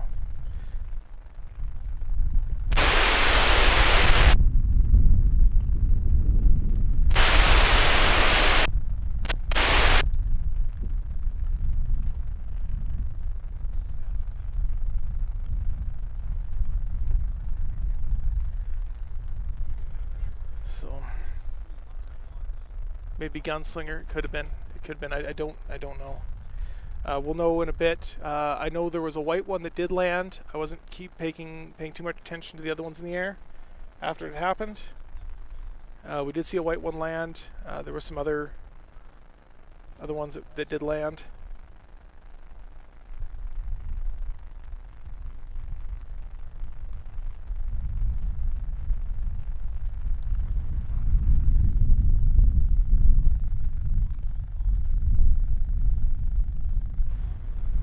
These were the planes flying in it.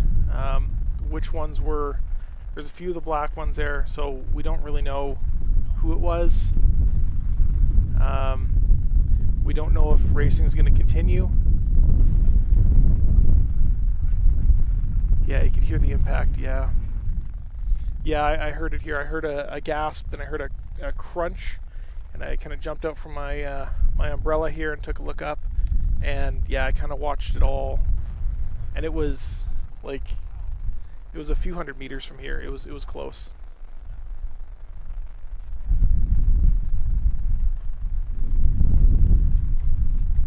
Do we know if they hit houses over there or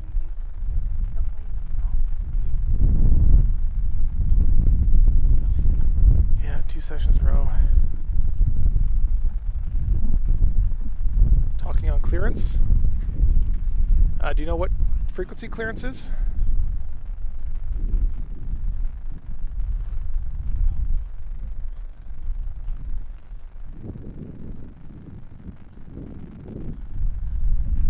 Yeah, the Unlimiteds were supposed to, but at this point we don't have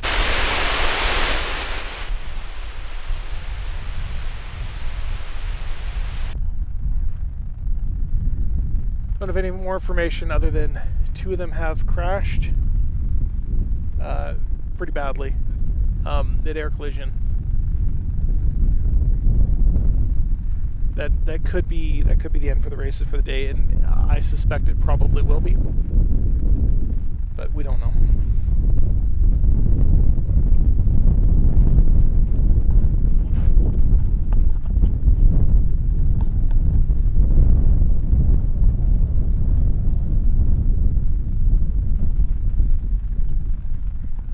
We don't know which 2.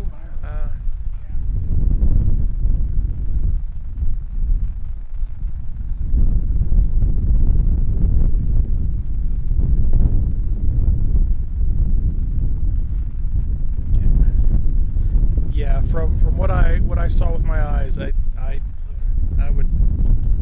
be surprised if there were survivors.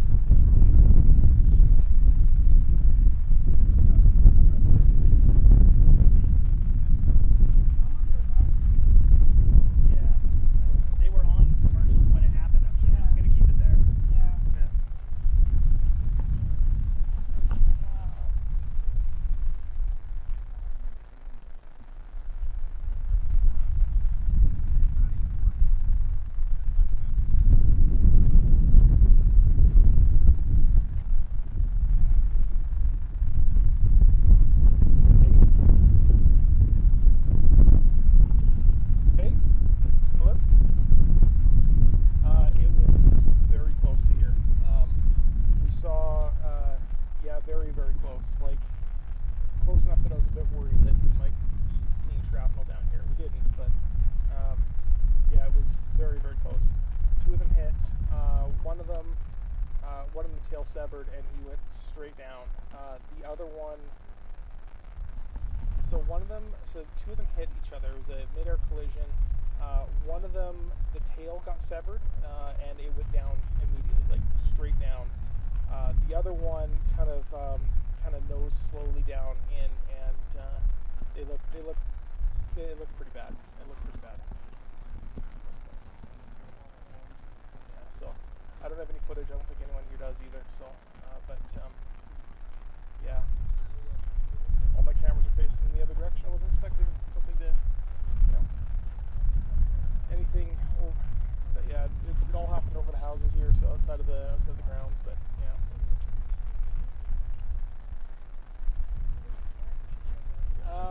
I don't really want to bother, rescuers or whatnot. We'll get more information as time goes on. But some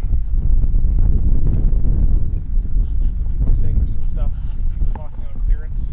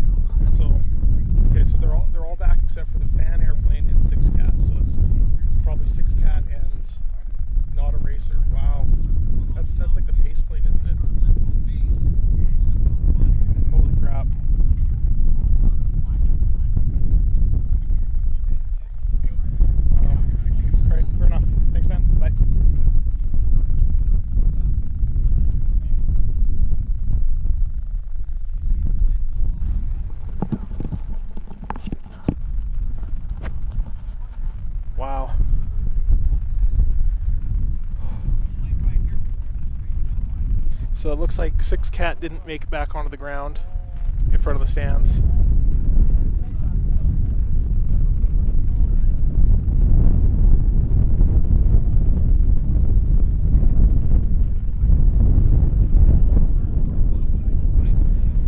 But we don't have any confirmation of anything of any of the planes, but there was definitely 2 involved.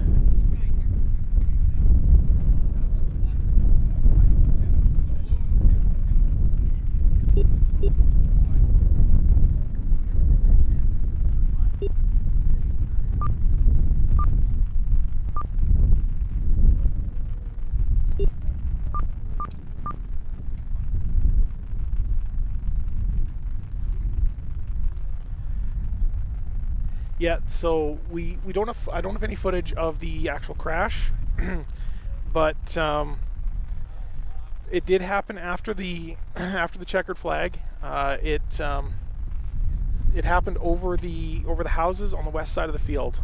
So there was a mid-air collision between 2 of the T6s.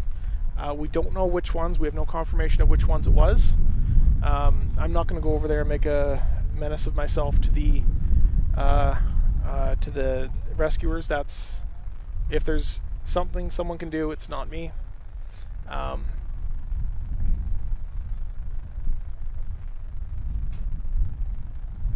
But it did happen over the houses over here on kind of the west side of the field. Yeah, so one lost. So when they collided, one lost its tail, and went straight in, and then the other one just kind of slowly, gently nosed in.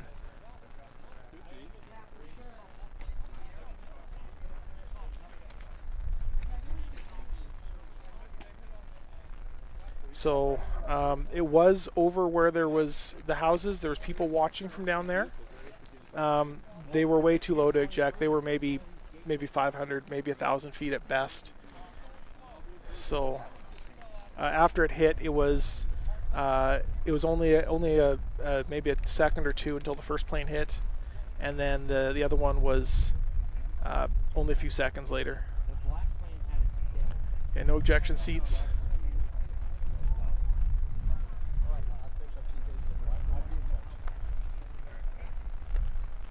So we don't have any details of which planes it was. No confirmation, but there was obviously there was debris and whatnot.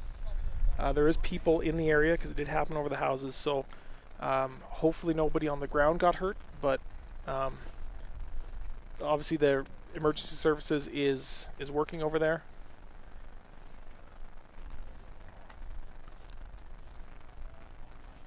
No houses hit, no fire. Okay, yeah. We're not seeing any smoke or fire right now, which is good. It's a positive.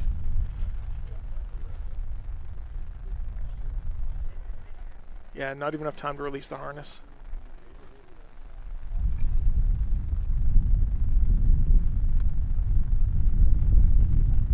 Still trying to get to the scene. Yeah, that.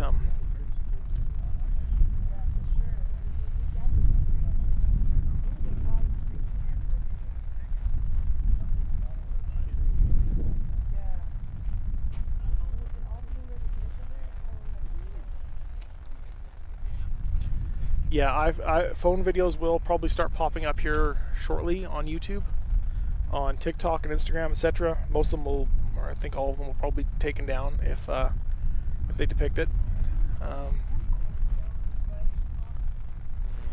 Yeah, so we had a mid-air collision here in Reno, just over the houses on the west side of the field, out by Red Rock.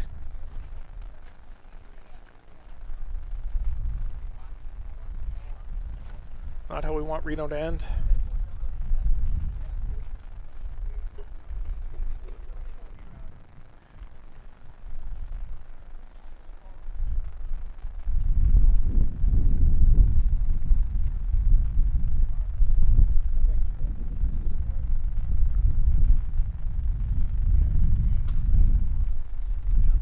So we can't see anything from where we are.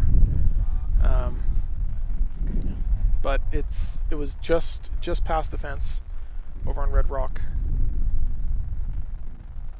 Both went down.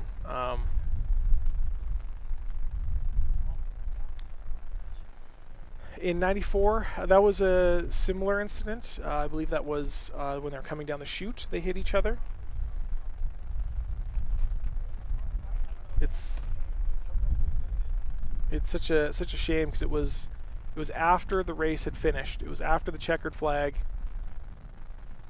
It's our last T6 race in Reno. T6 gold, and 2 planes went down.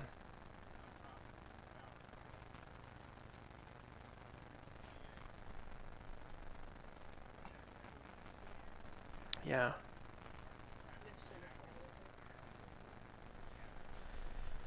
Yeah, we're just waiting to see if we hear anything from them, anything on the radios, anything at all. Friend called me from the stands. They don't know anything over there either. Yeah, we're over on, I think it's called Packerville, and it happened just south of us. Packerville, right along the fence line.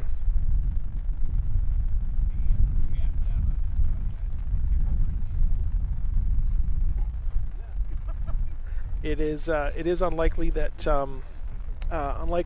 we'll see more racing today. Do you happen to know what the tower frequency was? Because I'm not. I don't have anything here on. We're not getting any.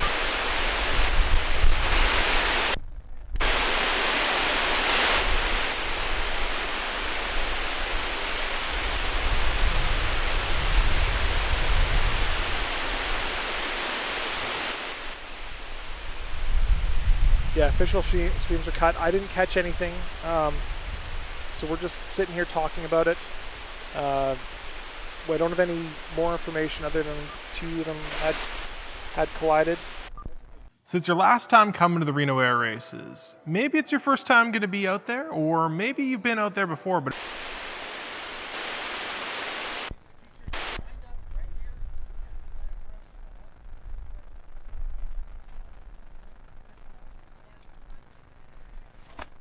Yeah, I saw those frequencies, and I haven't heard anything on those.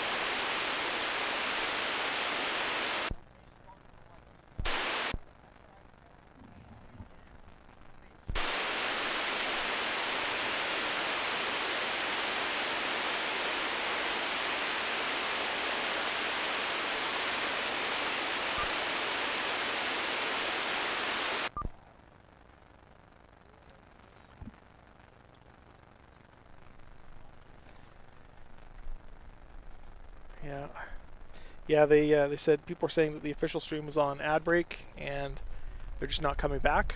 But there was a midair.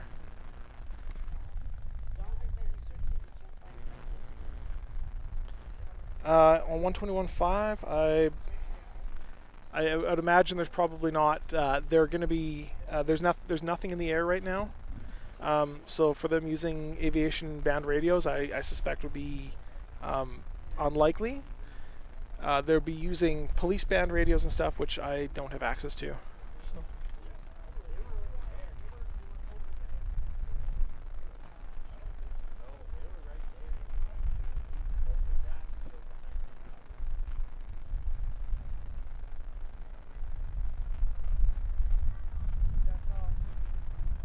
Yeah, I'll bring up the map from where I am. Yeah, they're using police and fire bands. One of the things we don't know right now is we do know there was people. There have been people watching all along this fence line through through the houses here at Red Rock. We don't know if anyone on the ground has been hurt. So.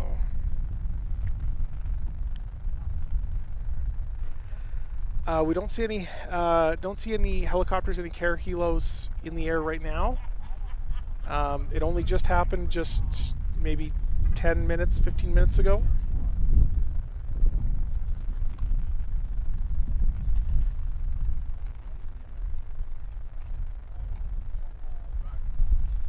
Okay, that's interesting. There's a car crash marked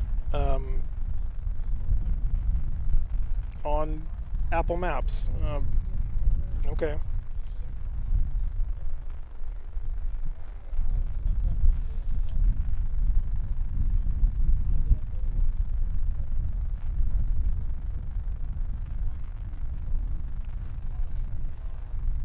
So, yeah. Yeah, just to gets immediately restricted except for emergency services, tower, and other frequencies go offline. Yep.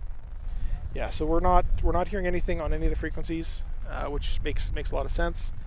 I don't have any more information other than yeah, I've got a bunch of video here, but nothing of the crash itself. I do have video looking out towards the race course, but nothing towards that area. But it does look like one of the planes would be surprising if it wasn't a fatal crash. The other one, most likely a fatal crash, and we don't know. So the checkered flag had dropped. We were recovering all the airplanes. All the planes were coming back around, and as they were turning to land on 08.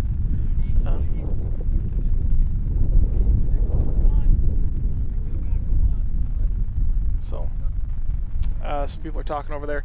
So two planes were coming in to land on 08, and just as they were about to turn base, it looks like 2 of them collided into each other. We don't know which planes they were. One looked like it was probably, someone was mentioning probably 6 cat. Didn't come back, but we don't have confirmation of that.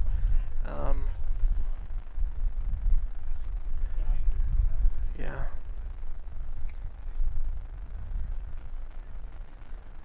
So yeah, there was 2 planes coming on downwind, turning to base. The tail of one, Baron's Revenge. Okay, it's possible. It's possible, but they one of them, all I heard was kind of a loud gasp. I poked my head out, took a look, and I saw just seconds after the crash, just a fraction of a second after the crash, the tail had been completely severed from one, and then it went basically straight down. The second one was, it looked like it was still flying, but then it just kept nosing over and down.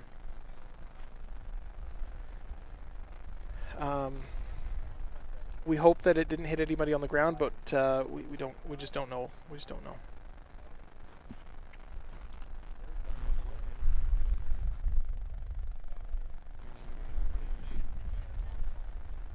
Casualties. It's hard to say, but most likely both of the occupants of the planes were casualties.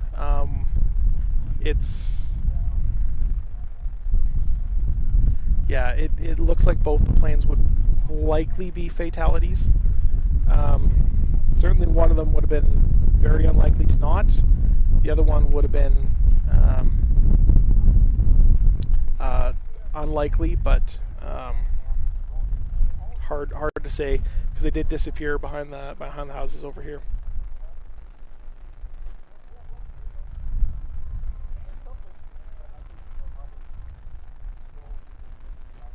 Yeah, and this all happened after the checkered flag. So this was the race had finished. The planes were recovering. They were coming down to land, and yeah.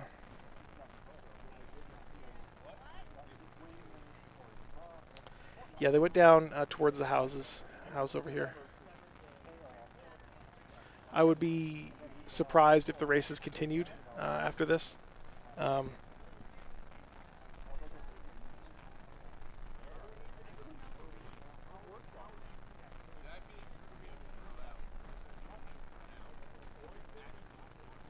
No houses were hit. That's good. That's a good sign.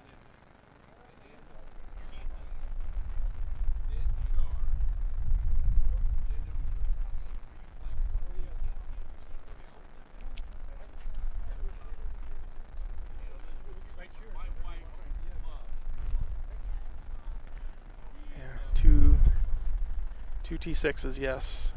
It was 2 T6s after the race. That's correct.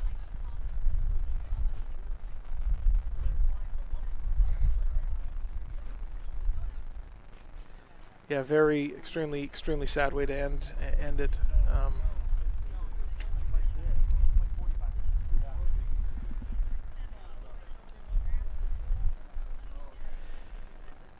Yeah, we don't have any kind of confirmation of which ones it was. Nick Macy's plane, yeah. So the only information that I have back is that 6 Cat, Nick Macy's plane, they hasn't been seen back. So we believe that's one of them, but we don't know. You can post a YouTube link. I don't know if it'll accept it in the chat. So.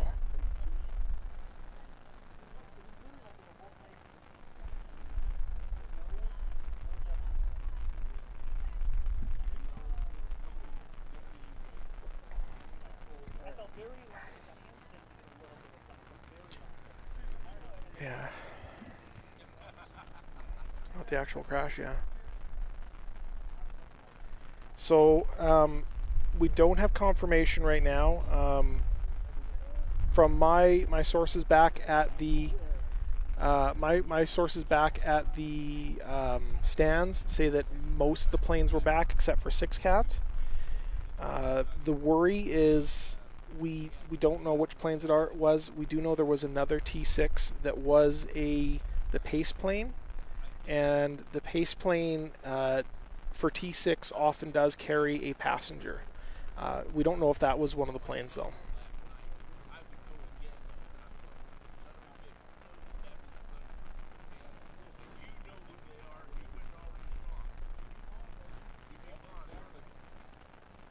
So.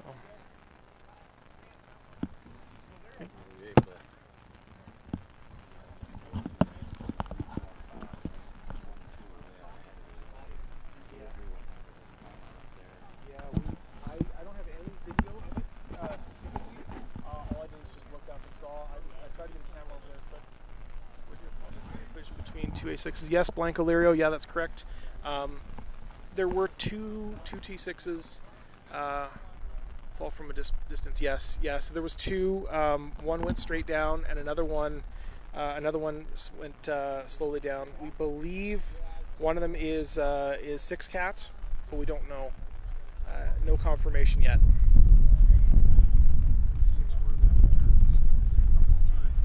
Yeah.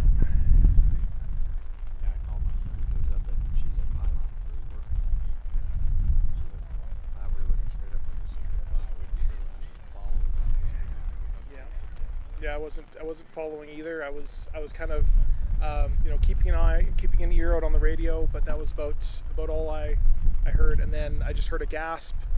People saw that it was about to happen, and I put my head out and I tried to turn to see if I was. They're from what people are saying here, it sounds like two planes were just kind of coming from the same point. They didn't even move, they didn't see each other, just kind of happened. So, 1, 2, up there I saw.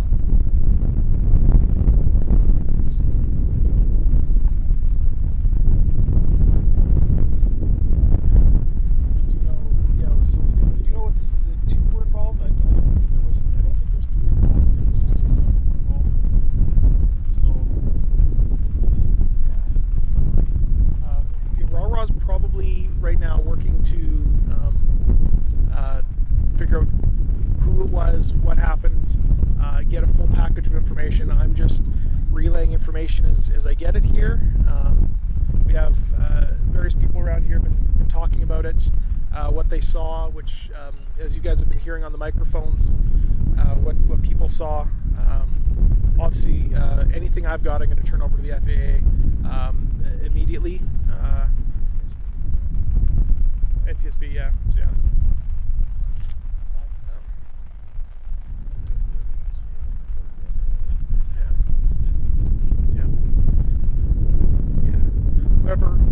Whoever needs it to help in whatever way.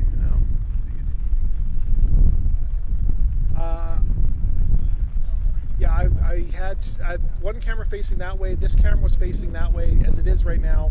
You can kind of see this is the view the camera saw. So I don't know if they were over top or in the frame. So it's really hard to say. But I have that one was recording. Should be recording. Should still be recording.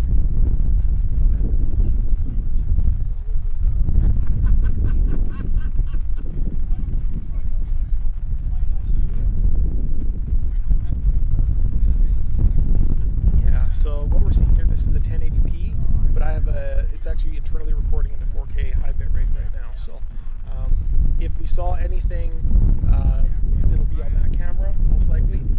So.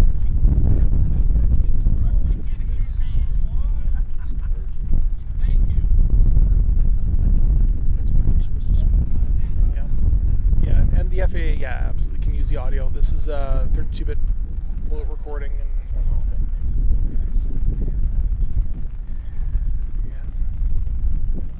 yeah, the big problem is I don't know what I don't know which angle they were coming at. I don't know if they were coming.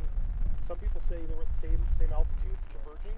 Some people, it's hard to say.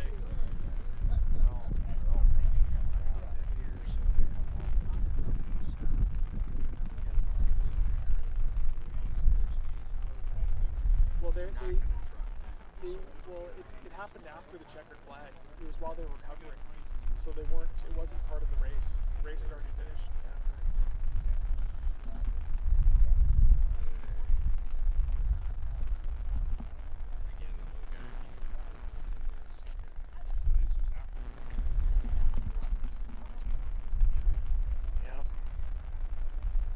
I'd be very surprised if the races continued today.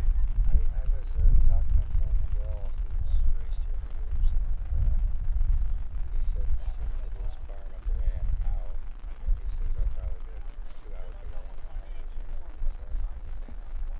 Yeah, I will. If that happens, I'll be out here. But I would, because it's the last race, and because it's because it was 2 planes, and because it's really hard to say. It's really hard to say what Rara will do. I know obviously there's some of the chat says it's it's unlikely to, or it's probably not a good idea to. Other people say just a 2 hour delay, but it's hard. It's really hard to say, right?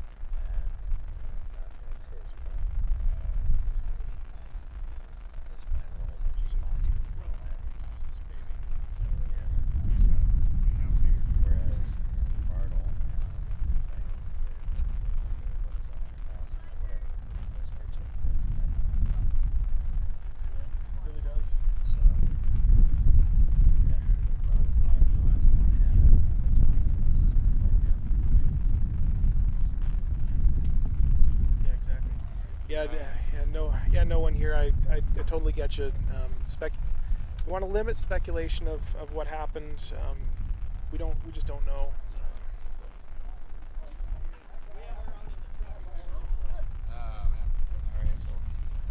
Well, yeah, it's a little hard to enjoy things now, but.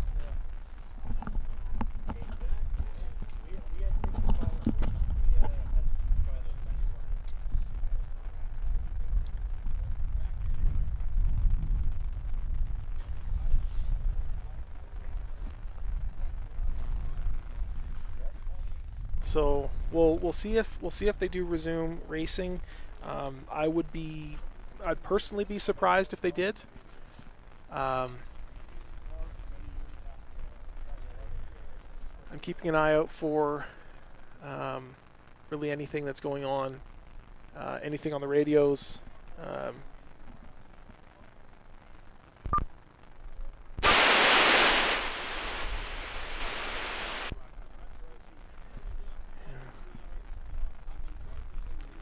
Pace player 2, okay, raffle winner and pace player 2 separate planes. Yeah, that's the biggest.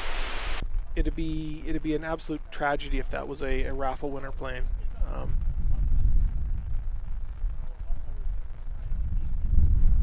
DC-3 flying. I do not see a DC-3 here anywhere flying.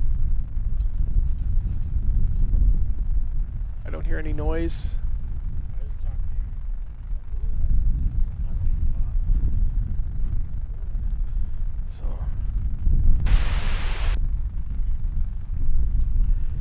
Yeah, it seems like it's most likely 6CAT is going to be one of them. From multiple sources at this point, 6CAT isn't back at the ramp. 6CAT is a black plane, and that's one of the planes that we definitely believe saw it went down. The other one we just don't know. Because I'm not back at the ramp and I can't really see the ramp from this distance, it's hard to say if it was. Hard to say.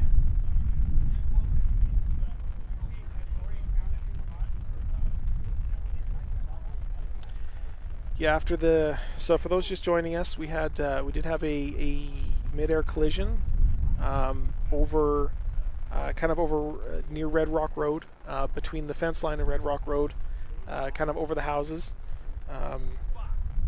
Reports right now are saying that no houses were hit, which is good, but 2 planes did go down.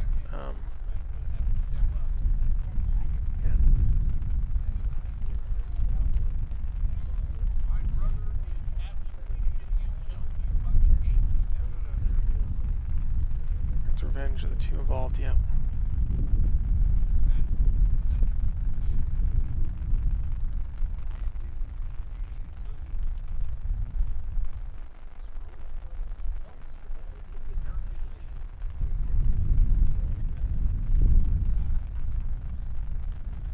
And double check the cameras.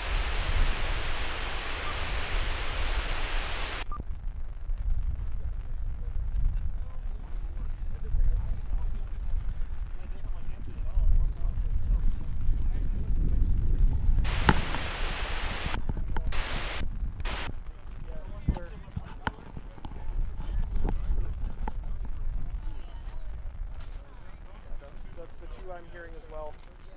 Apparently there's not a lot of information going on for the announcers back at headquarters, and they have no, apparently the live stream is basically cut, so.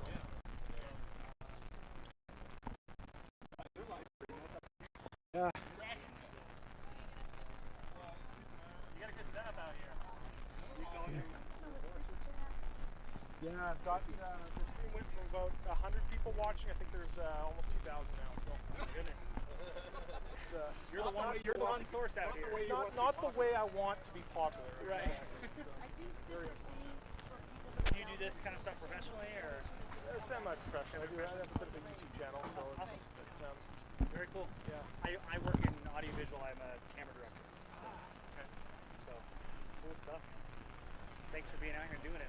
There are a lot of people that appreciate it. Yeah, there's a lot of people looking for information. There's not a lot of information out there. Everything's kind of shut down, so pretty much my stream's the only place people are going to find stuff and talk about it. So yeah.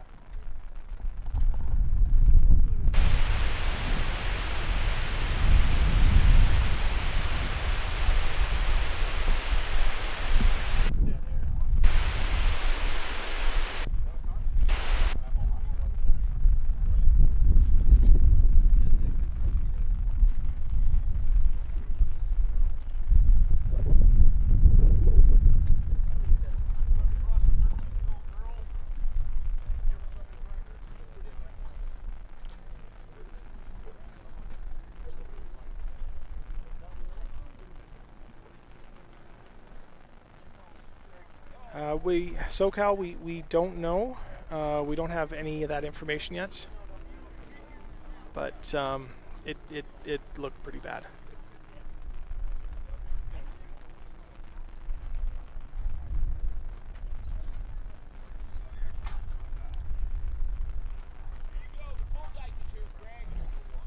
Yeah, it's unlikely that the races will continue, but we will see. Yeah, they did go down in the Red Rock area here, so just outside of the fence line. So outside of the airport, in probably the empty lots. We haven't seen any life flights. We don't know if anyone on the ground was injured, but yeah.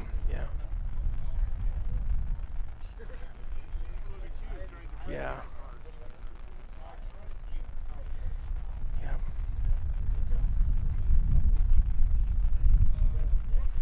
Yeah, and Joe, it's one of those difficult things, right? It's the pilots do understand and take the risk, but it's difficult to it'd be difficult to continue the races.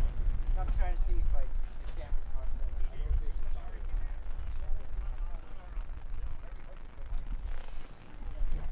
Oh, sorry, there's a police officer.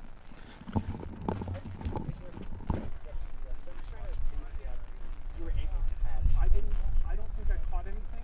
I'm definitely returning it all multiple. Okay. Whatever I do have, so all I have is my camera was here rolling in this direction. Everything happened over here, and it was definitely outside the view of it. Okay. But I might have some stuff leading up to it and coming in the direction, which obviously can help. Yeah. That's all I have. I do.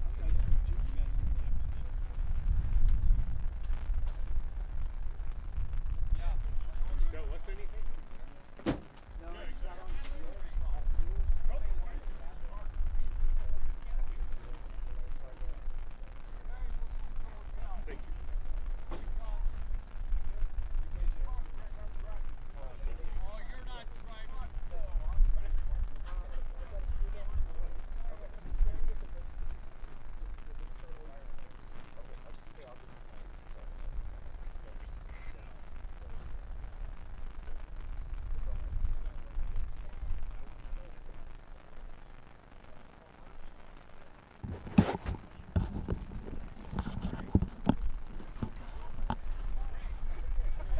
turned around there was an officer asking asking if we had footage, and I don't believe I do. So we will be obviously giving everything I've got to the NTSB, FAA, audio, video, whatever.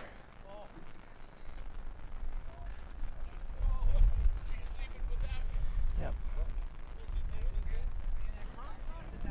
So.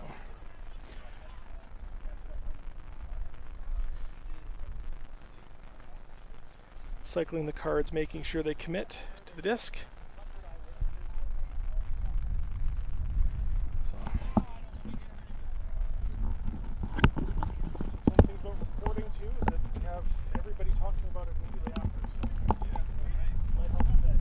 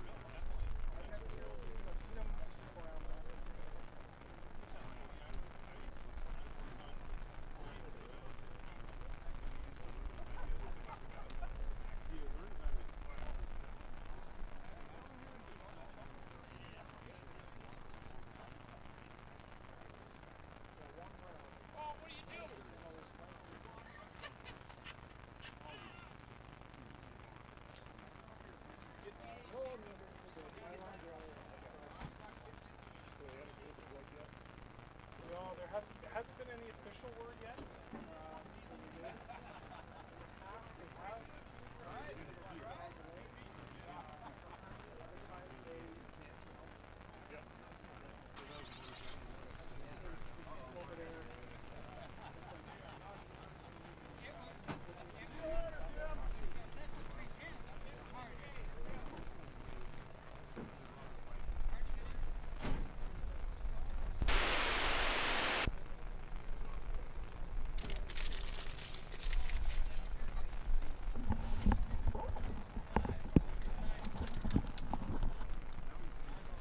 So there's a lot of officers over there. They came over, asked for footage, which I don't have, unfortunately.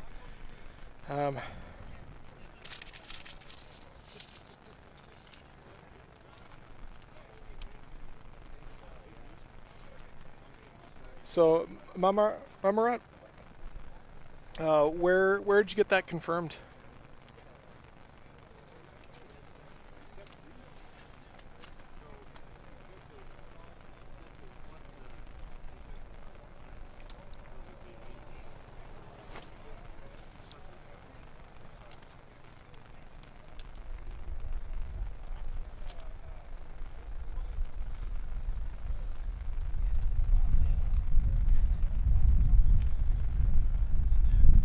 See nothing on their Twitter. Rear with red tail stripes, not big red.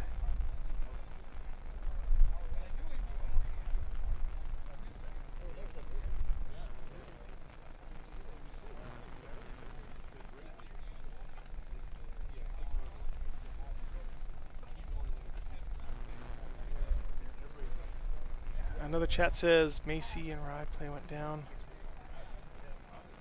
Yeah, it's we're pretty confident that 6 Cat was one. Pretty confident one was 6 Cat, but we don't know the other one.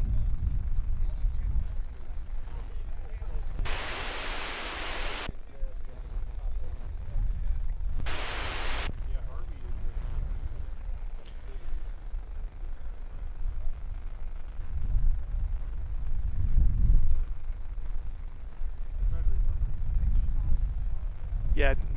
If you rewound it and there wasn't any in there, I did try to move the camera in time, but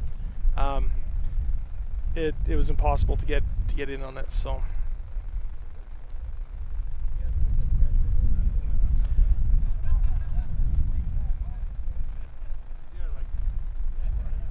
Rushing and Macy, yeah.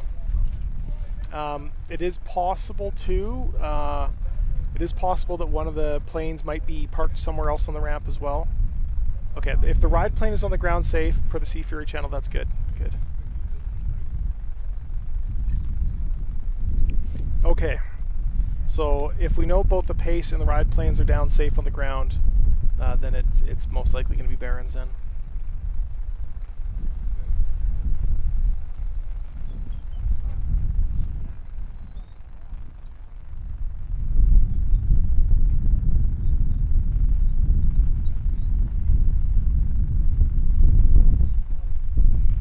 Rushing and Macy confirmed. Okay. So yeah. 6 Cat McMacy are too involved. Yeah. Yeah. It looked like a black plane. 6 Cat. If it was 6, it looked like 6 Cat continued on, and it looked like the other one, as people are saying, Baron's Revenge, was the one that had its tail severed.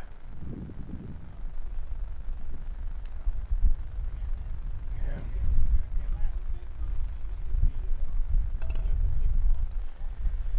So, Tones Facebook, Rushing and Macy. Yeah. Okay, so.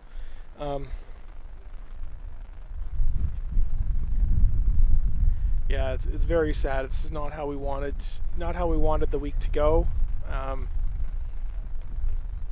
Obviously, we wanted nice, clean racing. We had a up until this. It was. Do you have any feed from Race Central? I don't know. No, I'm independent out here, so I'm streaming without any of Reno's support.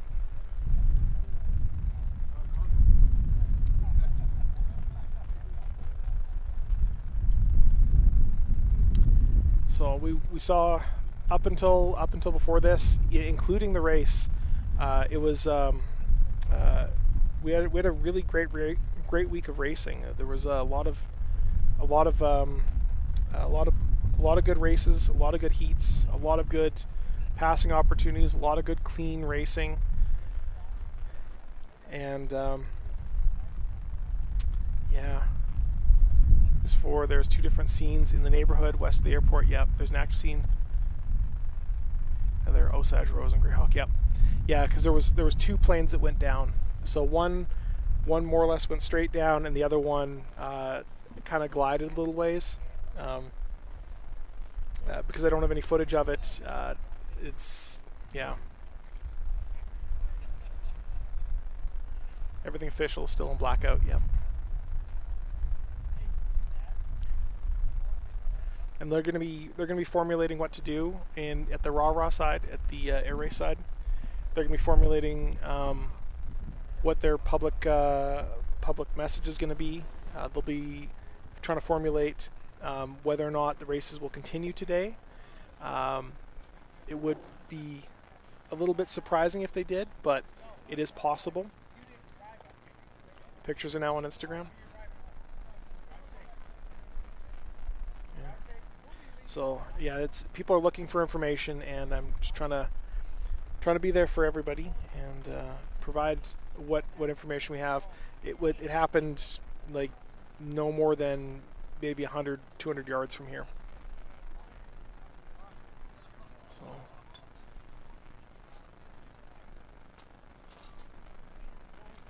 other channel, live feed by chance, and Germany.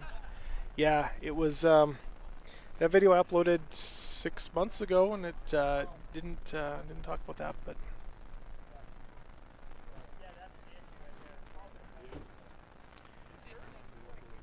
yeah, it's really sad when this happens.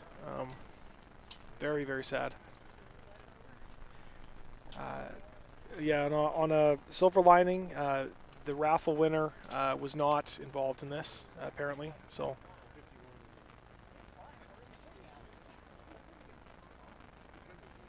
yeah, I didn't exactly have composure right after it. My heart was absolutely racing, I'll tell you.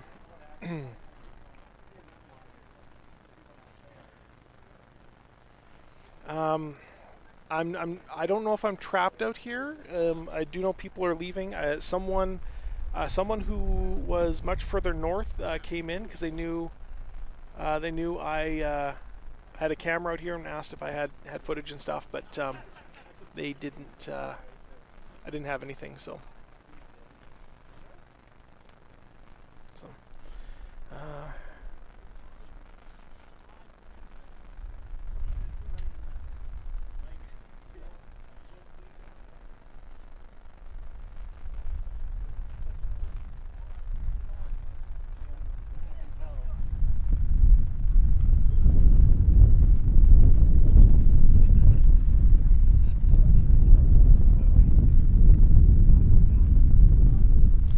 Do they know if they survived? The fatalities, the only confirmation we have right now is from Facebook posts and mention of the family. Yeah, and it's likely that Baron's Revenge, that its tail was severed. Well, it's what I saw. What I saw was the tail was severed, badly severed, and the tail on here, and then the actual fuselage was basically at that point when I looked up, it was already in a pretty much a straight down angle, going straight down. Nick Macy in 6 Cat was still straight and level, and I thought that they would that he would be able to glide out of it, or maybe still the engine or something. I didn't know, so we don't know for sure that there was deaths, but we do. It was definitely a severe accident.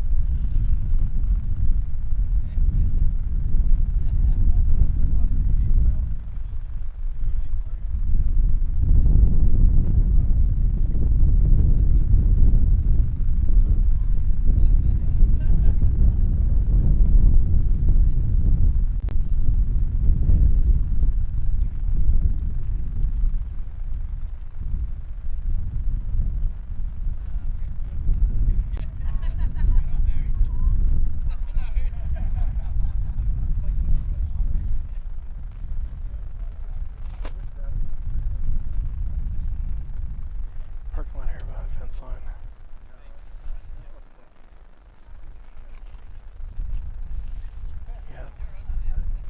Yeah, exactly. I had someone ask if I'd be willing to go over there and take a look and get footage and stuff, and I'm not willing to go over there and just get in people's way. There's nothing I can do to help over there, so staying here, just giving as much information as I can, as much information as we have. It happens so close here. We can see people picking up debris, or at least looking at debris in a field nearby. So very, very close by here. So I'm just gonna stay here and chill out, I guess.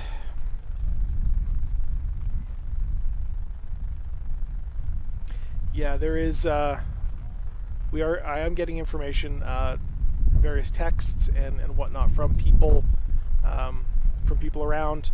I had a call. A friend of mine called from the ramp. He's also a pilot, but not from the T6 class, mentioning that 6 Cat was not there and that he thought the other ones were there, but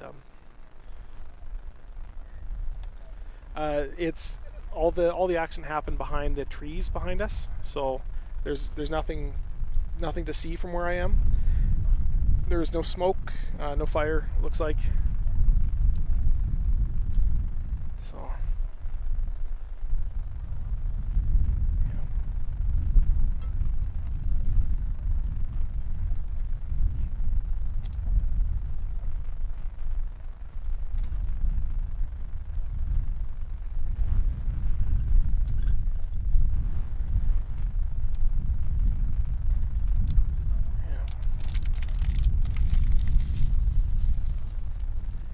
Six Cat and Baron's Revenge are the only two missing. Okay, so that they are obviously within the grounds, so they'll know which planes it was.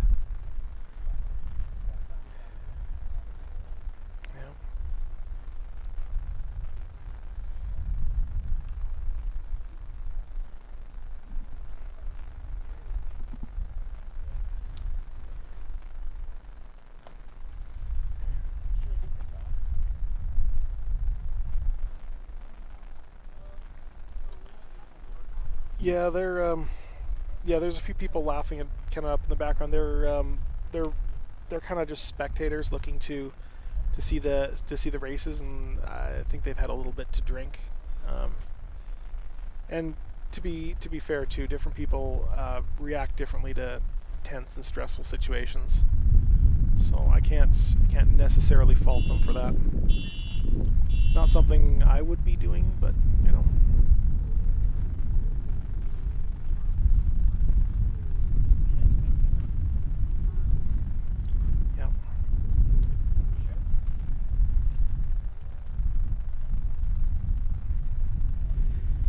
Yeah, so a friend of mine was kind of down there in the area, and there was no information over the loudspeaker, no information on the live stream. They all just kind of went just dead silent. So, yeah, it's you know, we call it our September family here in Reno, and we never want to see somebody not go home after the races. That's the absolute worst case scenario is a fatality.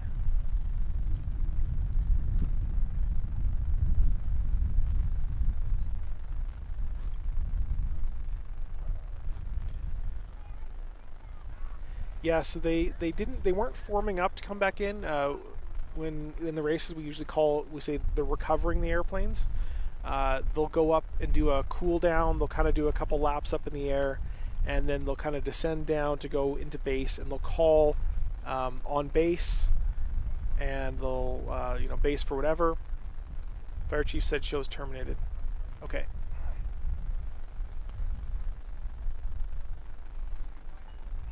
Advertisement, then it went on hold screen, and then was technical difficulties. Absolutely awful, yeah. So I'm over here just on off Red Rock, and we just saw right after the gold T6 race, the race had concluded. The planes were recovering. They were on cool down, and then as they were coming into land over the houses beyond, just kind of over near Red Rock, beyond the fence lines, outside of the actual Reno Stead Airport fence line, they collided midair, and the tail severed on one of the airplanes, and it went down straight down immediately.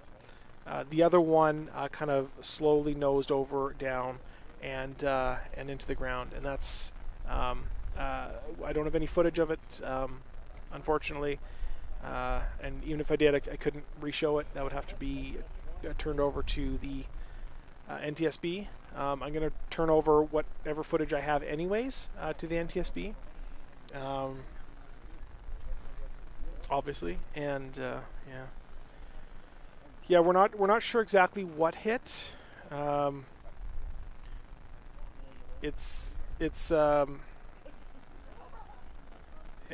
of me thought maybe it could have been any part of that airplane that hit, which would have caused it to nose over like that. But the one with its tail, there was once the impact happened, that would have been it. But so far, reports that we can see is no smoke. I can confirm that right now. I see no smoke, no fire.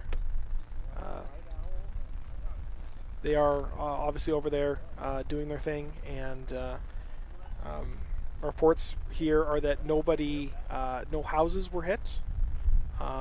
We don't know about any what do you call it? Any injuries on the ground. We don't know that yet. There is a lot of people in this area that are watching, but we are kind of sparse. So, yeah. yeah, I gave my information off to a police officer shortly, so yeah, we don't have any official sources saying that there's 2 dead, but 2 deceased, but certainly one of them did not look survivable. The other one would have been unlikely. So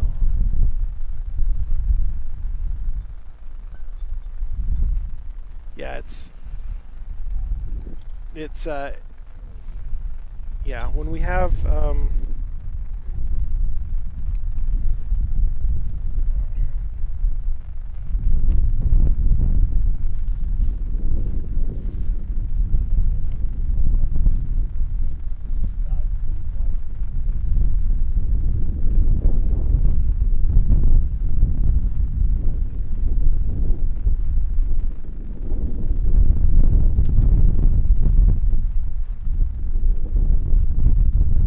is there video of the incident? I don't have any video of the incident. I did try to get the camera over there to get the aftermath of it. I stood up immediately and moved the camera, but unfortunately the only camera that I had readily on hand to be able to actually move was fairly narrow view, and I don't believe that I caught any of it.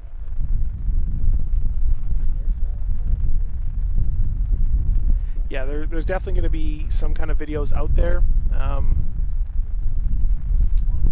but yeah, I don't have any videos here. Highest death rate in Reno history. That is possible. There's Hoot Gibson, very famous racer, flew in Formula One, flew in Unlimited, I believe. He says the one race he won't fly is T6. Now, that all being said, this tragedy could absolutely have happened in any one of these races, in any one of these classes, because this happened on recovery. Yeah, thanks Matt. That's I also do have 4K footage on my cameras as well that they're continually recording, so I'm still gonna take a look there. I'm gonna give a copy of all the footage to the police as well. I actually have a couple flash drives sitting on my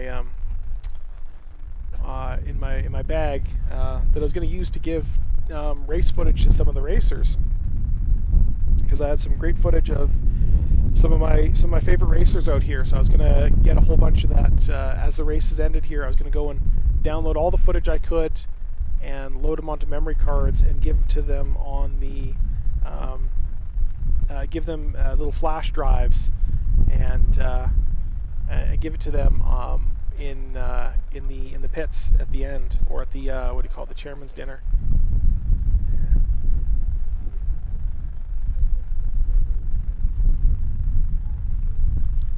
It's the planes beforehand, yeah.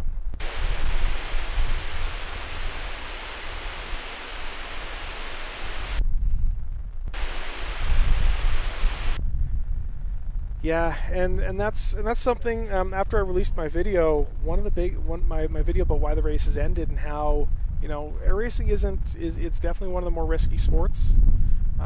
Everybody who gets in a plane here in Reno knows that there's a chance that they might not make it back, and it's an extremely elevated chance that they might not make it back. We do everything we can to mitigate those risks. Everything we can to mitigate those risks. We absolutely do not want to see this happen, but it is it's part of the risk. It's part of the I guess part of the competition. I don't want to say, you know, it's I don't know what I'm trying to say there, but it is a big risk, and unfortunately sometimes it does happen. But the biggest response I got on my video about why the races ended and how, you know, this is last year not because of the crash, but because of all the other things. The biggest response, the number one I got, was the Isle of Man race, which is much more deadly than Reno. So Yeah. No details have been released. Yeah.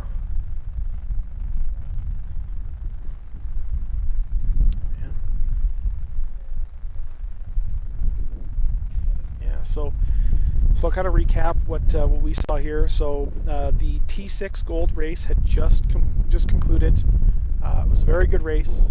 We saw it was a very closely fought race. Very interesting race. And I sat down to check the schedule and whatnot, and suddenly I heard a gasp, and I stood up and took a look over my shoulder and saw there was I heard a kind of a crunch just as I was standing up, and a fraction of a second later I looked up, and there was one plane with its tail severed, basically pointed straight at the ground. The tail was completely severed. There's bits and pieces everywhere, and the second plane was a black plane, was a T6 as well, was continuing to fly, and I thought it was going to continue, but then I just saw it slowly start nosing down, and it went down behind the trees there,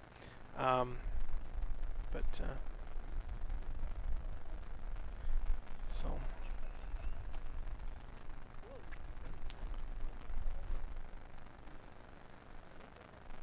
Yeah. KRNB, yeah, just posted. Yeah, it's all the scanners. News here in scanners. Yeah, it's starting to pop up on the news channels here that they were both fatalities. Obviously, there's you know, it's hard. It's really hard.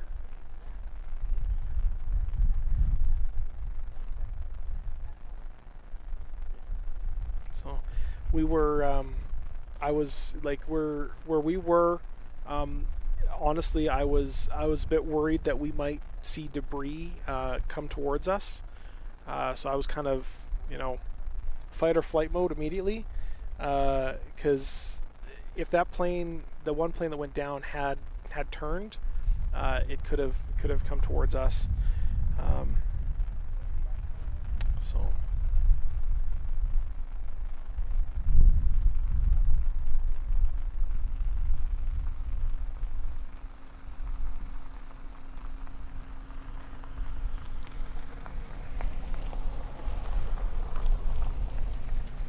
Yeah, into the neighborhood west of the airport, just east of Red Rock Road.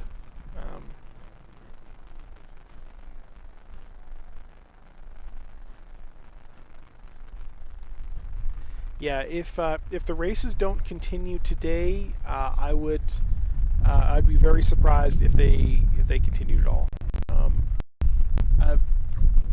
Frankly, I'm surprised if the races did continue. But so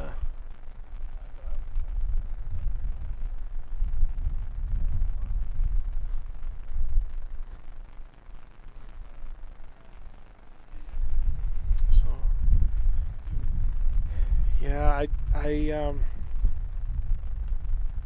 don't want to say I have social anxiety, but I have an overpowering need not to bother people.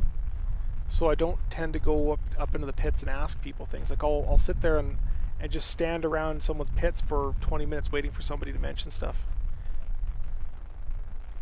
Got part of something.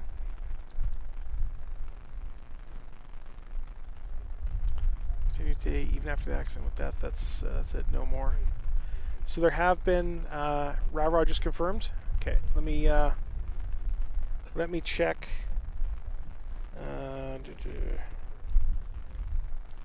Check their Twitter.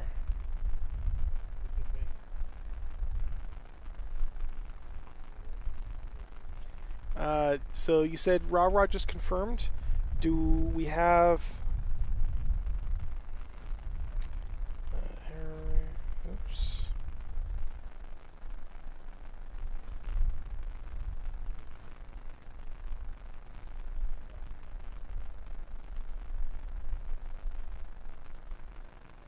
News, press releases.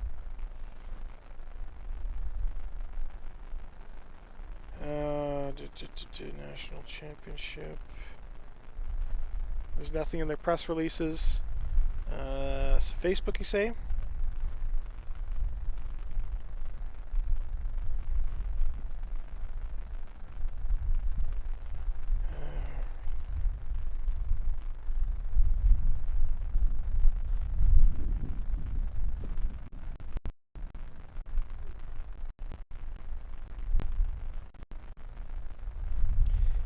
Okay, so here we go. 3 minutes ago on Facebook. So 3 minutes ago from Facebook, this is officially from the Reno Air Race Association. It is with great sorrow that the Reno Air Race Association, RAH, announces that at around 2:15 p.m. this afternoon, at the conclusion of the T6 Gold race, upon landing, 2 pilots collided, and it has been confirmed that both pilots are deceased. The RAH Board of Directors and the T6 class presidents are working to notify the next of kin and ensure the families have all of our support. There were no civilian injuries, and we're in the process of confirming additional details around the incident. Additional information will be released as soon as it is available. All racing operations are currently suspended. Safety is the foremost concern of RAH, and we work year-round to host the safest event possible. As we always do, we are cooperating with the National Transportation Safety Board and the FAA and local authorities to identify the cause of the accident and ensure that all of our pilots, spectators, and volunteers have the necessary support during this time.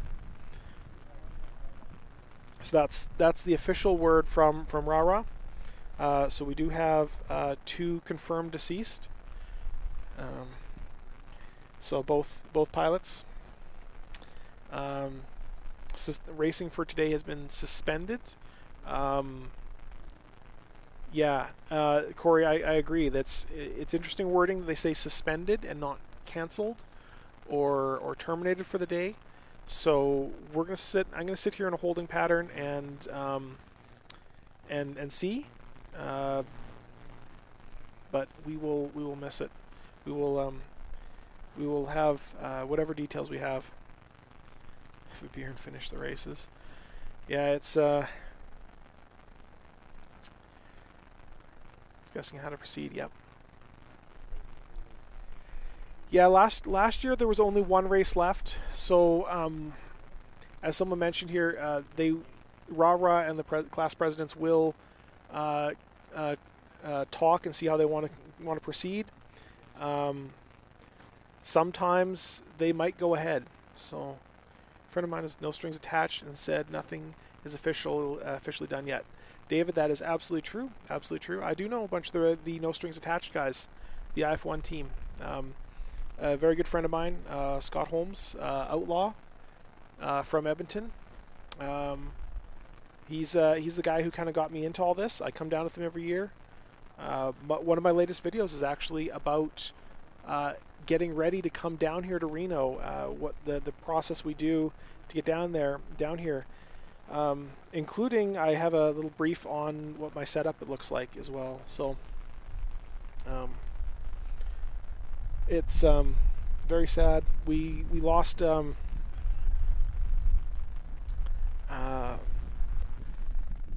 the T6 Gold.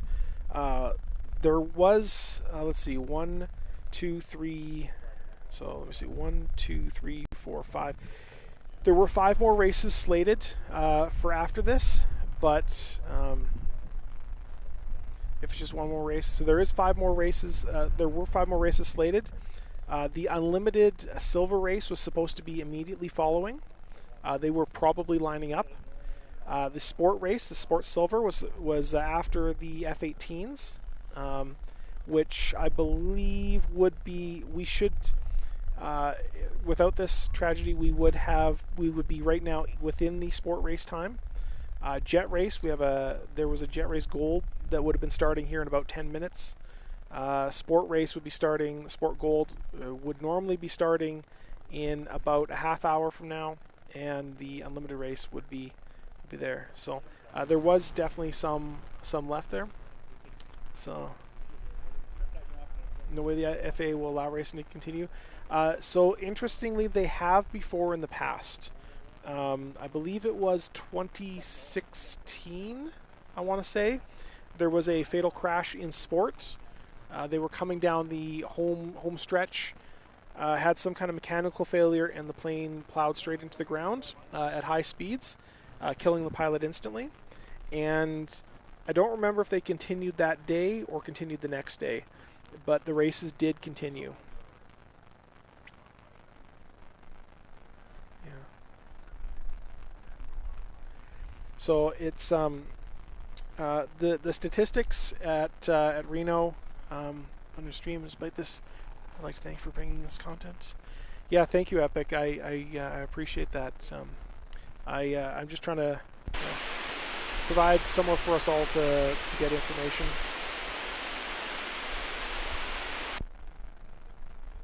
That's not necessarily the radio going off. That's just the radio sometimes does that. Yeah. So the statistics are, on average, one person dies at the Reno Air Races every 2 years. And over 60 years, that's, 30 people. So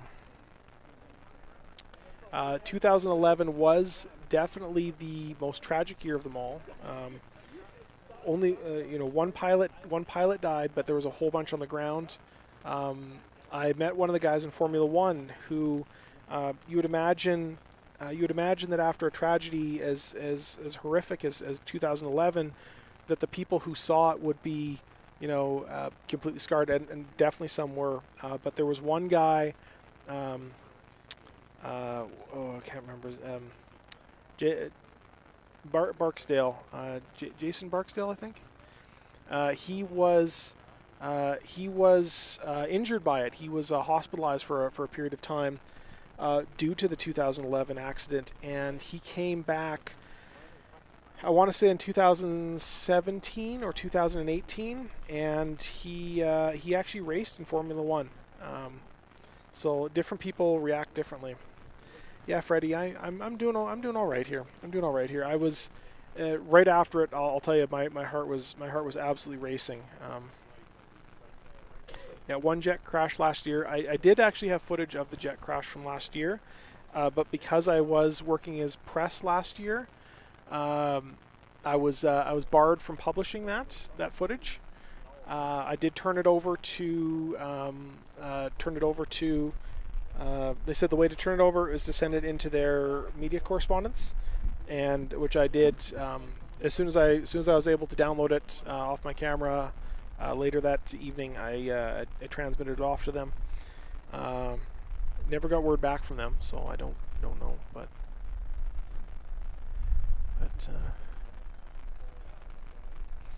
yeah.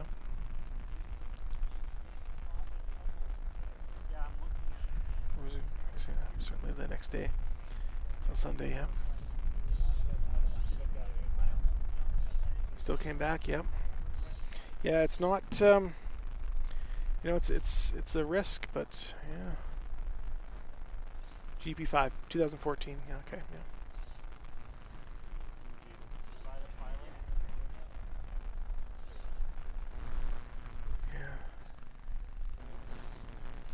I'm gonna check my heart rate right after it happened, because my watch checks all that.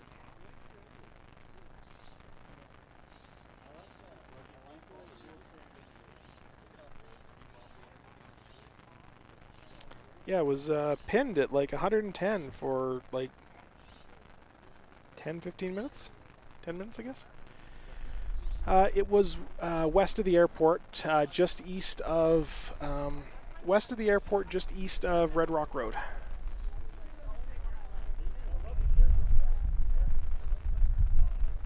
Someone has footage. Interesting, yeah. It would make sense. There's enough cameras out here that someone would have footage.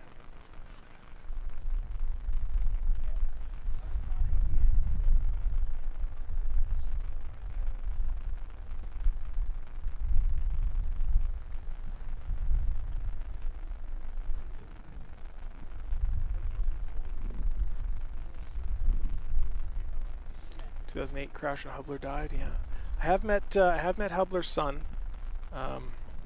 He comes out every year still. Brings his son out as well. He flew in the simulator here a few years ago when I brought the simulator out in, I want to say 2021. I think it was 2021. Yeah.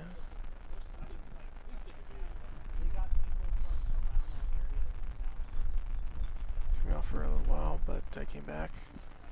The cops went from person to person seeking footage. Yes, yes. So they might have thought I might have as well, but I did talk to them. I gave them my business card. They have all my information in case they need to contact me. So.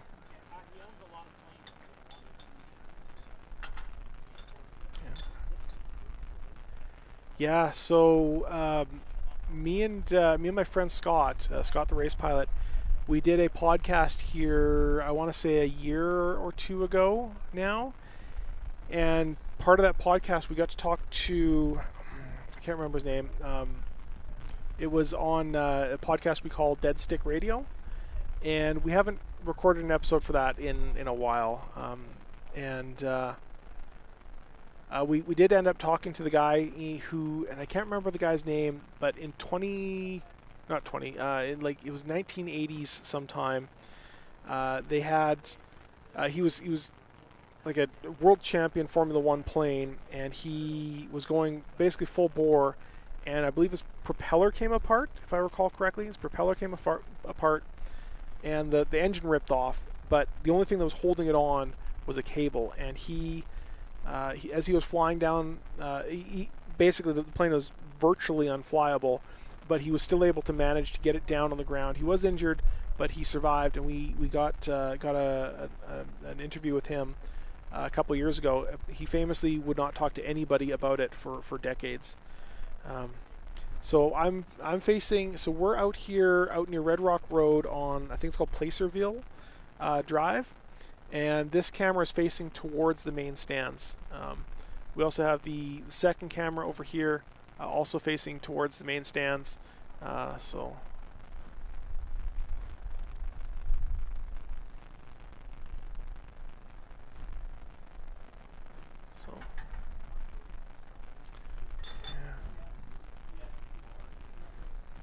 Yep.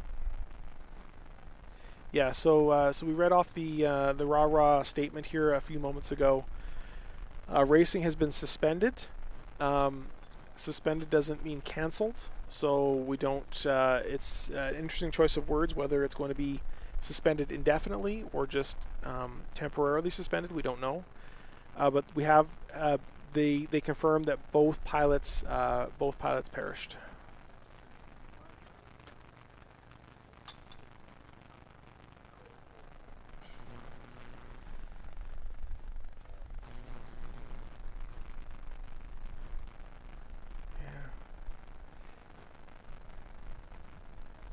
What happened? Yeah, I can go over the details of what I saw. So the T6 Gold race had just concluded. Great race, the clean race. It was well fought, and they were just, as we say, recovering the aircraft. Everybody was in the cool down, coming to the downwind. And I was sitting checking the schedule to see what was coming up next, and I heard a loud gasp and a kind of a loud crunch. And as I stood up to look around my umbrella, because I have an umbrella here in the way, I looked up and I saw two airplanes, one without a tail, basically facing straight towards the ground. I saw its underbelly. And the other one was it was still in flight, but it gently nosed down and impacted. So two planes, a mid-air collision, and both pilots unfortunately passed. We do have confirmation of that.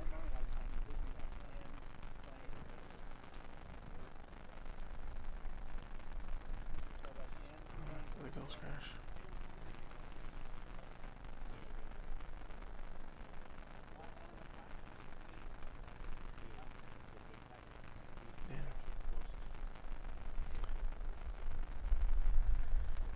Yeah, I would be a bit surprised if the races did continue, but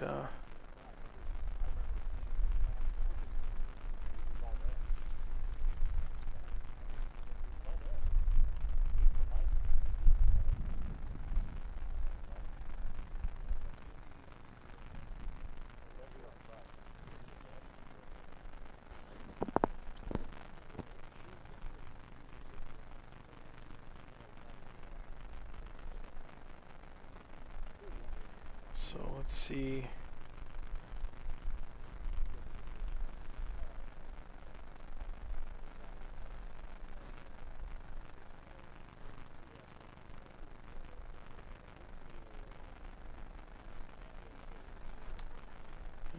Let's see if we can get anything more from.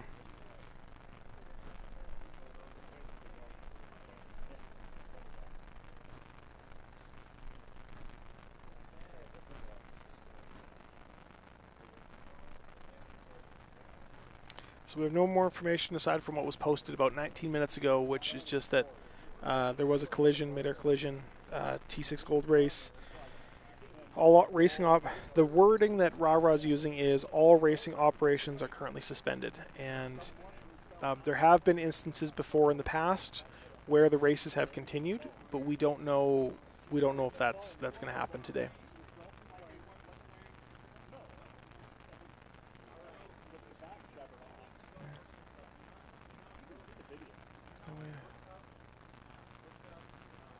Yeah, no way the FSDO will let it restart.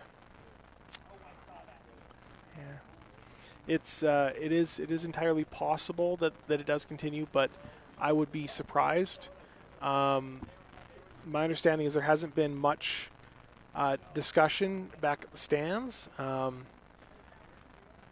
gonna zoom in on the stands here for you guys, and I'm gonna let you see what I'm seeing back up at the stands.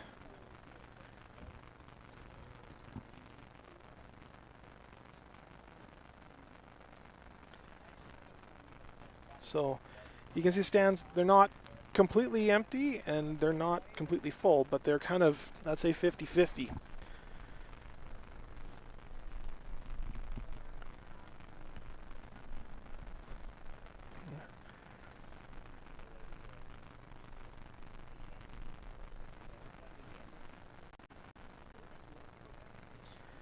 Yeah, the crash happened at about, they said about 2:15, I believe, so a little over an hour ago.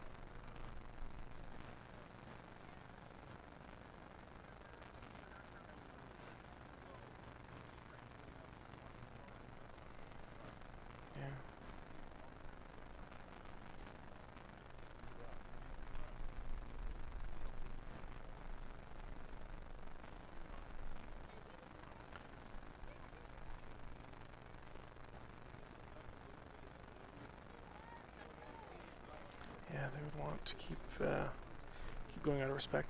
So some do, but yeah.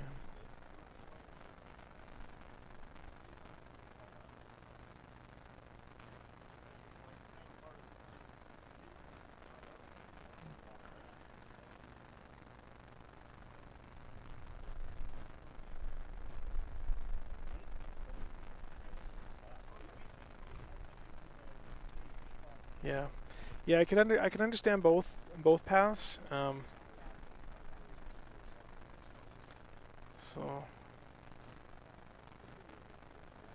yeah, no worries. Thank you for stopping in, Bad Karma. You've been here all week, and thank you for all the support there. So.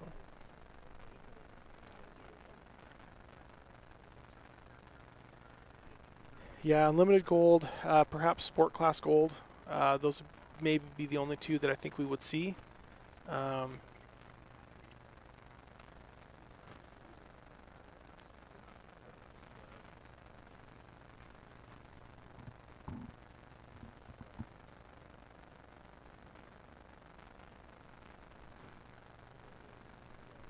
Some decades haven't been able to see anything about issues now.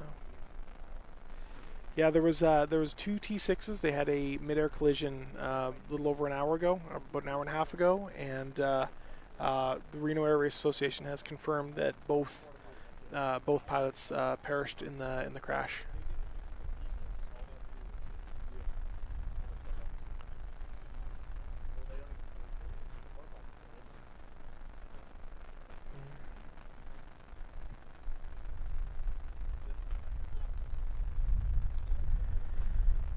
Yeah, we still have Jet Gold, Unlimited Gold, Sport Gold. There was also supposed to be Unlimited Silver, so those were the races that we haven't seen, we may not see.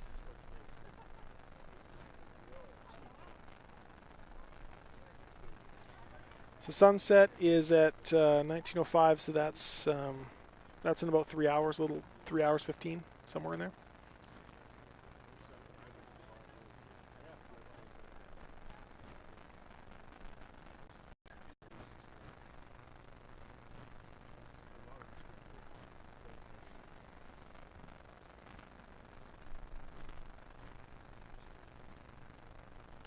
As well, nothing yet.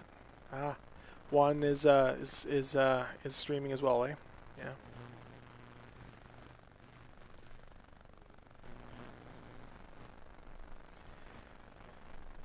Yeah, we absolutely did not want to see this type of accident.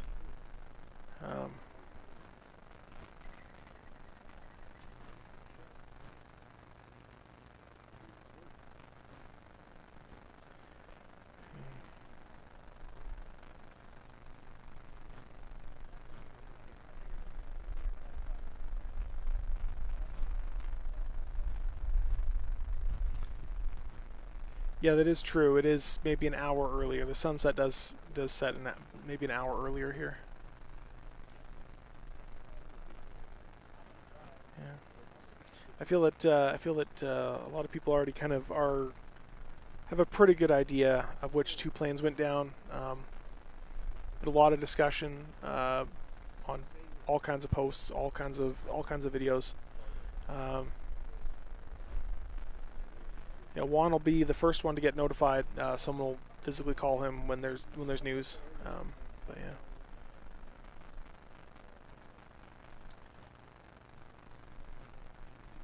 Yeah. Well, what has been announced is that there were 2 fatalities. We don't have a specific announcement from RARA on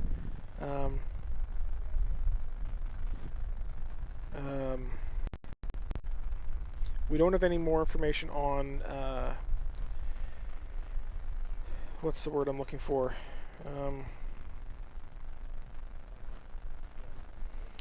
They haven't announced anything specific on which planes it was, but we have a pretty good idea. We have a pretty good idea which ones they were.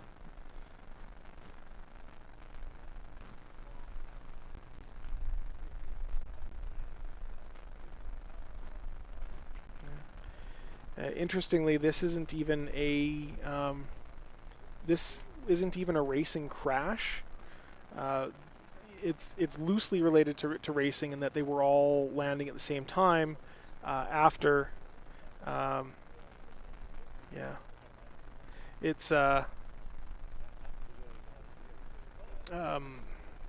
know, they were trying to land after the race had already concluded.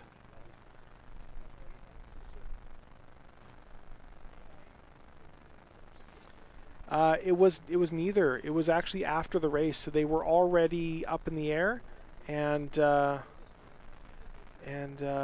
they were already up in the air, doing their recovery, doing their cool down, and 2 of them crashed almost right overhead here.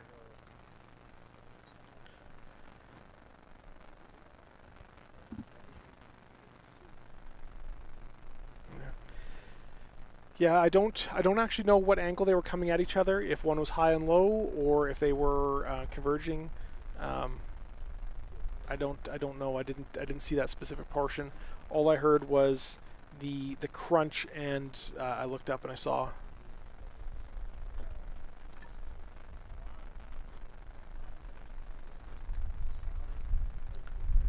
Yeah, they absolutely aren't supposed to be flying that close after the race. They're supposed to, they're always calling where their location is.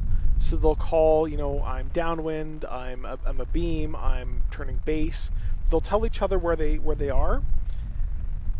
And it's like both of them were in the same place at the exact same time. And we don't believe they were flying together. They were flying independently.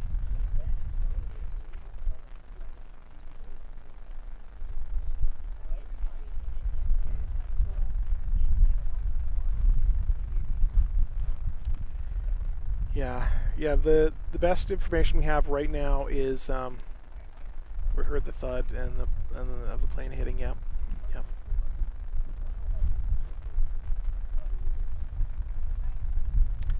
who's the air boss. I don't know the name, but they're someone from the rah-rah side. Yeah, this is the last Reno race, last Reno race week, and it's not the way we wanted things to end. There is a tower, but it's in many ways kind of treated as an uncontrolled airport. Kind of, it is under kind of different.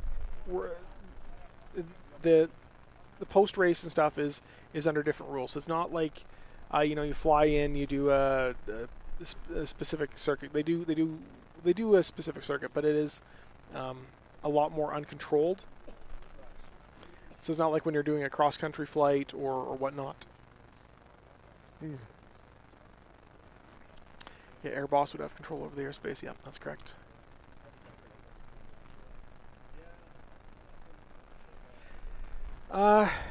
We don't know, Tim. We have no idea if there was a control issue.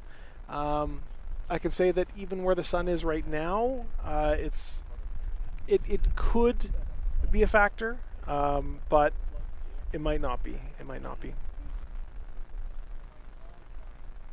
Yeah. So they so usually after a fatal race or fatal accident, they will meet and discuss how they want to continue. If rah-rah or the race classes want to continue, and I can see both sides of it, right?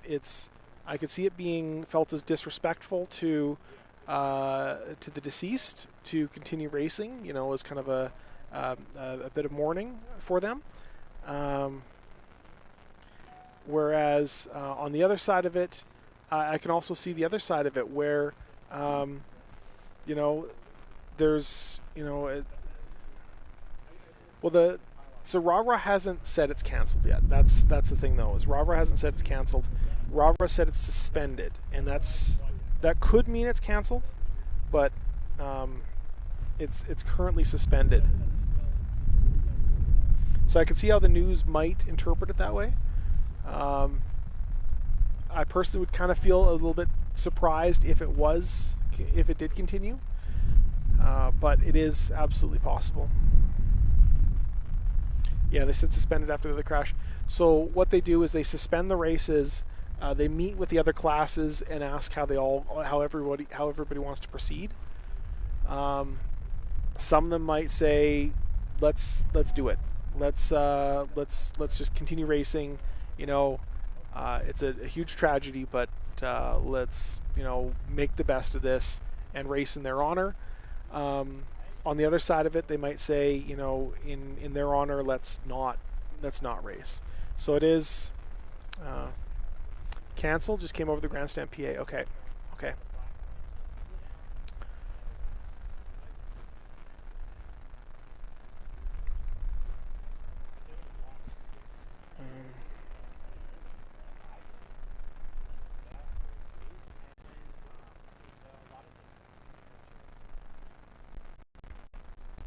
Just getting confirmation of that.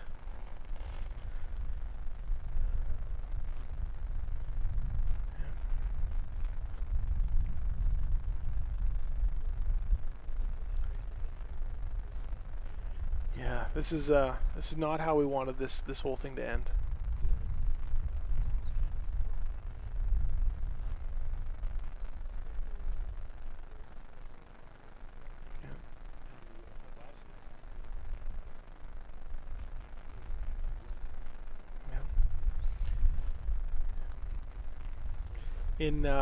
On a very positive note, on a positive note, not a very positive note, but on a positive note, it doesn't sound like there was any injuries on the ground. No houses were hit. Nobody else was swept up into this. But at the same time, it does also underscore kind of the encroaching population around the airport, and that it is probably a good decision not to have races here anymore. That if it was 100 meters in any direction, that could have hit a house, could have hit some spectators, some bystanders. So You know, the pilots, when they get in the plane, they know that there's a non-zero chance of not making it. They know that there is a risk there. You know, the people that are on the ground aren't necessarily able to make that same determination, aren't able to make that same informed consent about it. Whether they're a spectator that comes in the front gate, a spectator that sits on the side in their house, on their front porch. I'm working right now, Nick Ware, to see if it's canceled. I'm messaging everybody I know to see.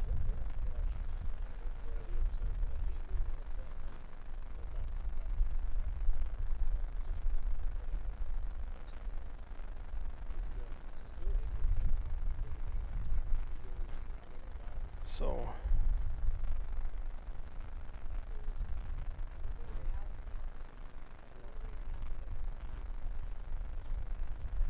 all right, so the word I have right now from the show is that they're still working on a decision. The families are meeting, so obviously most of the families would have been here at the races with them.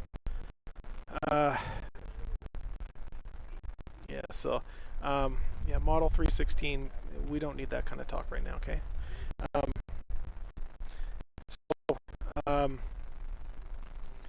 Obviously the families would have been here.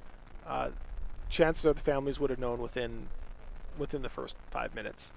They would have had that kind of confirmation that the planes went down, and that they would have known that about fatalities. They would have been one of the first to know. I would be very surprised if the families hadn't already been surprisingly been fully notified.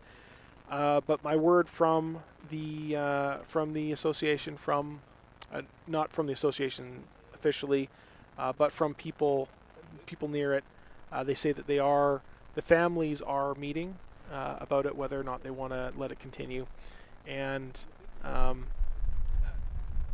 in many ways it is kind of up to them. So they could go either way.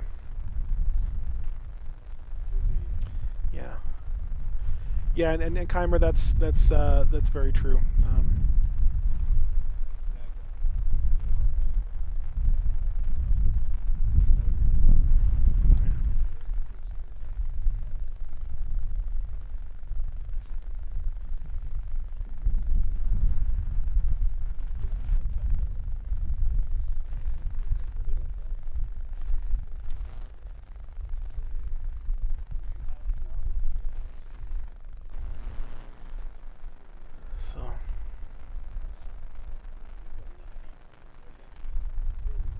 Yeah, so Jack, you're absolutely right.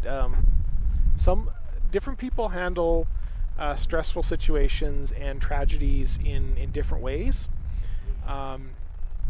Some of them might be, absolutely distraught, knowing friends of theirs, acquaintances of theirs, people they sit in the hard benches with together. They might be very, very affected by that. Others might see that and go, okay, the race must go on. So it kind of depends on the individual.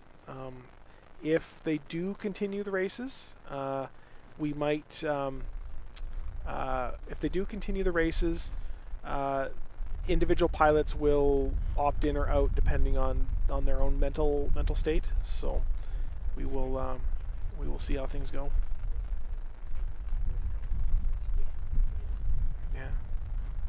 Yeah, this happened after the race, so we're there, we're dependent.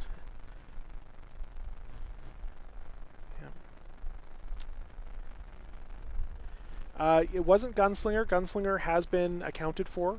Six Cat and Baron's Revenge are the two that have not been accounted for.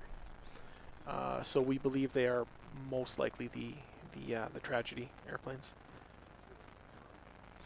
MS, I can't make a confirmation, but directly, but I can say that it was two racing planes. The what do they call it? The raffle plane is accounted for on the raffle plane, and the pace plane are both accounted for on the ramp. It was a mid-air collision. Yes, that's correct, Green Ops.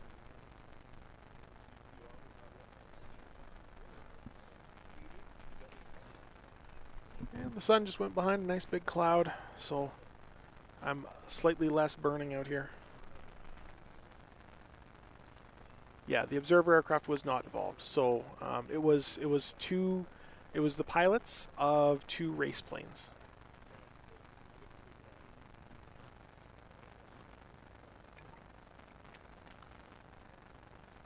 I do have some recordings of the collision sounds, yes, on my recorder. I do have very high quality audio set up here, and I will be turning that. Over to the NTSB. So.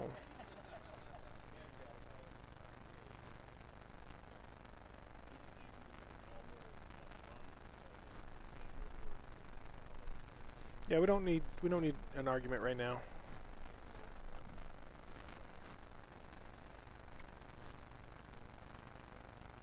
So, planes crashed.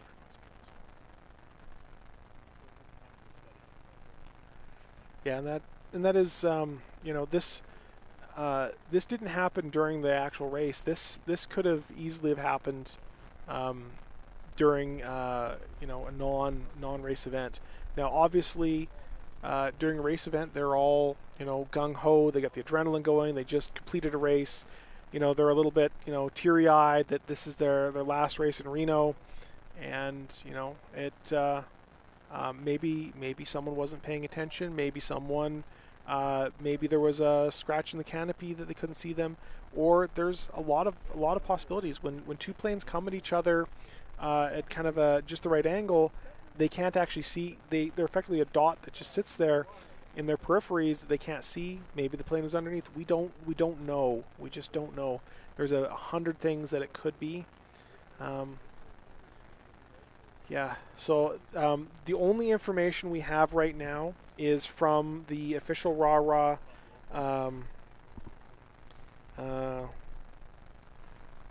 The only information we have is from RARA.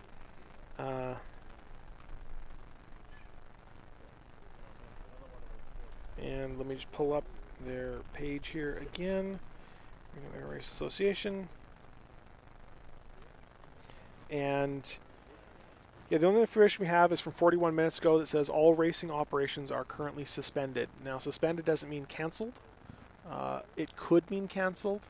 As you can see there in the stands, there's a lot of people in the stands still, which means if they said the races were canceled, chances are everybody would be filing out of there. But the fact that there's still that many people in the stands says that that they haven't really made the decision. I wish I had mods. I'm reading as many comments as I can, but I'm not reading all of them. So. From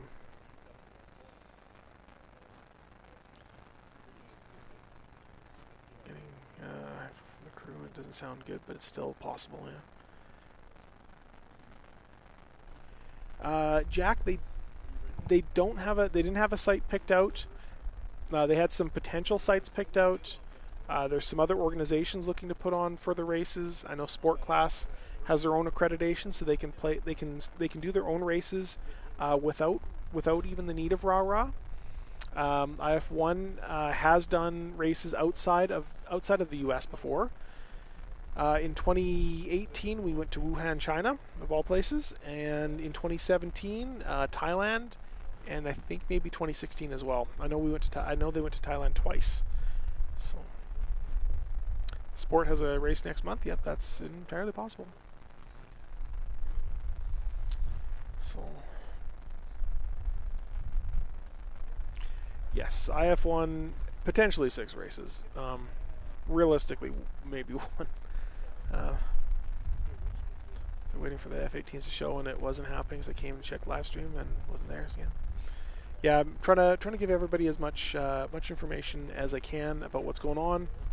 Had their own independent association tied to them. Yes, so Play Not, they kind of do. They're all their own kind of independent, semi-independent organizations, and different ones have different accreditations. So, for instance, RARA has an accreditation that allows them to run motorsports like this. They have a history with the FAA where they're able to write good rules and good regulations on races and keep them safe, generally safe.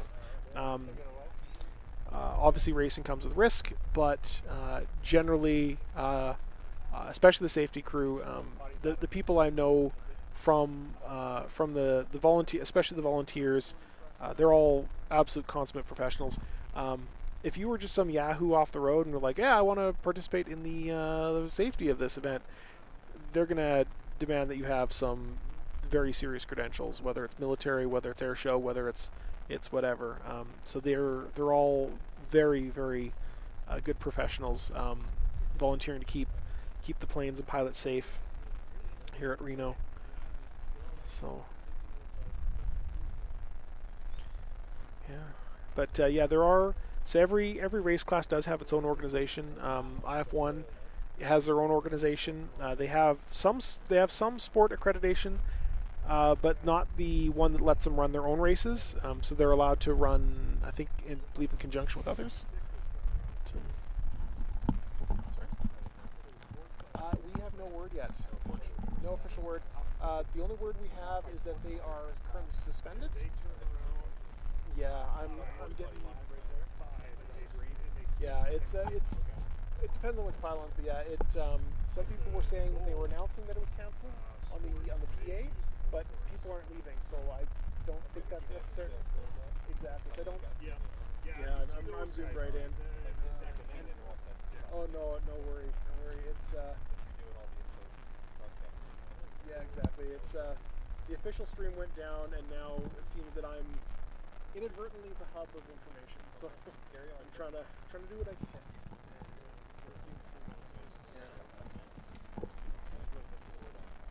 Yeah. I just got word that nothing has been decided yet. Yeah, that's same information I have, Doug. Is that they're waiting for the families to make a decision. Obviously, the families were there, and it's up to them. It's also up to the racing pilots, up to the racing classes. If everybody is go, then they'll go. But if not everybody is go, then they won't. So, but that's all internal, and we won't know until we know. So now there has been precedent before that that the races after fatalities do continue. I don't have a mod here, Firefly. I don't have a mod. If I saw somebody that was, here in the race, here in the chat for the past, week, have you been in the chat? I think you might have.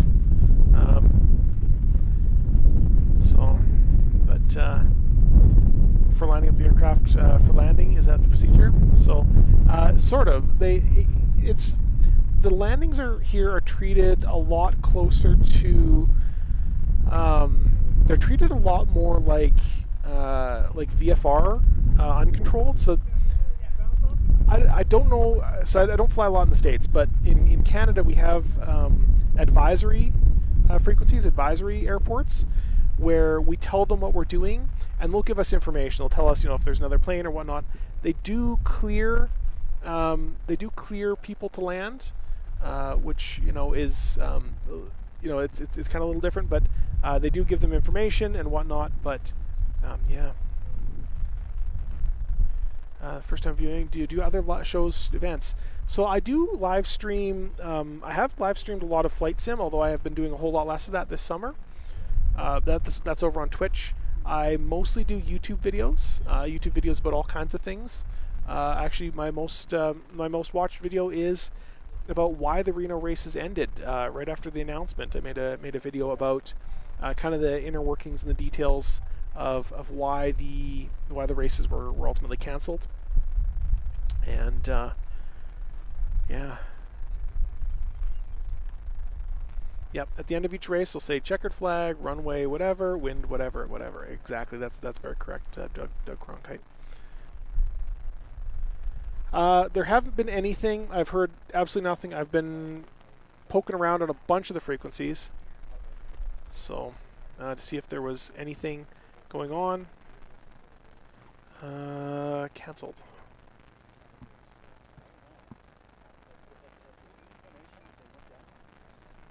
Reno Air Race Association. So where are you guys getting the official word that it's canceled? I just see suspended.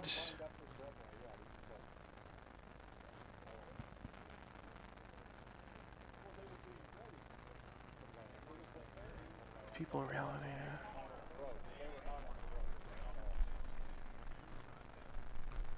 Switch to ATC channels about 1500. Yeah, yeah. They would have all the emergency. They would have switched to the emergency. There's basically as soon as everybody landed, they would have. I've heard nothing on the radio since. Advisory frequencies work very much the same way in the U.S. It's uncontrolled airspace, but announce every major maneuver over the radio, but not required. Exactly. Yeah. So some of the news agencies were not. They'll read suspended to mean canceled, and I am Canadian. Yeah, I'm from Alberta. So some of the news agencies were reporting canceled an hour ago, but we don't have any confirmation of that quite yet. So.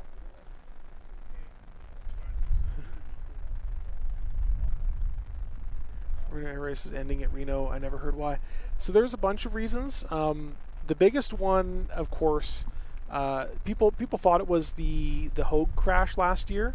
But if it was the Hogue crash, we wouldn't have had this year's races. The big one is actually specifically the worry here is that the development, housing, and whatnot was slowly squishing in on the airport, and they were afraid a potential tragedy could occur, where a plane could get in an accident, or there could be a midair, or even just a plane, breaks or whatnot and hits houses or bystanders or whatnot. So we just don't know. Oh, thank you very much. So someone just handed me a glass or a bottle of ice cold water, which I desperately needed. Thank you.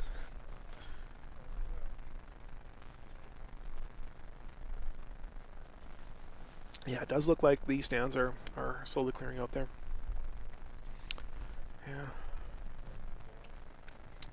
Yeah. All right. So there's enough people complaining about. I haven't actually read much of Model 316's comment, but he's gonna go into quiet mode. I haven't read his comments, so I don't actually know what I'm banning him for. But sounds like it was being disrespectful. So. Yeah, Wi-Fi traffic, yeah. Told us that all the races and the Unlimited Gold are canceled. Yeah, I'm not surprised by that. Yeah. Yeah, exactly. We don't need to be discussing all that other kind of stuff. I know there was someone in the comments was mentioning that earlier, and they stopped when I asked them to, but I said everything's canceled for the day. Okay. All right, so everything is canceled. We have everybody out here is even tearing everything down. So we're going to take that as canceled. As I said, I would have been surprised if they would have continued.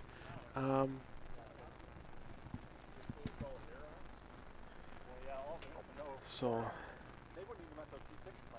can't wait for the next race in 2025. Yeah, 2025 is. Call just made, cancel for the rest of the day. Yeah. Yeah. And thank you all for stopping in and discussing and talking. And I appreciate all of you. Appreciate every single one of you stopping in and saying hi. And that's this is not how we wanted this thing to end. And I'm gonna start packing up here, but I got to remember how to actually end the stream, because I don't often stream onto YouTube. I think I clicked the end stream button here, but hopefully I'll see you guys next race, when the next race, whatever that happens to be. I'm going to be making some videos about more videos about air racing and whatnot in the future, and whatnot. So thank you all very much for stopping in and talking.